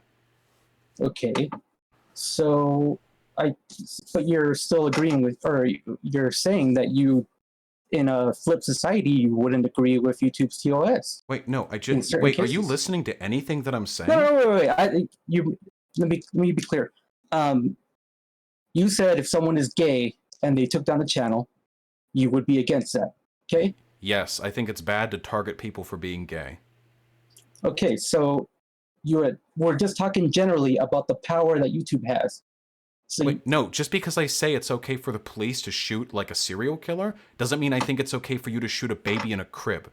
The tool and who it is applied to matters. I'm not advocating that YouTube should be able to just ban anyone for any reason. I'm saying you should ban people for certain reasons, and I've outlined those reasons. I don't care who enacts that. What you're saying is people I disagree with, essentially. No, I disagree with lots of people on lots of things. I'm saying bigotry and harassment and incitements to violence. But a lot of people don't think that certain things are bigotry and harassment. That's not an argument. The fact that other people are wrong isn't an argument. Yeah, you're saying you know for a fact what's wrong and what's right to put on YouTube. Of course I think I'm right. I wouldn't advocate for a position if I thought I was wrong. Obviously, I think I'm right. But I'm not advocating that everyone I disagree with be banned off YouTube. Huh? It doesn't matter. What I'm advocating for is that it doesn't matter who's right or who's wrong. YouTube shouldn't overstep its bounds and start banning people for talking. Wait. So it's not overstepping its bounds. Why would you morally load that? The YouTube is currently a private business and it has a terms of service. It has the right to ban people. Well, we went over that. I think ideally YouTube should be... Which would make the platform worse, yes. Every platform that doesn't have a TOS ends up turning to a shithole because, as it turns out, you want to discourage some types of antisocial behavior to maintain decorum and civility on that platform. That just seems to be a fact of the matter. You realize, no one's right is being infringed here. I'm fighting for the right to prevent people from being genocided. I'm fighting for the right for people to not have to go online and be bombarded with harassment and calls for their death. You're fighting for the right for those people to continue to exist on those platforms. Sorry, I talked over you for a second. What was the last thing you said? You're fighting for the right for those people to continue existing on those platforms, even though all they do is harm. So Crowder was calling Carlos Maza, what was he calling him, like a fairy? Let's be a little queer, fairy, what have you, yeah. Which violates the YouTube TOS concerning harassment and discrimination based on one's sexuality. Okay, well I think that's a load of bullshit. I think that should not have been done because... Wait, his channel wasn't banned. Well, I mean, he got in some sort of trouble, didn't he? His channel was demonetized. He broke the rules. Okay. You just seem to have a problem with, rules, being implemented. Well, here's the problem is that you just want to make society worse. I don't get it. You're not providing any philosophical justifications for any of your arguments. You're just saying no matter what I say or how many arguments you provide, you're just well, I don't think they should be able to do that. I think society should be worse, and I can't explain why. Why? Well, here's the thing. Let's use that Carlos Maza example as a way to explain everything more broadly. I think Crowder should not have gotten in trouble for saying that, And I'm assuming you think that was correct, right? Or that it was correct for him to be demonetized. Well, he should have been banned, but sure, a demonetization is, I guess, a nice consolation prize. Okay, so that's exactly the issue that I have. Is well, that, yeah, I know you have an issue with that. Why? Okay, let me say it. You're saying somebody teasing someone and calling him a lesbian. Wait. That's not teasing. That's like saying somebody is like an uppity Negro is teasing. It's just homophobia. Okay, I don't even care. Okay, use that example. It doesn't even matter. That's not. You're extrapolating. That if you're saying it's okay for that instance to result in someone being demonetized. Yes, harassing somebody in a homophobic way. Yes, I think. But, yeah. Well, it just everything. It feels like everything that you're justifying is 5 steps removed from actual violence. You still can't. Wait, no, you still can't. Wait, that has nothing to do with violence. I just don't think you should be able to harass people on YouTube. Certainly not be homophobic about it. Actually, I guess harassment can be in a constructive sense can be acceptable. It was mostly the homophobia. If Crowder had just been making jokes about Carlos Maza, like insulting Carlos Maza, I wouldn't have a problem with that. I guess I would disagree with it, but I don't want to ban everything I disagree with. I could point out a million examples of something that was someone who got in trouble. I don't want to go over every single invocation of YouTube's rules. You still can't give me a single justification why you should not have a TOS on YouTube. It makes the world a better place if you impede some forms of speech. Okay, that's exactly the issue. Is that, in your opinion, it's as simple as that. No.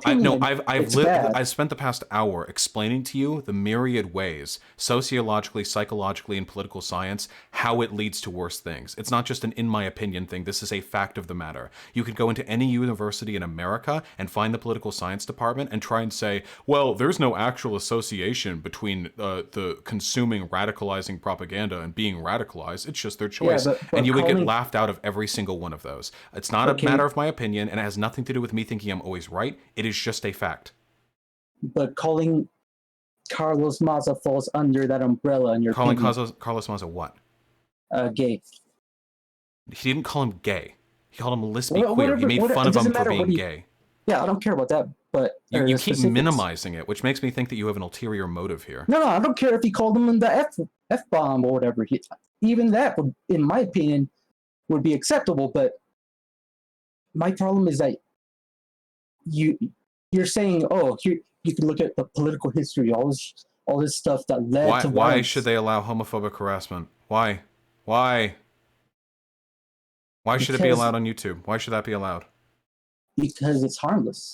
It's objectively not harmless. You know who else knows this? YouTube.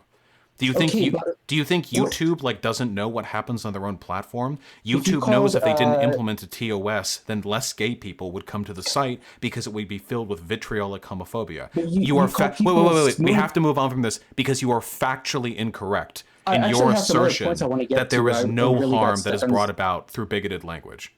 You're just wrong. We can argue other things. If you wanted to make that... See, this is the argument you could have made. You could have said, sure, some types of speech do harm, like any reasonable adult would believe, but I think promoting the principle of free speech is more important than the harm done by misusing it sometimes. That would be a reasonable position to take. But you can't even accept you can't even bite the bullet on the simplest argument that you would have to respond to from your position. You can't even accept the fact that some types of speech do tremendous amounts of harm. I feel like this is to me like almost like axiomatic. Like this is something that it's presuppositional. I would assume that we would come into the discussion both believing this. Your belief that it's harmless is factually wrong. If you want to move forward from that, you're dodging.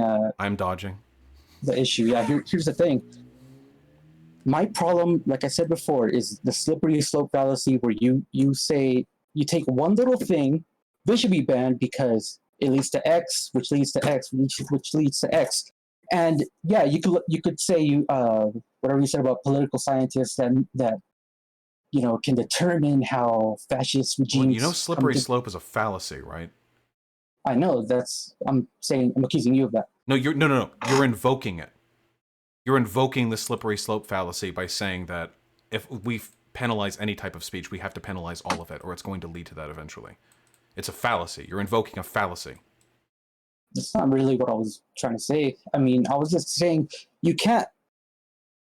All this stuff you're arguing about how speech leads to fascism, Not all speech. That's No, wait. Not all speech leads to fascism. Fascists Yeah, okay. advocating for fascist arguments makes it more likely fascism will happen. Much in the same way that me, a leftist, advocating for leftist arguments makes it more likely leftism will happen. Trust me, as somebody whose job is oriented around convincing people of my political positions, I promise you, we have an outcome. We have an impact. Yeah, but the issue is that people are getting banned for stuff that doesn't fall under what you're saying. I'm not defending any particular YouTube bans. I've been fucking kicked off YouTube for stupid shit before. I'm not arguing about the perfection of their current policy. If you can call Sargon a smooth brain idiot, whatever you you said a lot of nasty things about people. Like, can you? Are you really seriously about to argue that being racist and saying a person is dumb are the same thing? I think you could make a joke like, or whatever you want to call it, harassment, like calling someone a queer fairy. That would be homophobic harassment, not just harassment. Okay, but it's okay to be homophobic as long as you're not like you're acting no, like it's not. That's my argument. It's not. You can't harass people and be homophobic about it. By the way, I'm not homophobic or I'm not advocating for homophobia. I don't care what you personally believe. My argument is that you can't. It's not okay. It's okay for someone to go online and be racist too. It's saying I'm saying, why do you keep saying that as though you've defended those arguments? You have to you have to argue the position. You can't just make the statement. It's not okay. It's not okay. There should be internet TOSs. And you know what? Maybe in the most extreme cases, there would be a credible threat. The bar for legitimacy here is not whether or not an insult is going to lead to that person being shot in their house. Okay, the bar here is that it harms people. Yeah, we're insulting people. I mean, I'm sure insulting people. We're being bigoted. You could have made Sargon feel bad. I don't care. Sargon of Akkad is not a protected class. I didn't make fun of Sargon for being black. Well, I don't see the difference in saying. I know. Wait. Have you seriously been watching me for 4 months and you don't know the difference between insulting a person and being racist against a person? You really can't tell if there are any sort of political or sociological differences between those things? I'm not talking about what's okay in my personal moral opinion. I'm talking about what should be suppressed and what shouldn't. I think racism and homophobia should not be suppressed. I'm aware, but it just makes the world worse. And everything you've said in this statement that can be empirically disproven has been empirically disproven. There was a direct connection between advocacy that is homophobic and homophobia. There was a direct connection between fascist propaganda and fascists. If you want to make the argument that these things are okay, it's okay to make the world worse as long as we keep our precious, perfect free speech, even as it leads to less free speech because we're allowing fascists to take over, and then they end up removing free speech, fine, if that's your position. But as a pro-free speech deuterino myself, I recognize that free speech doesn't practically exist unless people are comfortable expressing themselves in a given environment. It's not enough that you're legally able to. If you go out into the public square as a black man back in 1954 and nobody's arresting you but people are like booing you and shouting at you, your free speech is being impeded. Even though they have a legal right to do those things, your free speech is only functionally effective in a world in which there are no consequences for the flatline advocacy of your speech. The ability to be comfortable and free on a platform is a component of that. By you just allowing white nationalists or racists or homophobes to just run fucking wild, do you have any idea how many thousands of DMs Carlos Maza got after Steven Crowder would make fun of him?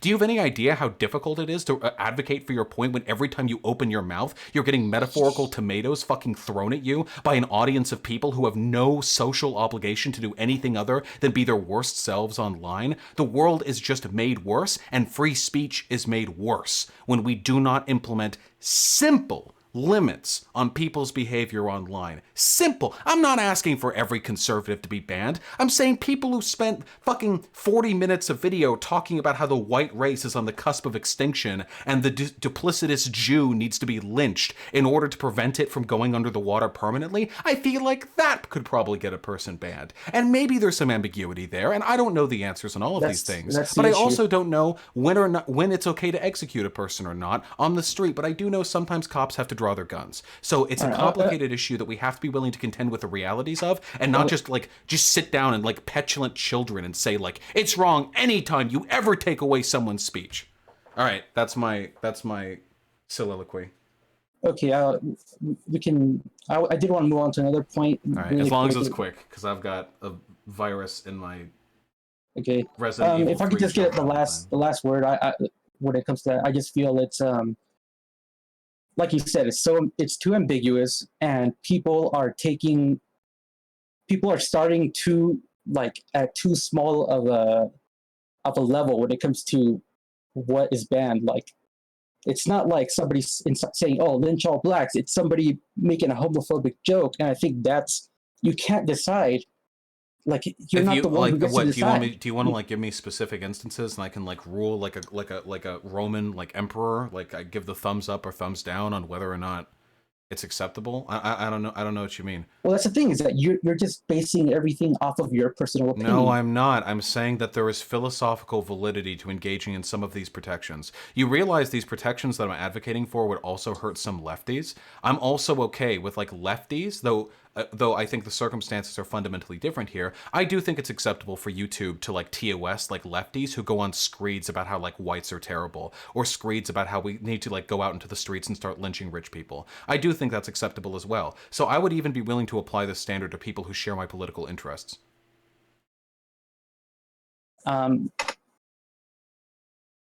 Yeah. Okay. I feel like I just have the same response as before. I just feel like when it comes to arbitrarily deciding, you just think that, oh, you're people who share your opinion and have your views should be the ones to decide. And I'm like, no, you should just. I'm not arguing that I be in charge of everything. Not you specifically, but people of your ID that share your opinion. I'm saying harassment that is bigoted, targeted harassment, prejudice, bigotry. You decided people decide what harassment is. Yes, everyone has to decide everything. You can't. You realize like this isn't an answer to anything. Everything has to be decided by somebody. This is like arguing like we need to stop climate change. Wait, then argue with what I have to say. Stop with this like, well, somebody would have to decide. Yeah, I know. Everyone would have to have something to decide. Like every policy that has ever been implemented by any human has had to be decided by somebody. Like obviously a line gets drawn somewhere. Yeah, the left goes too far. That's my whole point. That's the argument you've been trying and failing to make this entire time, because all you've been able to say is like it's okay to be racist because racism is like insulting people. Here's the thing: it's objectively true to say, because like I said at the very beginning, I think there's a clear line between violence and speech, and the left keeps trying to blur that line and equate the two. The left isn't blurring that line. That line hasn't existed in academic discourse for centuries. Nobody unironically believes that. The only people who believe that are like dumb fuck, like libertarian-leaning people who have no understanding of political theory, but all they... Let me just clarify. The problem is... Shit, I lost my train of thought.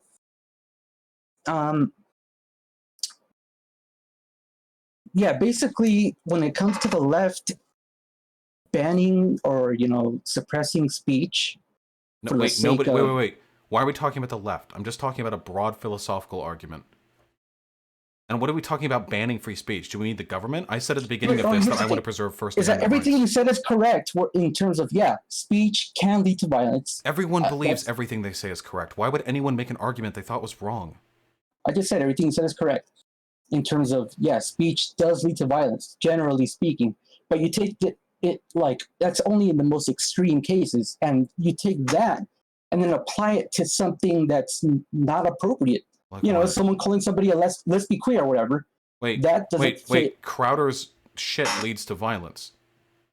Yeah, that's where I disagree. That wait. You're just wrong. You do realize that Crowder has literally made fun of the children who are locked up in concentration camps on our border, right? He's promoted a fuck ton of incredibly Islamophobic rhetoric. This dude's rhetoric is absolutely hardline fascist. The argument that it like doesn't hurt anyone is ridiculous. He's the single largest conservative content creator on YouTube. He has 4.1 million subscribers.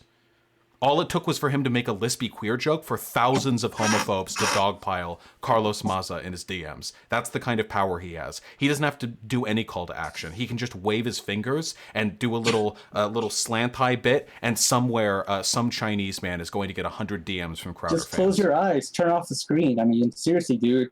Okay, you do realize he was the person who typed that out was A, made fun of it, for it, and then B, retracted it Whatever, afterwards, right? The take you're making is so dumb that even the person who made it and was lambasted for making it retracted it later.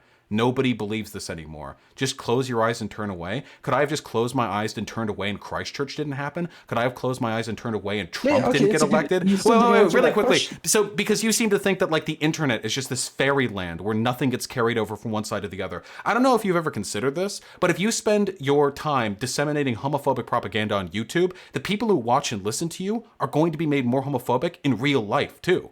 It's not just online. They don't just stop at the internet and then they get up and they're like, oh, well, that was fun. Now back to believing we're all fundamentally the same, regardless of our sexuality. This distinction between online and in-person advocacy, this is a childlike argument. I can't believe you would disrespect me by making an argument like this. Yeah, okay, so here's the thing. Wait, we have to wrap this up. But final points. It's just a matter of, when you say draw the line,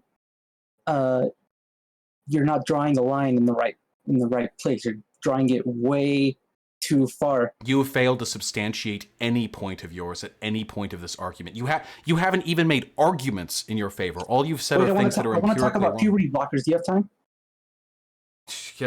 Yeah, 10 minutes. What's up? Yeah. Okay, puberty blockers are bad. Why? Because, let me give you a hypothetical. A person who is male, born male, decides they want to become a female when they're a teen. That's not how it works, but yeah, go for it. Okay, so they do it with medical professional, whatever, but just ultimately it comes down to the child's opinion about how they feel. So they turn into a female, or they take the puberty blockers so they can eventually transition, and then they change their mind. They're like, never mind, I want to be male. So now this person who wants to be male, wants to present as male, has a smaller penis and smaller height. I'm not even talking about the bone thing. That's like, you could add that in if you want, but like just those two things are permanent, and a person under the age of 18 should not be allowed to do something so permanent. Like, would you agree with somebody 14 years old getting a face tattoo? First of all, it's not something they do to themselves. It's something they have done to them after a significant, overwhelming amount of medical consultation. Tattoos are not something you have to spend a year in therapy and a long-standing psychiatric practitioner gives like a recommendation for. So these are inapplicable. There are other life-changing surgeries and decisions that young people can make concerning themselves, and that have been accepted for a long time. Huh? Can you give me an example? Yeah, well, puberty blockers have been used on cisgender people for decades before they started being used on trans people. And they were done in large part to address androgen difficulties, many of which were not necessarily fatal, but the use of which could lead to permanent physiological changes in their body. So there's that. And additionally, the percentage of people who go through with transitioning or who go through with puberty blockers and then decide to transition is very, very high. With proper medical consultation, so this isn't like you just don't give people puberty blockers, like you don't just throw it at them. With proper medical consultation, the percent, I don't have it in front of me, but it's very, very high. And even that, the long-term consequences of getting off puberty blockers after deciding not to transition are not very large. It's not like you're gonna take like an 8-inch cock and turn it into like a 3-inch one or something. We're talking very marginal differences in your height and penis size, which compared to the potential high level of suicidality associated with going through the wrong puberty as a trans person is, I think, a pretty worthwhile trade-off. There's another issue too. Oh yeah. A person who goes through puberty, their mind changes. A lot of the time, a person who's a tomboy, for example, a girl who's a tomboy, goes through puberty, and the act of going through puberty feminizes them and makes them identify as female and present as female. So it's just, there's no way to justify. Nobody is given puberty blockers because they're a tomboy. Again, you need a lot of medical intervention before you can be. That's not what I said. All I said was that puberty changes your mind. Yeah. So, that's what. Yeah. Wait. What kind of argument is that? Puberty doesn't change your gender identity. It can change your presentation, or it can help you realize your gender identity. But no, when you start getting all that testosterone, or do you have a source in this claim? Is there like an epidemic Is there like an epidemic of people who take puberty blockers and then they like get off them and don't transition, and then they hit their puberty, and then that leads to some sort of change in their gender identity? You can't make the argument that it's not that common, therefore it's okay. That's a poor. No, I'm saying it doesn't happen. I'm not saying it's not that common. I'm saying I think you're just making up possible things that could go wrong. What if they got hit by a car on their way out of the clinic? A lot of examples of women who, or well, anyone, but I've seen a lot of females who try to transition and change their mind. Wait, what? Ever seen that? Wait, you realize examples have to exist for me to be able to address them, right? Where's this happen? How many friends do you have that have attempted and then backed off transition? Because I know a lot of trans people, and that hasn't happened once. So you just like I think that's kind of like a bad faith counter argument to make. Wait, you just said you've known tons of people who did this. No, not known personally, but I know of them. Okay, and it's really bad faith for you to try to act like I don't know anyone. You said you know them, so that's what I thought you were saying. But knowing of them doesn't mean anything. There are 8 billion people on Earth. There's that Russia Today documentary on how on like detransitioning and stuff. The rate of detransitioning is astronomically low. It gets played up a lot by people like Blair White and Russia Today and other conservative outlets because they want to pretend that being trans is this big mistake that people are trying to get through like a phase. People use the same exact argument just for a lot of anti-trans rhetoric when they say, "Oh, the population of trans people is super low." What is it, like 5% or something? So you can't just use the wait. What? What does that have to do with anything? I'm just the percentage of people who detransition are very, very low, like incredibly low. And I wish them all the luck in the world, and I think they should be provided medical resources and support. But what does that have to do with transition? I'm saying, okay, let me just simplify it. One person is too much. Okay. You can't just say, "Oh, no, it's wait, not that's common." not how it works. Are you actually wait, unironically, how old are you? 25. Okay, so do you think nobody should be given antibiotics because there have been some people who have had adverse allergic reactions to them? Do you think we shouldn't have Rocky Road ice cream because there are some people who have adverse allergic reactions to them? Do you think we should be allowed to drive cars because statistically speaking, car deaths are one of the highest fucking mortality fucking incidents that take place in this country? Jesus Christ, do you have any idea how fucking stupid what you just said to me is? I am legitimately offended that you would actually try to corrupt my fucking brain by putting it in the presence of such a radioactively stupid comment. What the fuck? Okay, one is too much? Yeah. Do you have any idea how many people die in fucking car accidents? This is a completely invalid argument. The science is clear on this. Statistically speaking, the number of people who benefit from puberty blockers is much higher than the people who don't benefit. Massively so. Like this is like 100 to 1, or possibly even higher. So it's funny that you mentioned about how there should be no roads, because that's the exact argument you made. I'm sorry, this is a tangent, but regarding Trump and possibly opening up the economy. You did an incredible job avoiding coming to terms with the stupid shit that you just said. All right, we could sideline that. It's just funny because that was a little kind of minor hypocritical point that I noticed. If I have ever made any hypocritical comments, I promise you are not going to be the one who discovers them. Let's get past ad hominems. An ad hominem is fallacious. It's where I attack your character rather than attacking your argument. I'm doing both. Yeah, well, when you call someone dumb, it's the same thing. So let's move on. Move on to what? Back to your question. Go ahead. All right. Sorry, we lost. I admit that I went off on a tangent. Okay, I said one is too much, right? Yes. Here's the thing: is the opposite happens too, right?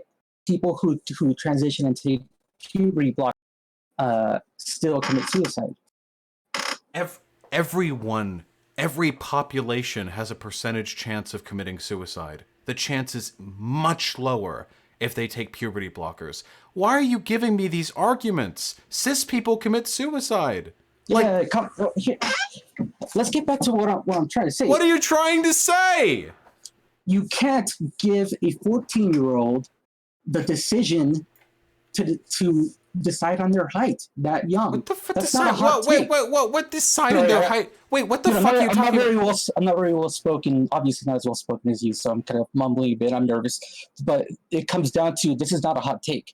A 14-year-old should not be able to make a decision as minimizing their penis size and their height. What the fuck are you talking about? A youth, a minor, in consultation with medical professionals, should be able to collectively make decisions that they believe will lead to the healthiest outcomes for their futures. That's not good enough. That's not good. Wait. That's just a fact. That's just how the medical system works. I don't know. Yeah. This is one of the reasons why I've grown increasingly poorly disposed to you with time. You said you've been watching me for 4 months. I don't know if by watching me you mean you've been like staring at a picture of me on that you have fucking a paperclip to your monitor while jerking off. But if you would engage with any of my content, you would know how fucking retarded all the shit that you're saying right now is. Like every argument that you have posited is either unbelievably unsubstantiated or factually incorrect. Why would you waste my time with it? What is this? Listen, this is just a fact, okay? Listen to it, all right? Okay, try not to get so young triggered people and in focus on the words consultation being with said. medical professionals have for millennia made decisions about their health moving forward. Do I believe that a young person should be able to just get on fucking puberty blockers with no medical consultation? Do you agree with that? What? What about circumcision? No. Because the circumcision doesn't have any bearing on their mortality, their suicidality, or their health in the long term, whereas transitioning does. But you can't know that. But what? A medical professional can't. That's not enough.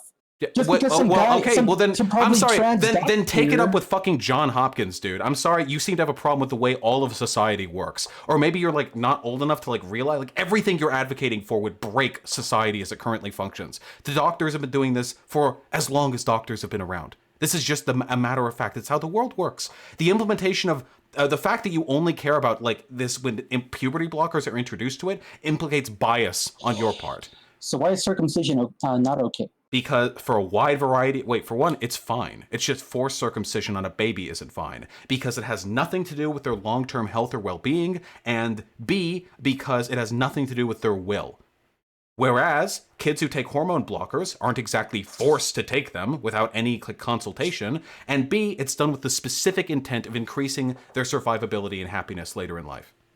You shouldn't interfere with a person's development unless you know for a fact that it's going to benefit them. No, you shouldn't interfere. Wait. You shouldn't interfere with a person's development unless you have a statistically significant guarantee that is going to benefit them. That's exactly my issue. You think stats matter? Are you? Like, wait. Is this Is this a troll?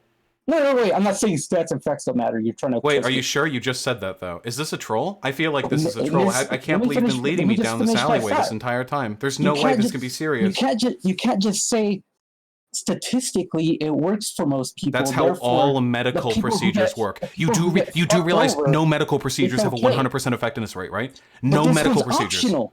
So why would you take... Wait, doesn't matter if it's optional or not. No medical procedure does. Also, the reason why doctors are so supportive... It does matter if it's optional. The reason doctors are so supportive of this is because it is statistically so effective at helping. It doesn't violate any prior rules in medical professionalism. It doesn't do anything we haven't been doing before. They've been used for decades, hormone blockers, on cis people without any broader harm being done. There's no reason for you to have a problem with this. I don't... All procedures are optional. You could just die. You're flip-flopping, or like you can't... You're being hypocritical. All right, wait. This has gone on long enough. Final words. If you're okay with circumcision, or you're not okay with circumcision, but you're okay with... Fucking retard. Jesus Christ. He's banned. Ban him in chat, too. Who's mod right now? Get him out of here. Wasting my fucking time.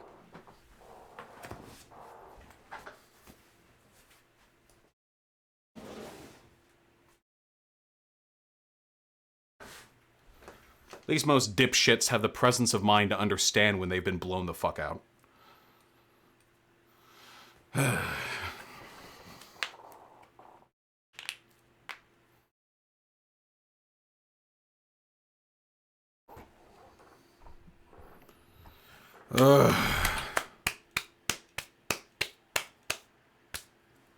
All right, we're back. We're free. Hey, I want donations. Fuck you. I suffer for your entertainment. I want donations. Bring them in. I don't care. Bring them in. Bring them in. We're doing donos, and then we're gonna play some nice Resident Evil, okay? We're just gonna play some Resident Evil.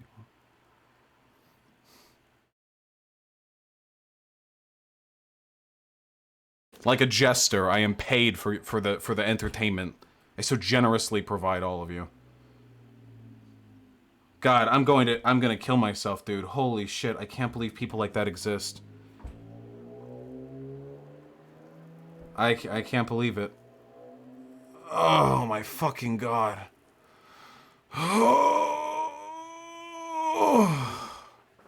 Okay.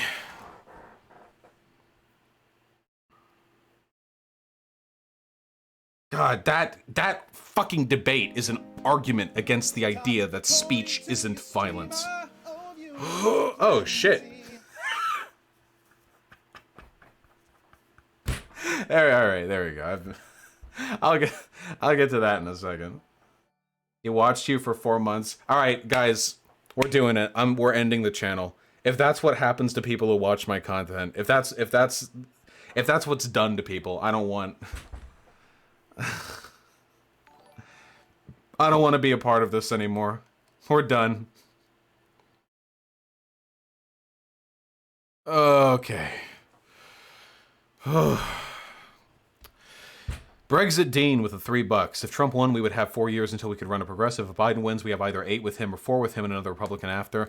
It's so complicated. I just don't know if that's necessarily true. I love you. I can't engage. I can't engage right now. Gorgo of Sparta with the very kind $10. They take guests, but it's rare you guys do a show on socialism or something. They've had on Uwe Boll before, the guy who directed the Resident Evil movies. That's really funny. Isn't that guy, like, really bad? Just another muffin with the $3. Vosh, it triggers me when you describe all tabletop role-playing games as D&D. I'm sorry, okay? But I'm talking D&D. Red Eye Sam with the $2. I could see a sentient D. True. Atomic Fox the $5. Speaking of bandits, have you ever played one of the Stalker games? If not, you should check out Shadow of Chernobyl. I have played Shadow of Chernobyl. I beat it on the hardest difficulty. Thank you. You're all being so generous. I love you. Okay. Oh god. Oh man. Okay. All right. Okay. God damn it. Man, you guys. Ziggy's. Hyena, I'm sorry for saying retarded. Listen, I was trying to be a really good boy that whole conversation, but Hyena, I just want you to know that if you had been here, I'm pretty sure you would have called him the N-word, okay? I really feel like you're applying an unfair standard to me. That was a lot of pressure, okay? All right. Ziggy Zach with the $5. You notice most conservatives usually don't take progressive positions unless they have a family member that's affected, a gay daughter, son, etc. Yeah, of course. You know, once like your daughter, like anti-abortion, but then your daughter gets pregnant. Now I'm double not getting them? Wait, it doesn't count if I say it referentially. If I'm reading Tom Sawyer, I'm not racist for reading out the N-word. Fuck you guys. Dinobot 2 with a 7 to 5 Canadian. Love the debate. Did you catch Destiny's debate with the Chapo Oh, love the content. I'm sorry, my brain's fried. Did you catch Destiny's debate with the Chapo poster? It wasn't good. I haven't yet. I really want to, though, because it sounded like it went terribly for the Chapo person. Patrick Miller with the $2. Thanks for debating, Stefan. Absolutely. Caden Michael with the $5. Do you have a favorite Godzilla film? No, I haven't actually ever seen one. My dad used to watch Godzilla films all the time in like the living room, but I just wouldn't join him, you know? Somnio Static with the $5. I will never share my post-capitalist utopia with someone else who wants a slightly different post-capitalist utopia. True! Fuck that. Only one survives. And Somnio with the addition. Oh my god, you guys. And Somnio with the additional $5. I'm pretty sure a very large portion of America realized the government is not going to help us in a pandemic. We're all fucked because of Trump administration. Well, here's the good news for you. I get my food from Amazon and I never leave the house, so I'm never going to die, okay? At least as you all rot away and your lungs blister and bleed, you can count on the fact that I'm always going to be here to shepherd you into the next world. Corlix, the $5. Vosh, leftists on the internet don't care about real-world effective politics. They just care about being the smartest person and snickering. God damn, dude. Fuck. That is definitely true. That is definitely true. That's just a problem with people on the internet in general. It's something I try to break free of. Sorry, I might as well have it out like this, I guess. Sake Tanuki, the $5. Did you ever watch the segment of Last Week Tonight when John Oliver thirsted hard for rat furry erotica made by Brian Sword of Southern Pennsylvania? I have not seen it. I know that happened in the most recent one, or one of the most recent ones, but I have not yet seen it, and I absolutely plan to. It's on my watch list. John Oliver tends to do really good content, in spite of being a fucking lib. Bob Ross, the $2. Thank you. And NB Envy with the tier 1 sub. Thank you so goddamn much. Liquid Richard with the $2. I'm literally shaking in his squeaky chair. Is that me or because probably him? We both have squeaky chairs, but his was louder because his mic probably doesn't have as good of settings. TJ with the $5. Give please bleed purple. 100% true, if I only knew what that meant. Varric Song with the $5. This guy's speech is violence because it's obliterating my brain cells. Fuck, you made the joke first, it seems. That was like an hour and a half ago. Bob Ross, the $5. Hey Vosh, did you hear about the campaign to get Pornhub yeeted for claims of trafficking? I have not, and I'm interested in talking about that.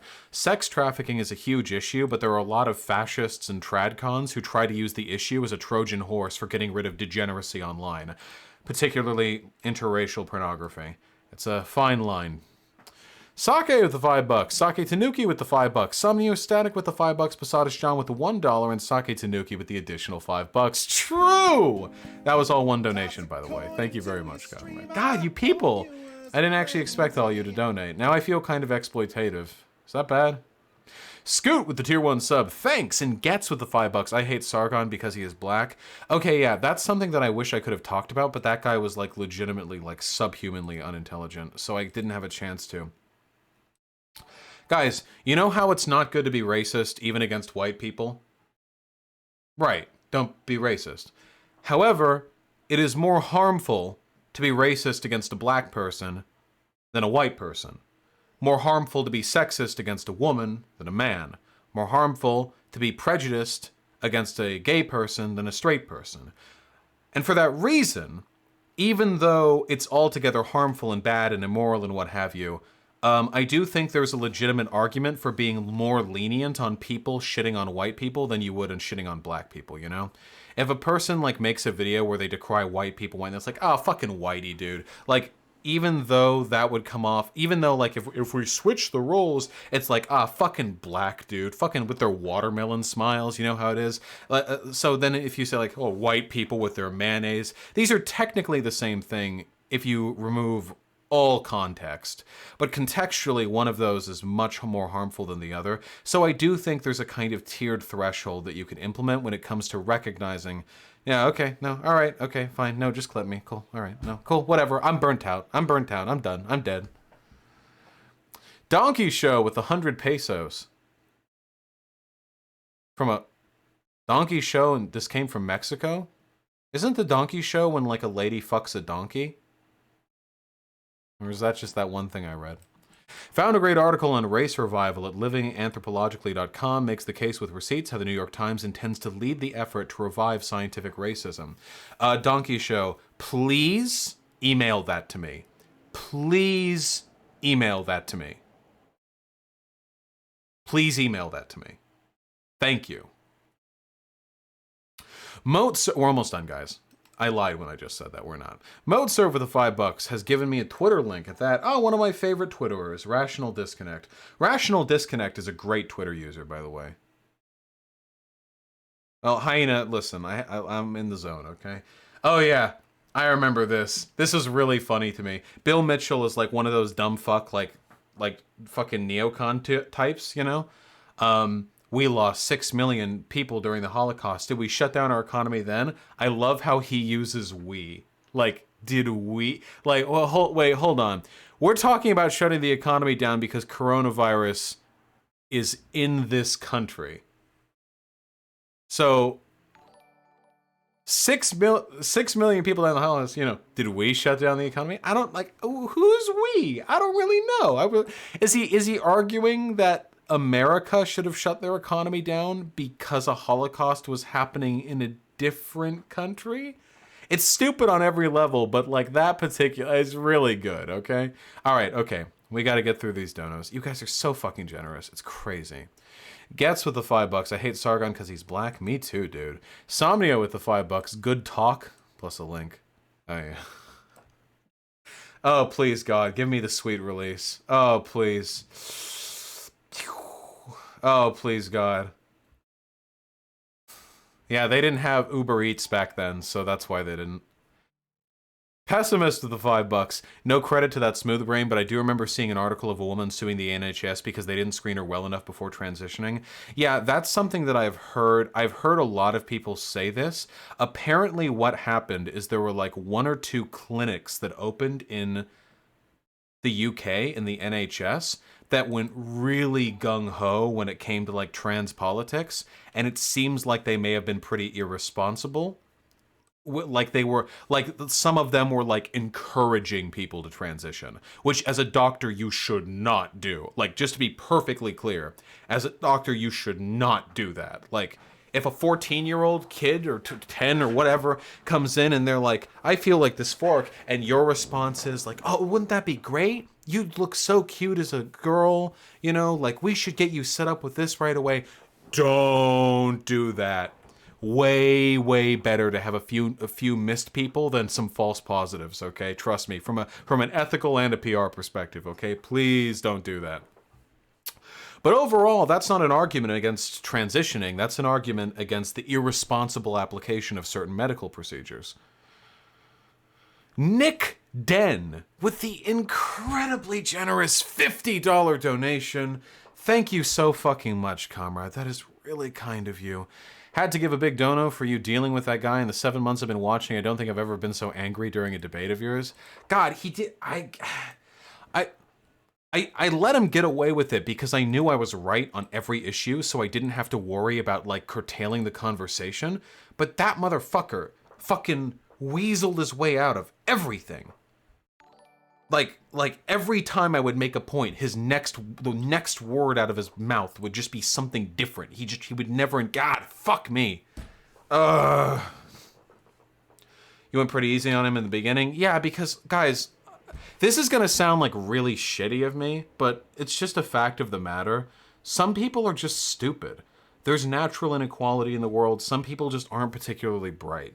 And I never know when I'm talking to someone like that if they're acting in bad faith, if they're not particularly bright, or if they're just not very educated. And I'm going to be, to be perfectly honest, generally, I don't think it's good to just dunk on people because they're dumb.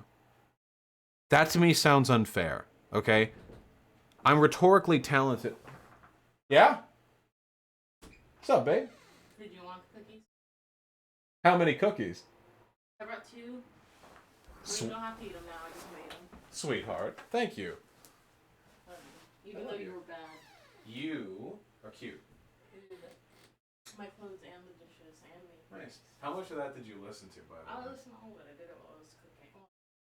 You would have said the N-word. No, I wouldn't. You would have gotten mad. No. You wouldn't have gotten mad? I would have stopped a while before, okay? I don't have your patience. And that's why you get the cookies. I love you. Love you.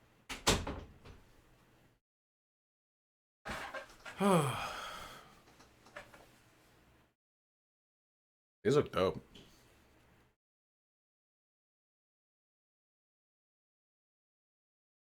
I'll get to those in a minute.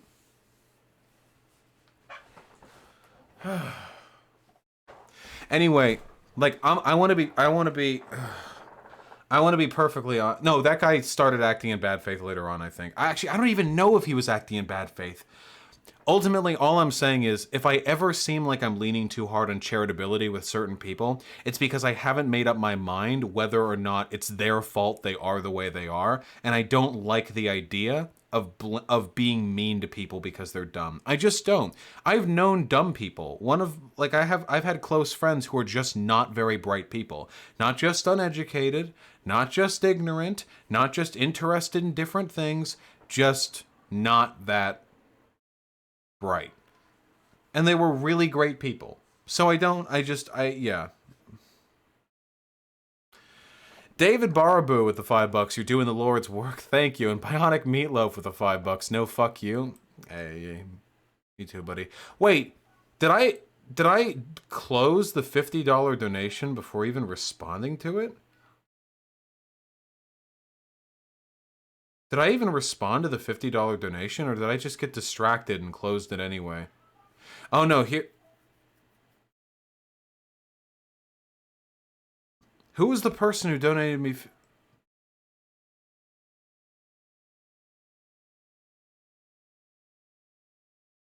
Okay, hold on. Wait. Sorry. That argument took everything I had left, okay? That just, it was, I feel like half of my brain has been Thanos type. Yeah, it was Nick Den. Wait, why aren't you in the log? Here you are. Okay. Here you are. Okay. Whew. Oh yeah, had to give a big donut with that guy 7 months ago. Okay, yeah. Okay. All right. Okay. Sorry.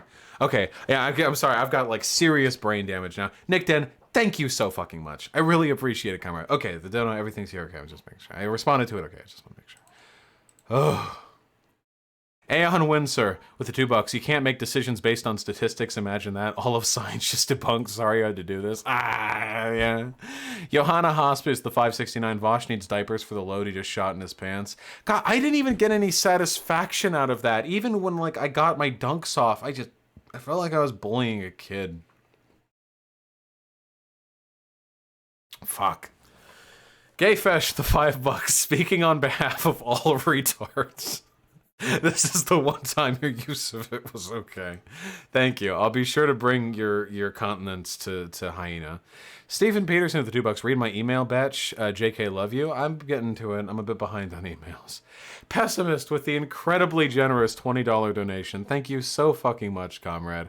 Okay, the cheer up donut now. I'll send you cookies instead because my brother made me some bomb-ass cookies. No need to worry, comrade. I'm all compensated on cookies. You can take your Nazi dog whistles elsewhere. The $20 was more than enough. Thank you so fucking much, my dude. I really appreciate that. Matthew Banks, the $5. You have a patience of a saint. That guy was definitely a crypto-fascist. God.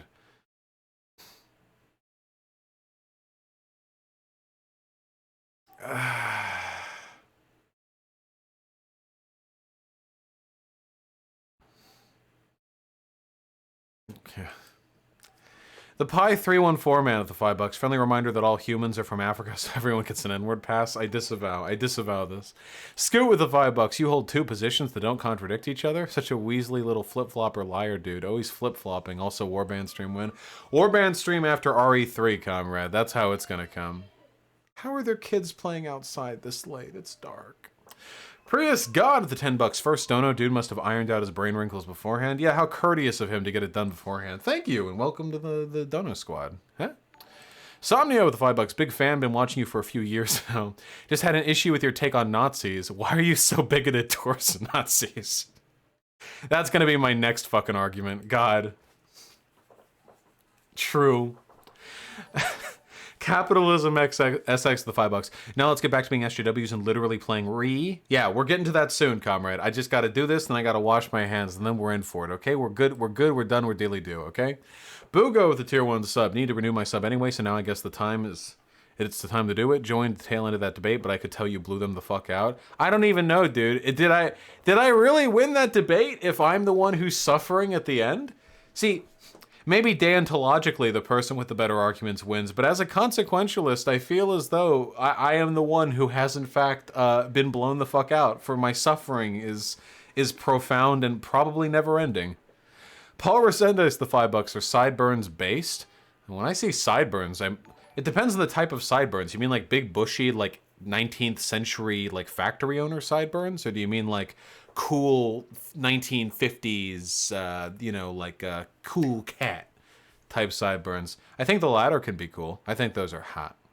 Chrissy with the $20. Here's money for a hospital visit you'll need for the terminal case of brainworms you just got and gave to all the viewers. I'm really sorry for spreading that mimetic virus to all of you guys. It's very, very, very much my fault, and I do apologize for it. Noidat Sidem with the tier 1 sub. Trans rights? True! And Jimbo Z with the $5. Dance for us, monkey? Yeah, that's all you're getting out of me for tonight. Kasky with the $5. That debate gave me a brain aneurysm, as it should. That means your brain's functioning appropriately. It's responding correctly to the stimuli it's being hit with. Derek IT Pro with the $5. Thank you very, very much. Humphead Sassy with the incredibly generous $20 donation. As you wish, Papa, 20 parasocial relationship bucks. To chuds and such, any societal change that doesn't work 100% and 100% of the time is useless, apparently.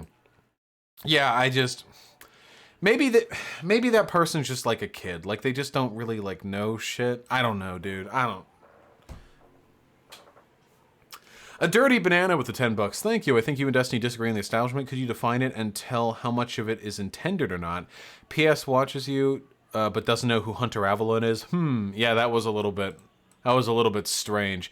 What do you mean by disagree on the establishment? So, the establishment is a term. Okay, I'm gonna go wash my hands. Okay, we're doing this in parts. Okay, hold on. I want to eat a cookie. Then we'll do RE.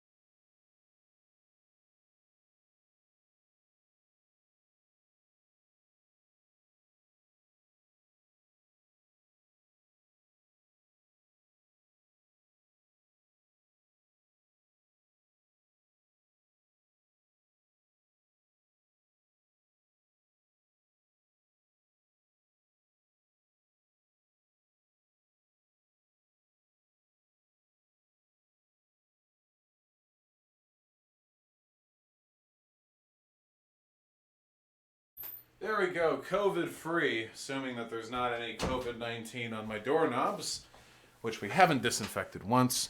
Captain Cacao with the $5. Paul Anderson directs the RE movies, not Uwe Boll. Yeah, didn't Uwe Boll want to do the World of Warcraft movie? I forget exactly. Bakugan Bakunin with the $5. Keep up the good work, man. You're fucking killing the game. People are fucking insane. The world is hell. The steak can suck my fat giant dong. True! Thank you so much. Somebody asked, so the term the establishment is pretty much exclusively used by populists because populists usually define themselves in opposition to the aforementioned establishment. I'm a populist, of course, so I do this.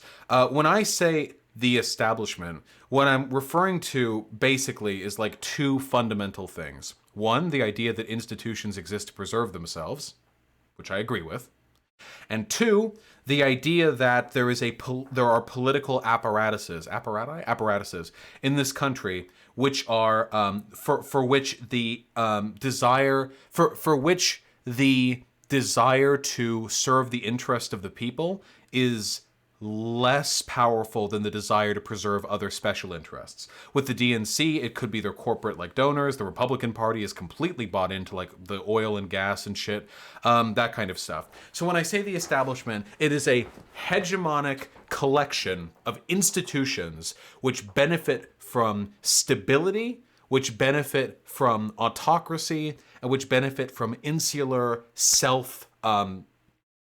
sort of self-gratification, and that do not look to seek change or democratic representation, but only do so when they need to as a means of self-preservation. Like the DNC couldn't just go declare itself like King of America or something, because then like there'd be issues. That's what I define the establishment to be. And depending on who you ask or what political theories you subscribe to, you're going to have different ideas when it comes to the power and the will of the establishment.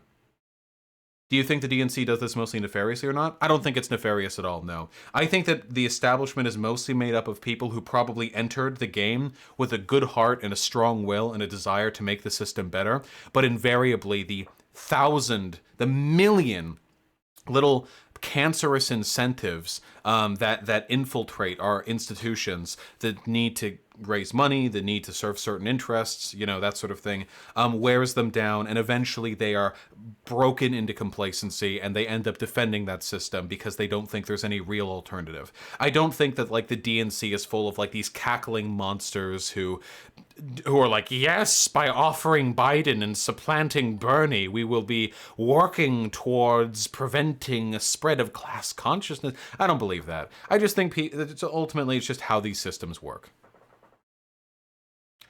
Hanafia with the $10. This dude went full mask off with the transphobia. Yeah, it went pretty hard at the end there. I think that would have been a more entertaining subject of discussion to begin with. Duckless with the tier 2 sub. Thank you. TOI for the entertainment, Papa. My pleasure, comrade. And Stephen Peterson with the $5. Bruh, Sekiro is hard as fuck. You play it, so I feel good about myself. Thanks. Yeah, Sekiro was pretty difficult. It was the hardest time that I've had with the Soulsborne games. Posadas John with the $2. First, fuck that guy you debated was dumb. Second, Paul's ego, TJ's co-host, always makes a bring on the nukes joke so he could be Posadas pilled. Yeah, possibly. Maybe I'll bring it up if I ever do get on there. What if the head of the DNC is literally Skeletor? Okay, Skeletor is malicious. If there is an institution or an establishment headed by Skeletor, there might be a degree of malice involved in its self-preservation.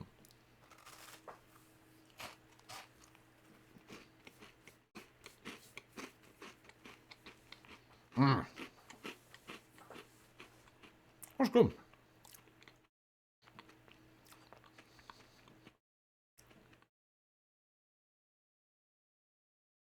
Cuddly Flower with the $5. We're all donating because we love you, not parasocial. You lie. And Vizar Dog with the $5. I admire you for dealing with these blockheads for as long as you do. Here, take my money as thanks. Yeah, well, it'll make a good YouTube video if nothing else. Paul Resendes with the overwhelmingly generous $50 donation. Thank you so goddamn much. You should have asked him if he follows Stryker. He's the only chud dumbfuck I've heard who openly calls for YouTube and Twitter to be public utilities, a megalol. Actually, that is an interesting one. That could have been a very stupid Nosball. That is possible. That might have... Well, he would be in line with the intellectual capacity I've come to expect from Strikers fans. Thank you so much, Paul Resendes. You've given me something to chew on. Also $50, which I will not be chewing on, but might go towards things that I later end up chewing on, if I use them for groceries. Thank you. I really appreciate it. Sake Tanuki, with a very generous $20. If Jeff Bezos had any qualms about being viewed as a multi-billionaire supervillain, he shouldn't have styled his look after Lex Luthor. It's true, he's not helping himself very much. Nor, by the way, is Facebook man with his fucking Caesar haircut and his dead fish eyes. True. Jay with the $5. Thank you. Worm PhD with your 1 sub. Tune in to watch you kill zombies, but watching you kill that dumbass works too. A philosophical zombie, you might say. Sam the Dimaja with the $5. Baby girl, how do I look in my do-rag? Would you tell me the truth? Of course I would. You look phenomenal. Thank you. Polynova with the $5. You just had an hour-long debate about the fucking paradox of tolerance. Yeah, I did. And it's not going to be the last time either. The Anti-Jared with $5. Thanks for that, but you have the patience of a saint. Yeah, well, I'm paid for my suffering, so not that bad. Crimsonus, the $5. Hey, Vosh, you gonna take another shot at spirit science? It deserves to be taken down, but most videos on YouTube making fun of it lean reactionary. Yeah, I'd be willing to, but I didn't really think my first video was a takedown, more of an experiential quest that we all took together. Snared Insomniac with the $5. My brain is still recovering from that clusterfuck of debate. Vosh, I don't know how you do it sometimes. As a black lesbian, that was pure cringe. True. That is very true, comrade. I saw somebody in chat saying, like, they were applauding my rhetorical skills talking to that guy, which I appreciate. I love the attention and praise, of course. But it is worth noting that I feel like most people would have looked pretty good there in my place. Edu Barry with the $5. Please react to this TED Talk on how black murder is normal. Oh my god, that's actually the name of the TED Talk. The actual name of the TED Talk is Black Murder is Normal.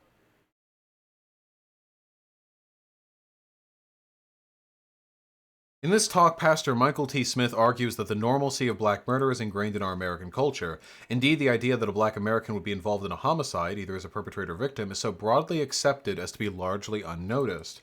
Smith exposes the racism that underlies the appalling lack of outrage. Okay, no, that's a good video, not a bad video.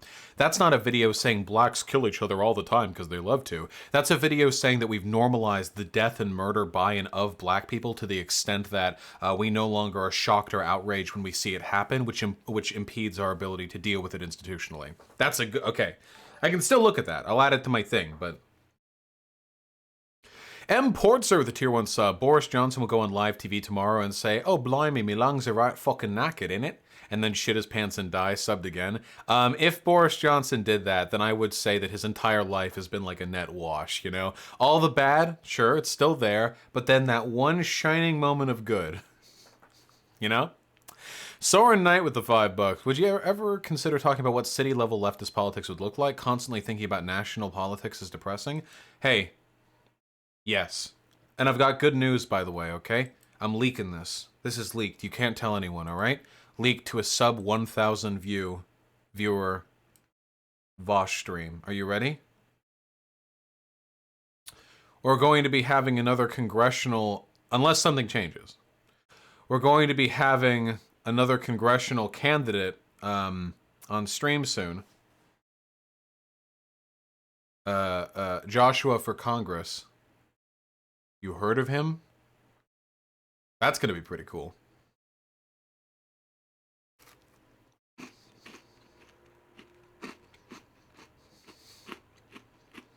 Yeah, we're getting up there, baby.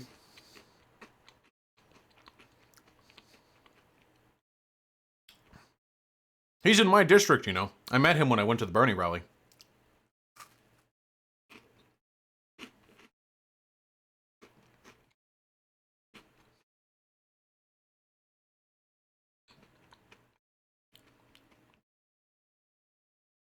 Is he hot? Yeah, he's pretty cool. Pretty cute. Cuter than me.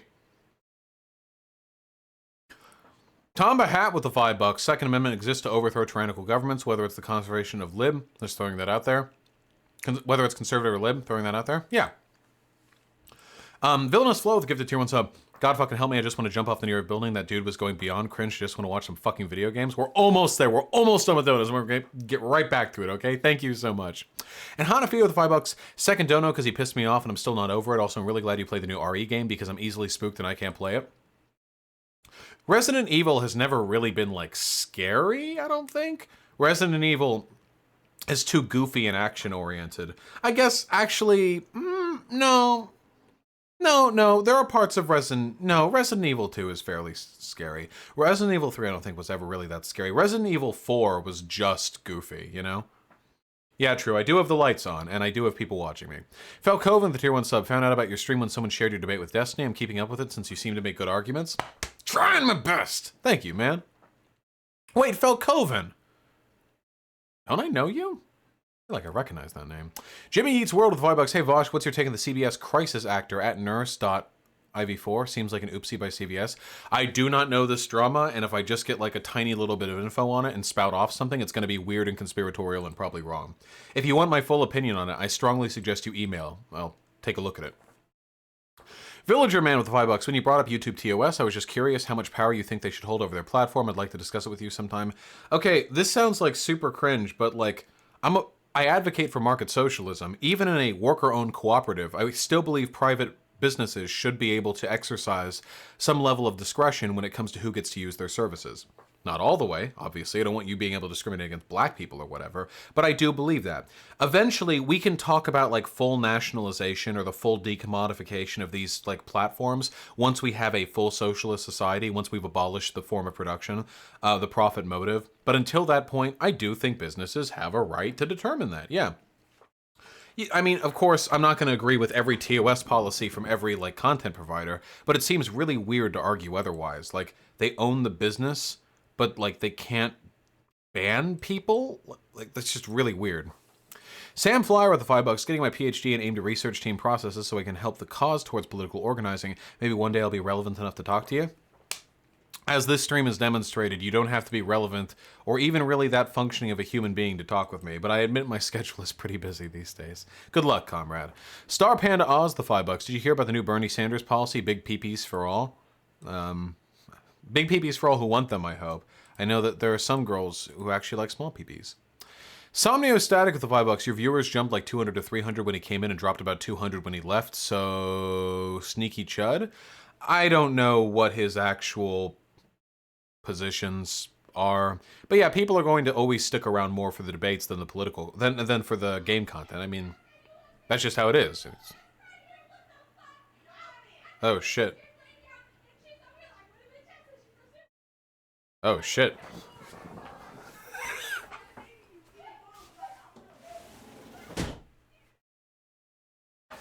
Uh-oh. There's some upsetty spaghetti being served outside. Whew. What's going on? It's just neighbors outside. I don't know. Give us the tea. I don't fucking domestic violence. It's not domestic violence. You can yell and not be fucking domestic about it, okay? Darth Vapor 69 with the $2. How do you justify Islamist terror groups but not white nationalists? Huh? I don't justify Islamist terror groups. What do you mean? Wait, what do you mean by justify? What do you mean by that? If I say Hamas, okay, wait, there's so many. Wait, for one, I've never justified ISIS. I assume that's what we mean by Islamist terror group. I've just pointed out that ISIS's basic policies and practices are not that dissimilar to those of the alt-right. Obviously. And in addition, ISIS's existence is very much predicted by our involvement in the Middle East and our imperialism. I mean, that's it. Like, I'm explaining, like, if we don't want ISIS, maybe we shouldn't be, like, raping the Middle East for a century, maybe, you know? Somniostatic with the $5. COVID-19 is a disease caused by coronavirus. So you cleansed your hand of coronavirus, not COVID. You should really try actually reading Mein Kampf. That was a wild donation you just gave me. Kind of took a 90-degree turn there. And with the additional $5, also curious, does anyone else in chat feel like a large part of America woke up to the fact that government will not save their lives/livelihoods over COVID? Well, that's my hope, really, that everyone, like, eventually realizes that our government is utterly fucking incompetent when it comes to protecting the public interest, but who knows? Flopmind 31 sub. Hey Vosh, I think I agree with most of your positions, but I'm not sure how I feel about police issues. They feel like a necessary evil. I'm not anti-law. I'm not anti-prison. The police as an institution as they exist today is fucked up. They literally originated from slave patrols and gangs that were used by city mayors to strike break. It is possible to have law enforcement without having the police as they exist today. You know? Like imagine imagine if it's like Egypt and anytime it's like Egypt, and like anytime anyone like steals a chicken, like a bunch of fucking like pharaoh guards run in and beat you to death. And someone's like, wow, this sucks, fuck this. And you're like, well, I feel like someone needs to uphold the law. Like, yeah, okay, sure, but maybe we can take it in a different direction, you know? Vosh, this is the third time asking this. Why do you believe in the inmalleability of intelligence? I don't believe in the inmalleability of intelligence, but there are definitely some people who are just less intelligent than other people. Like, that, I mean, that's clearly the case. There is variance in human intelligence. No problem, Flopmind. Solar Fair Banks, the tier 1 sub. Solidarity, true. And Layman with the incredibly generous $20. Thank you so fucking much, comrade. Hey Vosh, I've watched you for a year now, and while I'm not a leftist, I love your content. Thoughts on religion as the opium of the people from Marx? I do believe that historically, religion has been a story that is sold to the public to fulfill the material interests of the ruling class. Think of the history of Confucianism, you know? Or think of how European peasants never learned Latin, so they couldn't read the Bible on their own, and they had to have the Bible taught to them by priests, and the priests worked with the monarchy, and they had a shared interest in keeping the population complacent and servile, more focused on their own godliness than on, like, you know, improving their material circumstances. It was sold to them as a drug in large part, also because you're able to explain away a lot of horrific material suffering if you promise people an eternal afterlife as long as they're very nice and don't go against the will of the church. Seems kind of convenient for the church, you know?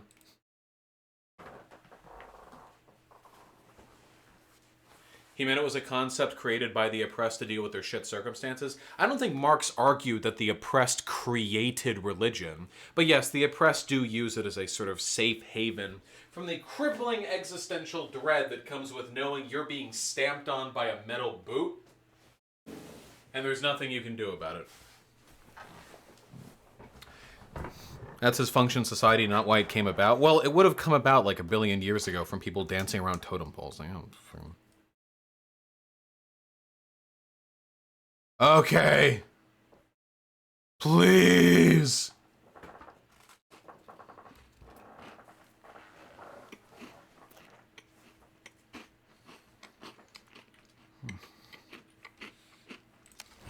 Okay. I don't have a fucking herb. Go! No! No! How much damage does it do? Just kill me. Fuck you.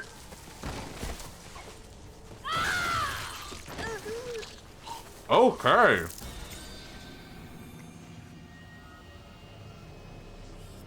Wow.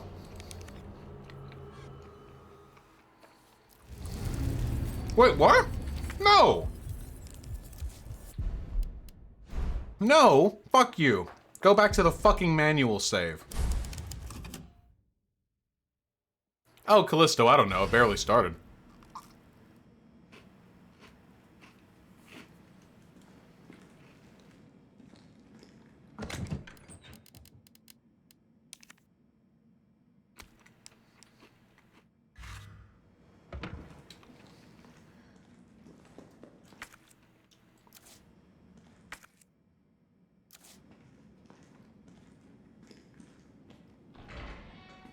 Oh, Sake, I know there's a dono or two there, but I'll get to it in a sec. I just really want to play the game. What's the scariest game you played? Amnesia: The Dark Descent. Easily. Easily. And I did finish Hunter x Hunter, but I haven't finished the manga. No spoilers.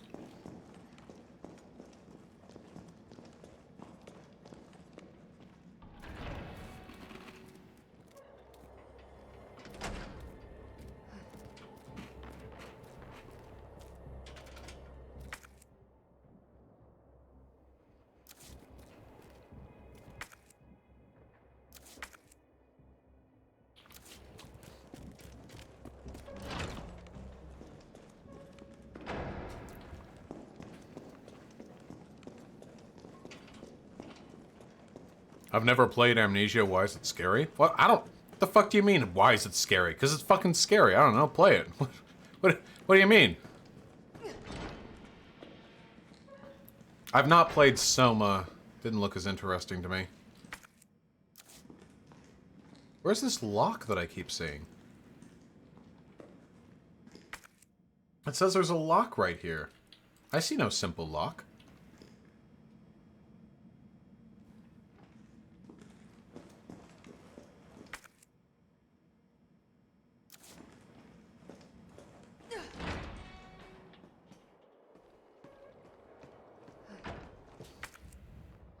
Ah, I see. Alright, time to get fucking throat fucked again. That'll be fun. How do you say jooch? I say it a different way every time.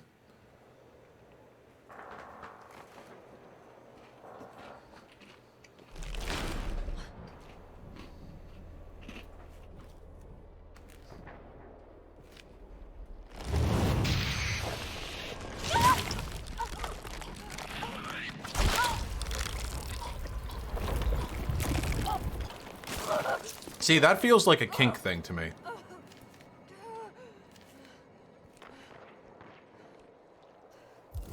Like, some of you were into that. Get it out! Okay. Fucking gross. Yeah? Get shit on! Ooh, I like this shotgun.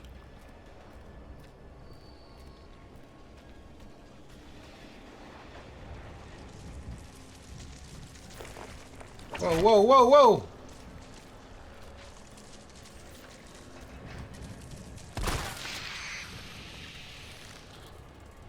Yeah, a lot of these animations do feel a little bit weirdly sexual. Like when the zombies tackle her and like pin her down like missionary style and hold her and they look at each other for a bit and then they bite. She's like breathing heavily and moaning and shit.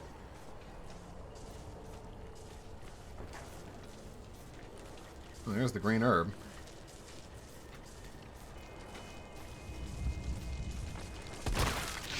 I don't care if these shots are valuable.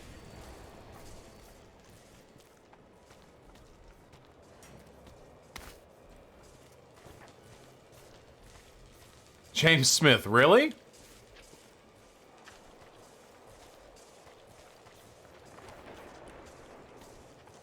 Damn. Hyena, shut the fuck up. Everyone else agreed with me, stupid ace motherfucker. There's nothing sexual at all about the tank-topped, nubile young Jill being pinned and throat-fucked by the appendage of a slimy monster. I personally know 18 people who came to that part.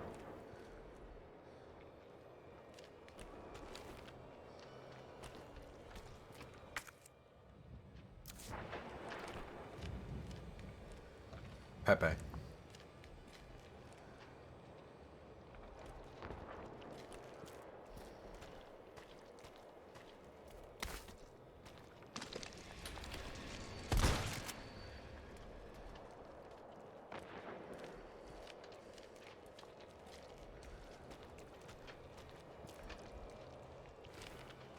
I hear you, motherfuckers.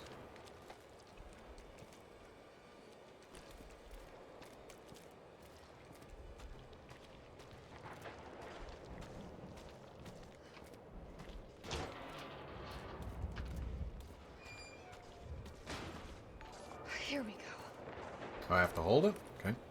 Oh, Soft Dragon's the $5. I never actually got to see any real gameplay before now. I entered the stream and heard the chud going off. Yeah, well... I did come here to play games, you know. I've got another debate tomorrow. Wait, who am I? Wait, hold on. I'm sorry. I need to do some, like, quick research. Who the fuck am I debating tomorrow? I've got a debate at 10 a.m. It's with a libertarian. Who is it? Wait, hold on. Adam Kokesh. Does that ring off the... Does that ring any bells? American Libertarian. Oh, this guy's got a big Wikipedia article. Maybe I should have done some research.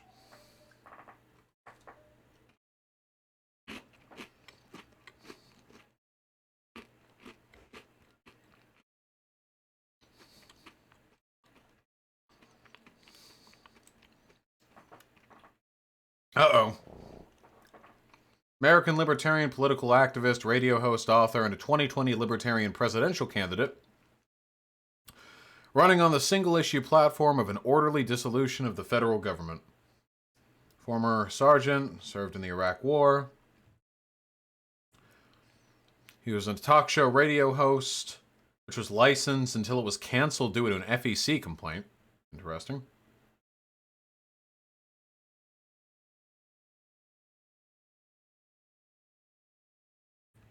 He protested against the Iraq War.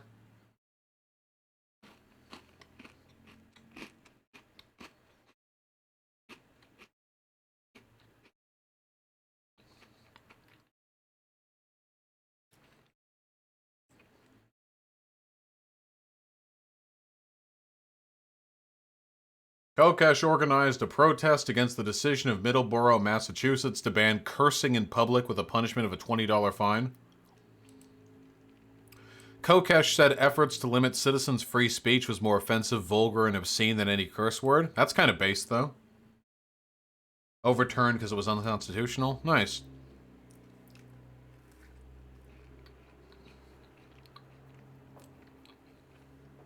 Open carry march on Washington. Against the war in Syria. But before it could start, Kokesh was arrested on an outstanding warrant for failing to appear in court on charges related to him disrupting a TSA security line in Maryland in 2015. Ha ha! Whoop.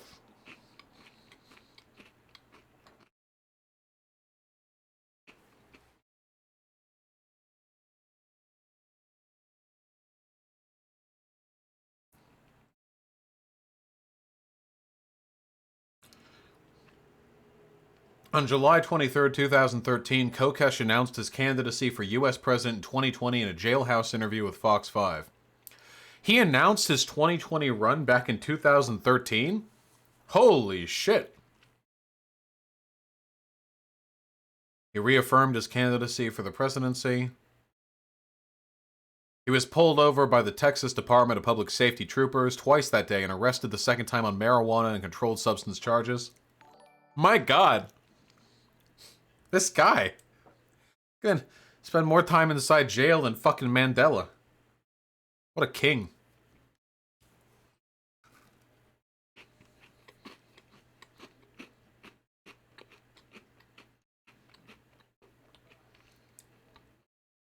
Kokesh views government as the greatest cause of violence in the world today. Believes government coercion is just as undesirable as coercion performed by a private citizen. That's not a bad idea, Hyena. The retard jar? Toss a coin to your streamer. Oh, viewers of plenty. Thank you.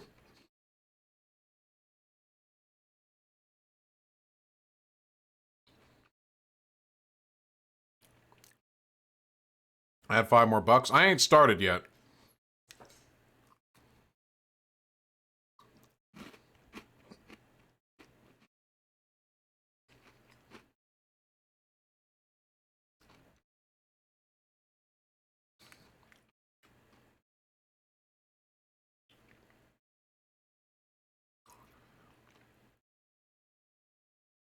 He believes the government should be abolished in order to reduce violence and build a society based on respect. He stated he does not hate the people running the U.S. government. However, he believes government has invalidated itself by betraying the principles from which it was founded. Kokesh says that if he's elected, he will immediately sign his one and only executive order to declare the federal government bankrupt and of no authority. He will then resign to become custodian of the federal government to oversee the process as a bankruptcy agent. Every federal agency will then either be liquidated, localized at the state level, or privatized over the next 4 years. Just so you guys know, I know this is based in everything. This is insane. This would be fucking insane. So, I know how this debate is going to go, okay? He's going to say the government shit. And I'm going to say, I agree. And he's going to say, oh, I thought you were a socialist. And I'm going to say, I'm an anarchist. And he's going to go, oh, damn, then we agree. And then I'm going to say, well, no. Abolishing the federal government would be catastrophic for so many reasons. What if we worked to gradually build a society that could function statelessly? And then he would say, first of all, how would you do that gradually? And second of all, what do we lose by abolishing it right now? And then it just goes on and on.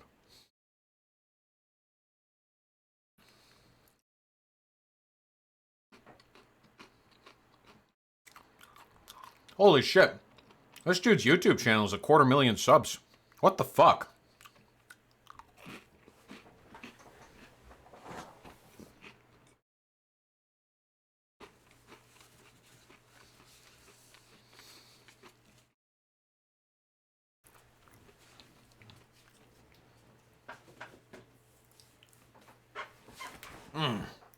Oh, yeah. What are we debating? Oh, you know, capitalism versus socialism. Anyway, I just know for a fact that he's going to say, like, I'm so ready for it. He's going to say, we should abolish the government. The whole chat is going to go, based, the phones, the lines are clogged. What is it? Base department, base department. And then I'm going to say, actually, wait, we kind of need government in the state right now because abolishing it as it exists right now would do more harm than good. And I'm going to actually end up being in the position as an anarchist to defend the state, and you all are going to be mocking me from the chat, even though I'm completely fucking right. I fucking hate you people. I fucking hate you people. I know you're going to make this hell. I know you're going to make this hell for me.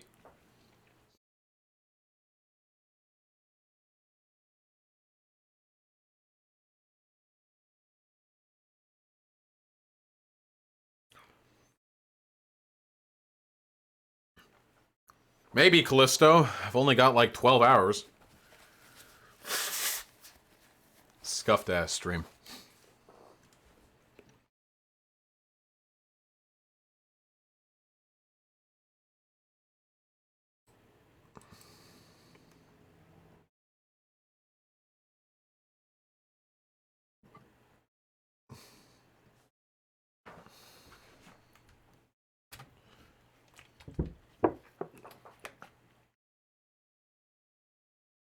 No, Lonely Cube. We're actually debating at 10 a.m. tomorrow. Ah, there we go. Wait, god damn it. Hyena, if you're watching right now, can you go downstairs and get a tin of the fucking strawberry flavored Altoid mints and then bring it up to me? I love you. Please. Chop chop, but I love you. You don't have to do it if you don't want to, but I love you. Polynova, I'm not familiar. I'd have to take a look.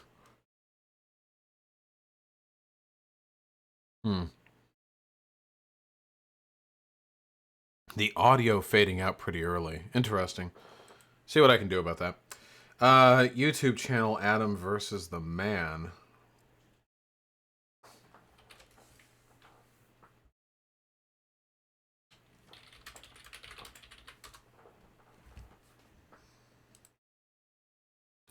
You know the official 1,700 videos. This motherfucker posted a video 5 hours ago.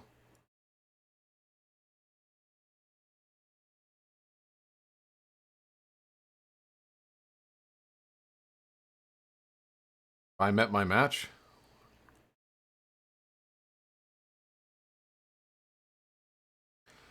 Oh no. Is this him gonna be doing like sovereign citizen shit? Uh-oh.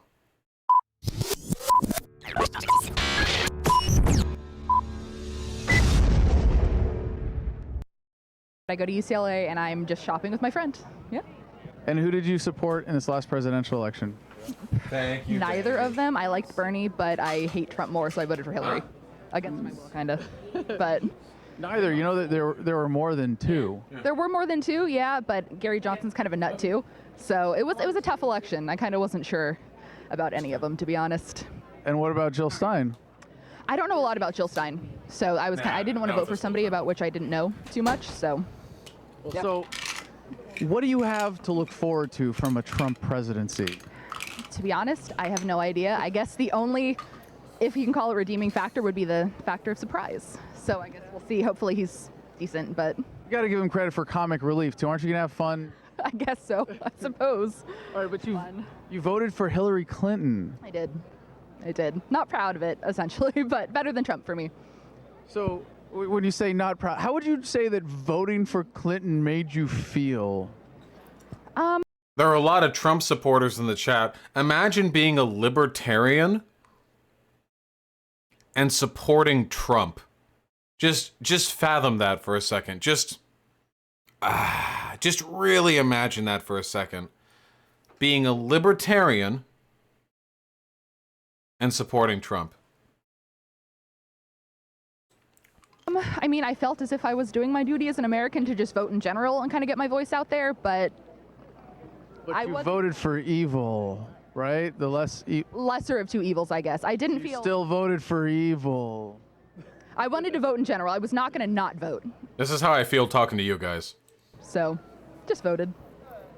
Yeah. Anything about Clinton that you liked or would support? I mean, what differentiated her from Trump for you?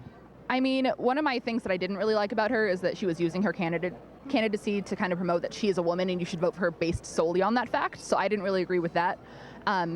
Wait, this chick is based. Really into social politics. I think that her stance on gay marriage, abortion, and all of that was, decent. So that was something that I could, go to sleep at night knowing I voted for. But her other stances, I wasn't. I just don't think she's a trustworthy person. Was my beef with her. So. Okay. So why Bernie? He just seemed like a genuine person. A lot of times in politics, people are very, very political. It's like their whole standpoint, their whole life is just for them to be a politician. Whereas I think Bernie was a real guy, which was kind of refreshing to see. He's a real guy who's been a politician for decades. Yeah, no, he has. Who here said Kokesh wasn't stupid? Bernie's been like the only independent in the Senate for like a billion years, and he is notorious for never capitulating to the establishment. Hillary Clinton is like the definition of an establishment candidate. I'm not saying that he's not a politician, but he doesn't let that define him. He just seems like a more genuine person, I think, and that's kind of refreshing to see in politics. Well, maybe it's just you not letting that define him. That very well could be. That's absolutely true. Yeah. So this woman is so much clearly smarter than him. What is it about him that is genuine, or do you see a problem with, like, well, he seems genuine without citing any like substance to that? I mean, we're not buddies. I don't go to breakfast with him, so I don't know him personally, so I can't give grounds to that. But just from all of everything I've seen from him, he just seems like he legitimately cares about people and what he was doing, whereas a lot of people can be doing politics simply to get their name out there, have that power kind of thing. So any policies of his that you supported? How much longer is this going to go on? It's been a while, so I liked him just in general. Yeah, this is January 31st, 2017, which means that Bernie would have been eliminated like 6 months ago. This is kind of a weird convo to be having now. No. Do you support his idea of democratic socialism in general? I mean, I think it would be a refreshing thing to try in the United States, so I think people are scared of the word socialism. Like that we should try taxing people based on how much they make, right? Sure, why not? Every government taxes people based on what? They all already do that. We should try like massive social welfare programs. Right? Sure, why not? We should try college tuition and assistance for all of that. I mean, as a college student, that's fantastic.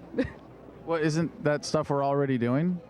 I mean, I think everything can be improved upon. I think it takes fresh... Wait, what? Oh, you want to tax the wealthy? They're already being taxed. Oh, you want social welfare? We already have welfare programs. What?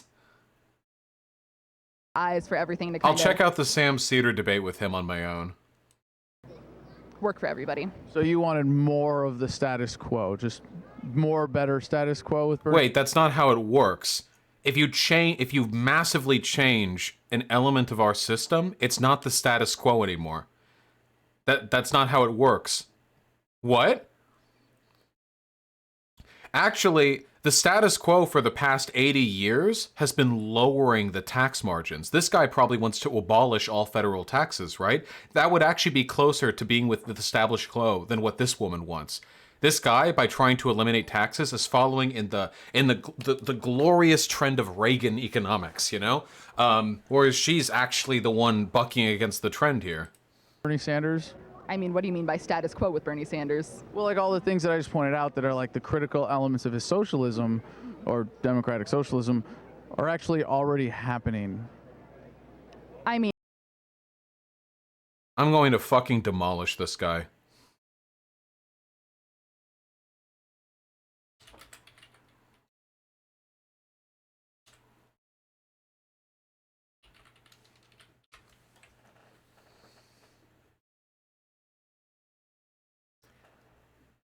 Here, let's try this. Theft. What about property rights? What about property rights? And most likely authority candidate Adam Kokesh and Sam Cedar highlights the primary flaw in proprietarian ideology. So we don't have to agree on all the rules globally. We only have to agree on one rule, and that's you own yourself and I own myself, and on ethical grounds. What about property rights? What about property rights? Right. Well, I generally believe in the Lockean concept of property rights. This seems to be the same one that's in line with this ethical concept of self-ownership. Of course, it's subjective based on how much labor mixing with natural resources qualifies you to own something. Yeah. What if I don't? Not a subjectivity in that. What if I don't? What if you don't? Yeah, what if I come from, let's say, a tradition of, let's say, Native American tradition of that does not recognize the property rights in a Lockean fashion? How do we resolve that? Well, you have a house. I walk into the house. I look around. I'm like, I'm going to sleep here tonight. How do we resolve that? Well, I think generally speaking, we respect the right of ownership of a domicile, of a home, of a place to be able to protect yourself from the elements. But no, it comes down to being able to. I don't accept that. What do we do about it? And Omega lol. I don't accept that. I'm going to defend my home against intruders. Wait, what? You're not going to get you're going to initiate force against me? Well, when I believe that I'm defending my property and I'm asserting that I have a right to own that, and you have violated my property, then that would be the act of aggression. I assert that you don't have a right to own that property. Well, I would hope that we could find a nonviolent way of resolving you just that. told me I wasn't doing anything violent to you, man. I just came into your house. I was going to take it. I was going to sleep, and you just told me you were going to beat me up.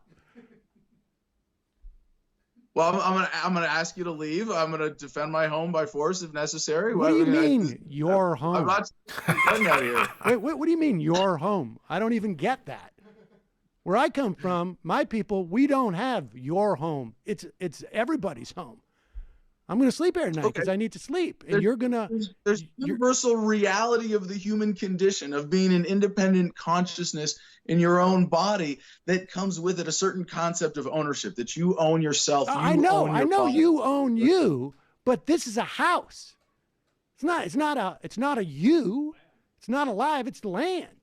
It's part of... Well, let me ask you, if I walk up to you and I say, you don't own that shirt, and I start ripping that shirt off you, what are you going to do? I'm going to call the police. Okay. So you have an agreement with someone else to do exactly what I would be doing for myself for you. That's fine. But wait a second. I don't have a non-aggression principle. I'm not espousing. But wait a second. I acknowledge that you could come up and grab my shirt, and that's why I subscribe to the idea that we as a society need to provide a monopoly of authority to the state. And that comes with a lot of conditions in my mind. Right. And there may be disagreements about how that relationship works. But fundamentally, I understand that because you and I may have a different concept of who owns this shirt, right, that I need to subscribe to an authority that will adjudicate it. And you don't. You don't think that we need a third party to adjudicate it, but at the same time, you're also telling me that, see, from my perspective, you're arbitrarily drawing a line, and that is property rights exist. Now, it's one thing to say, like, okay, as a human being, freedom, okay, that doesn't implicate anybody else, but it's the moment you draw a line around something and say, this is mine too, not just this human body that I take with me, but this other stuff is mine. Well, then you're implicating the rest of us because it's not an infinite resource, and it's not one that is portable with yourself. You're deciding property rights are okay, and that doesn't make any sense. Based on what? That taking property is in and of itself a violent, aggressive act because you are saying that I deem this area to be off limits to you.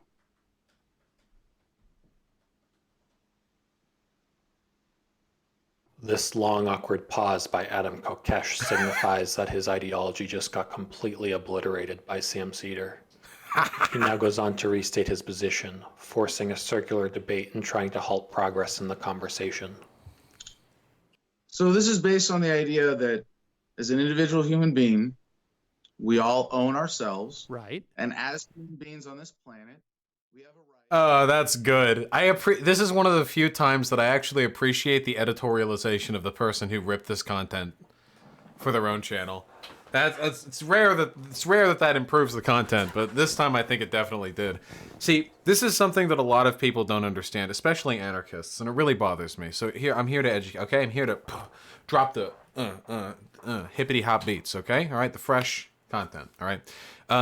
Sometimes idiots will make arguments that sound good because they brush lightly against principled dialectical anarchist takes, you know? So when somebody like Stefan Molyneux says that the government is evil, or when somebody like Adam Kokesh says that we need to abolish the state, sometimes it can be really tempting to take a second to think like, oh wow, that's pretty cool. We have to recognize the world that Adam Kokesh is arguing for is not an anarchist world.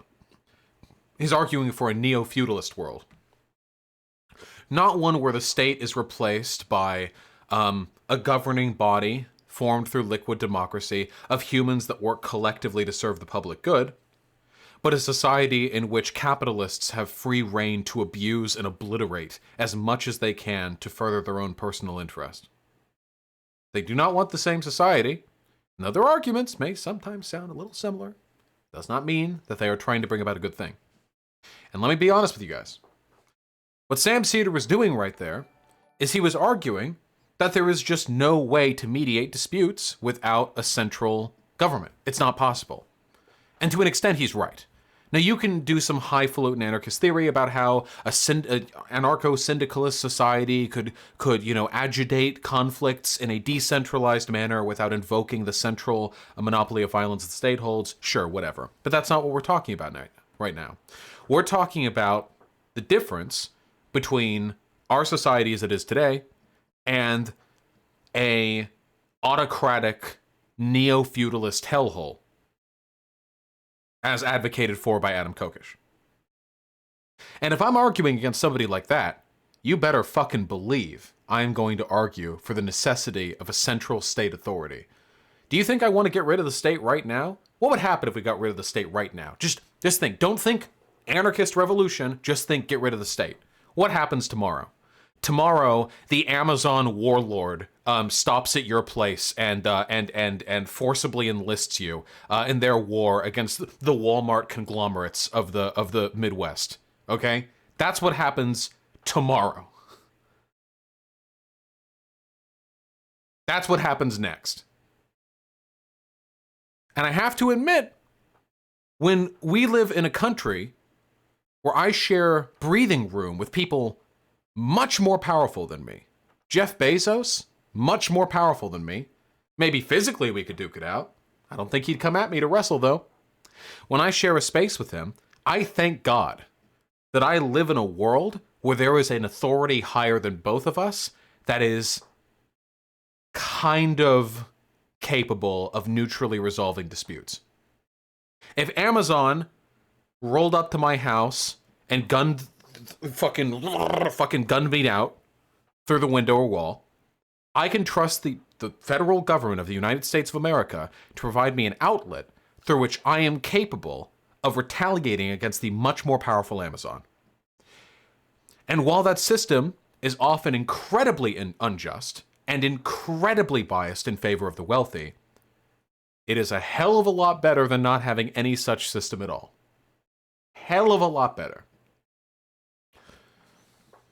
And my goal right now, by the way, in the immediate term, is not to abolish the state's monopoly on violence, but rather to ensure that its monopoly on violence is meted out more fairly. You get what I'm talking about? Like, what really helps black folk right now? Abolishing the state? Or pushing for the state to be a lot less fucking racist? I'd say the latter. Now, maybe the former could be long-term a goal. You guys joke, but if we abolish the state right now, slavery comes back tomorrow. You guys know that, right? Just so you guys know, like, if the state's abolished, the next day, fucking mustachioed white men are going to roll up on their horses, get their lassos, and start going from door to door in fucking the Bronx, and checking black folks' teeth. Okay, so right now, much more interested in improving the application of monopolized violence than abolishing it altogether. Just saying.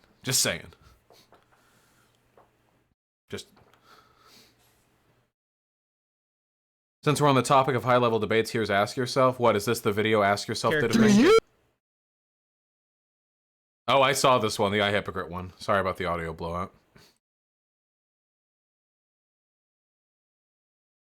Well, yes, of course, Bread Warrior, but it still happens. Okay. God, we didn't get to much Resident Evil today, did we? I feel like we only spent half the fucking stream doing it. We're not done yet, though. Let me read these few donos, and then we'll get back to it for as much as we can. David767, $2. Have you been up to date on Hungary's creeping fascism? Viktor Orban was basically granted full authority recently to deal with the crisis. Yeah, it's just a fascist state now. I'm gonna talk to somebody about it. Sake Tanuki with the $5. API Ree! I didn't see any missed donos. Are you sure I didn't just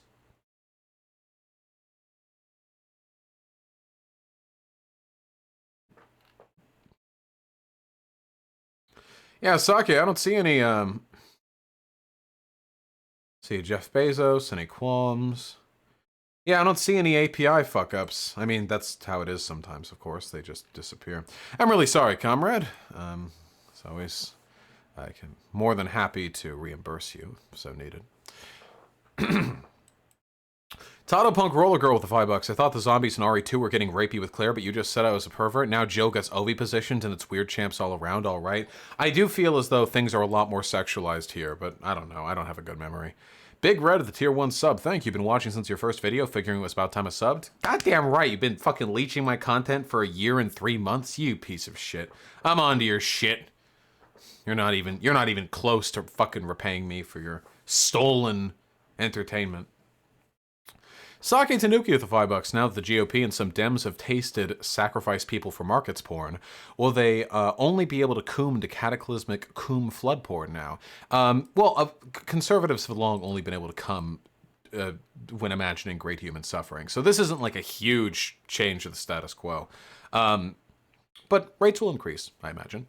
NB Envy with the incredibly generous $20 donation. Thank you so fucking much, comrade. I really appreciate that. Currently level 1 comrade, want to get more involved. Applying to be delegate in Washington. Is DSA based? Other orgs you'd recommend? Much love, keep fighting.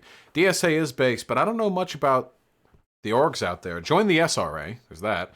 But I don't leave the house. I mean, all the advocacy I do is online, so I'm afraid I'm just not that familiar, personally. Of course, with that being said, you know, I'm sure my community probably has better answers than I do on that. So check out the Discord. They got some smart cookies. The DSA isn't based? Okay, well, there we go. And Atomic Fox, the $5. I decided to play the RE games while you were playing RE3 because they remind me of the Left 4 Dead franchise, which I like. Which of the RE games should I play? I enjoyed Resident Evil 2 Remake, and Resident Evil 4 is like a long-time classic. Long-time classic. I strongly recommend you peep that. This Biden clip might be the worst yet. Oh, no.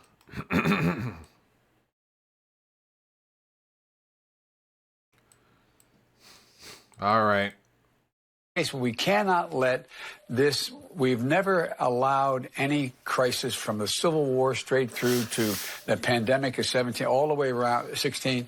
We have never let our democracy take second fiddle. We can both have a democracy and elections and at the same time correct the public health.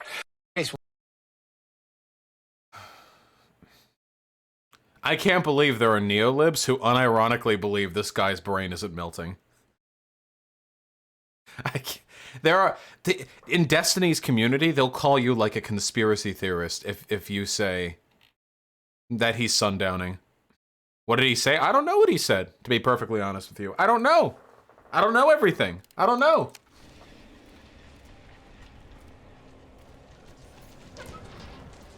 Whoa, whoa, hey, whoa, whoa, whoa, whoa, whoa, clear out, bucko. That's what I thought. You gotta get to a save point. I ran through time. I like how this game handles a lot better, I have to say. That was kind of a laggy hit there. True pessimist. I feel like, you smell the boss fight cooking? Fuck, I don't have any grenades or nothing.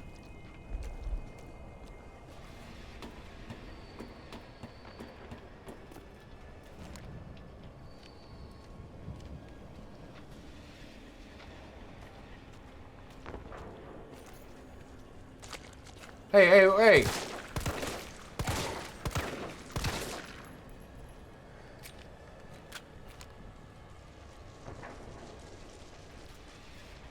But no, this game feels a lot better because it has a dodge. This is so important. Whoa!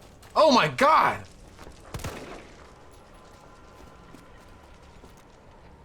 I didn't even mean to dodge that. Can you chill? Can you all chill?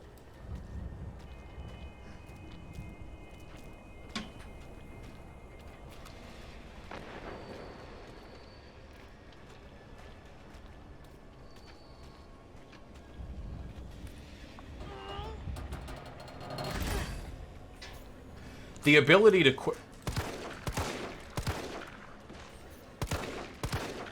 The ability to quick dodge is so important. RE2 was really frustrating because in order to, like, avoid bosses, you literally just, like, slow run in, like, a circle, hoping that they narrowly miss you. There's nothing reactive to it. It's just, like... Come on!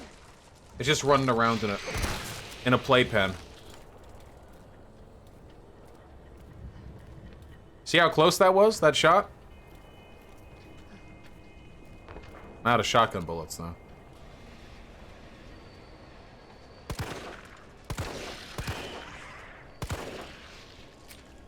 Got a lot of pistol ammo. I don't feel too bad about using it here, but I regret using the shotgun shells as I did.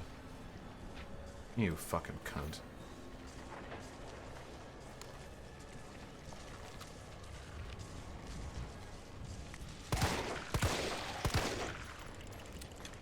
Get the shotty out? It's got no ammo! What's your opinion on capitalism? I don't know. I mean, I live in it, so it can't be too bad, right? Ah, damn it!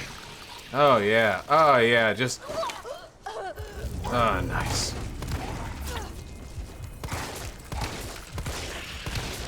That one takes so many more bullets. Alright, alright.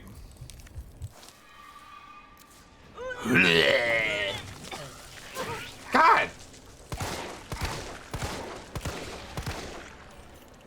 Jesus! Nat Sprout with the $5. Thank you. You legit just guilted me into donating you for the first time, Frick, but also love you thanks to the content. Go kill them zombies. I'm doing my best, comrade, but they're getting me in too. Fuck off. I've still got 50 pistol bullets on me. Who's that? I don't think they're respawning. But then again...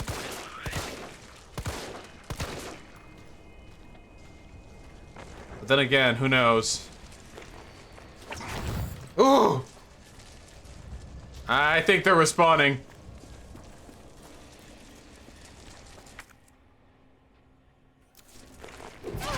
Shit.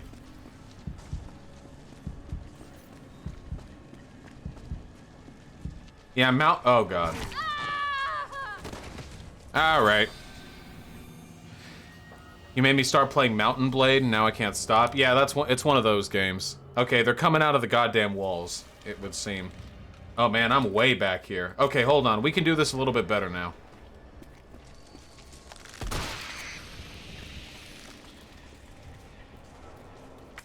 Okay, we can do this a smidge.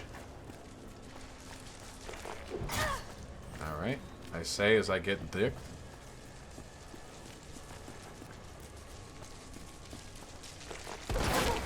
Shit. Just get me. Just take me. I remember you shitting on wow, really? I remember you shitting on Mountain Blade a year ago. Well, I still do shit on it. It's just... Listen, it's a dangerous game, okay? Oh, shit. Toss a coin to your streamer. Oh, viewers plenty. The show! With the incredibly generous $25. Thank you, my man.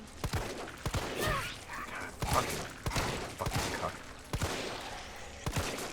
It was like 8 bullets on one guy. Just, I'm tired. No, I'm tired. Get.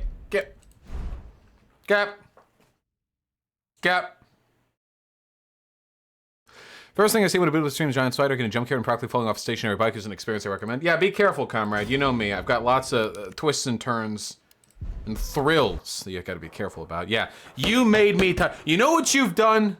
Unironically, to that fucking guy I debated earlier. You know what you've done? You made me tired, okay? All right. Love you all very much. Tomorrow we got a debate with Adam Kokesh, Libertarian presidential candidate, debater of Sam Cedar, notorious, I suppose, brainlet. Be well. Love you all.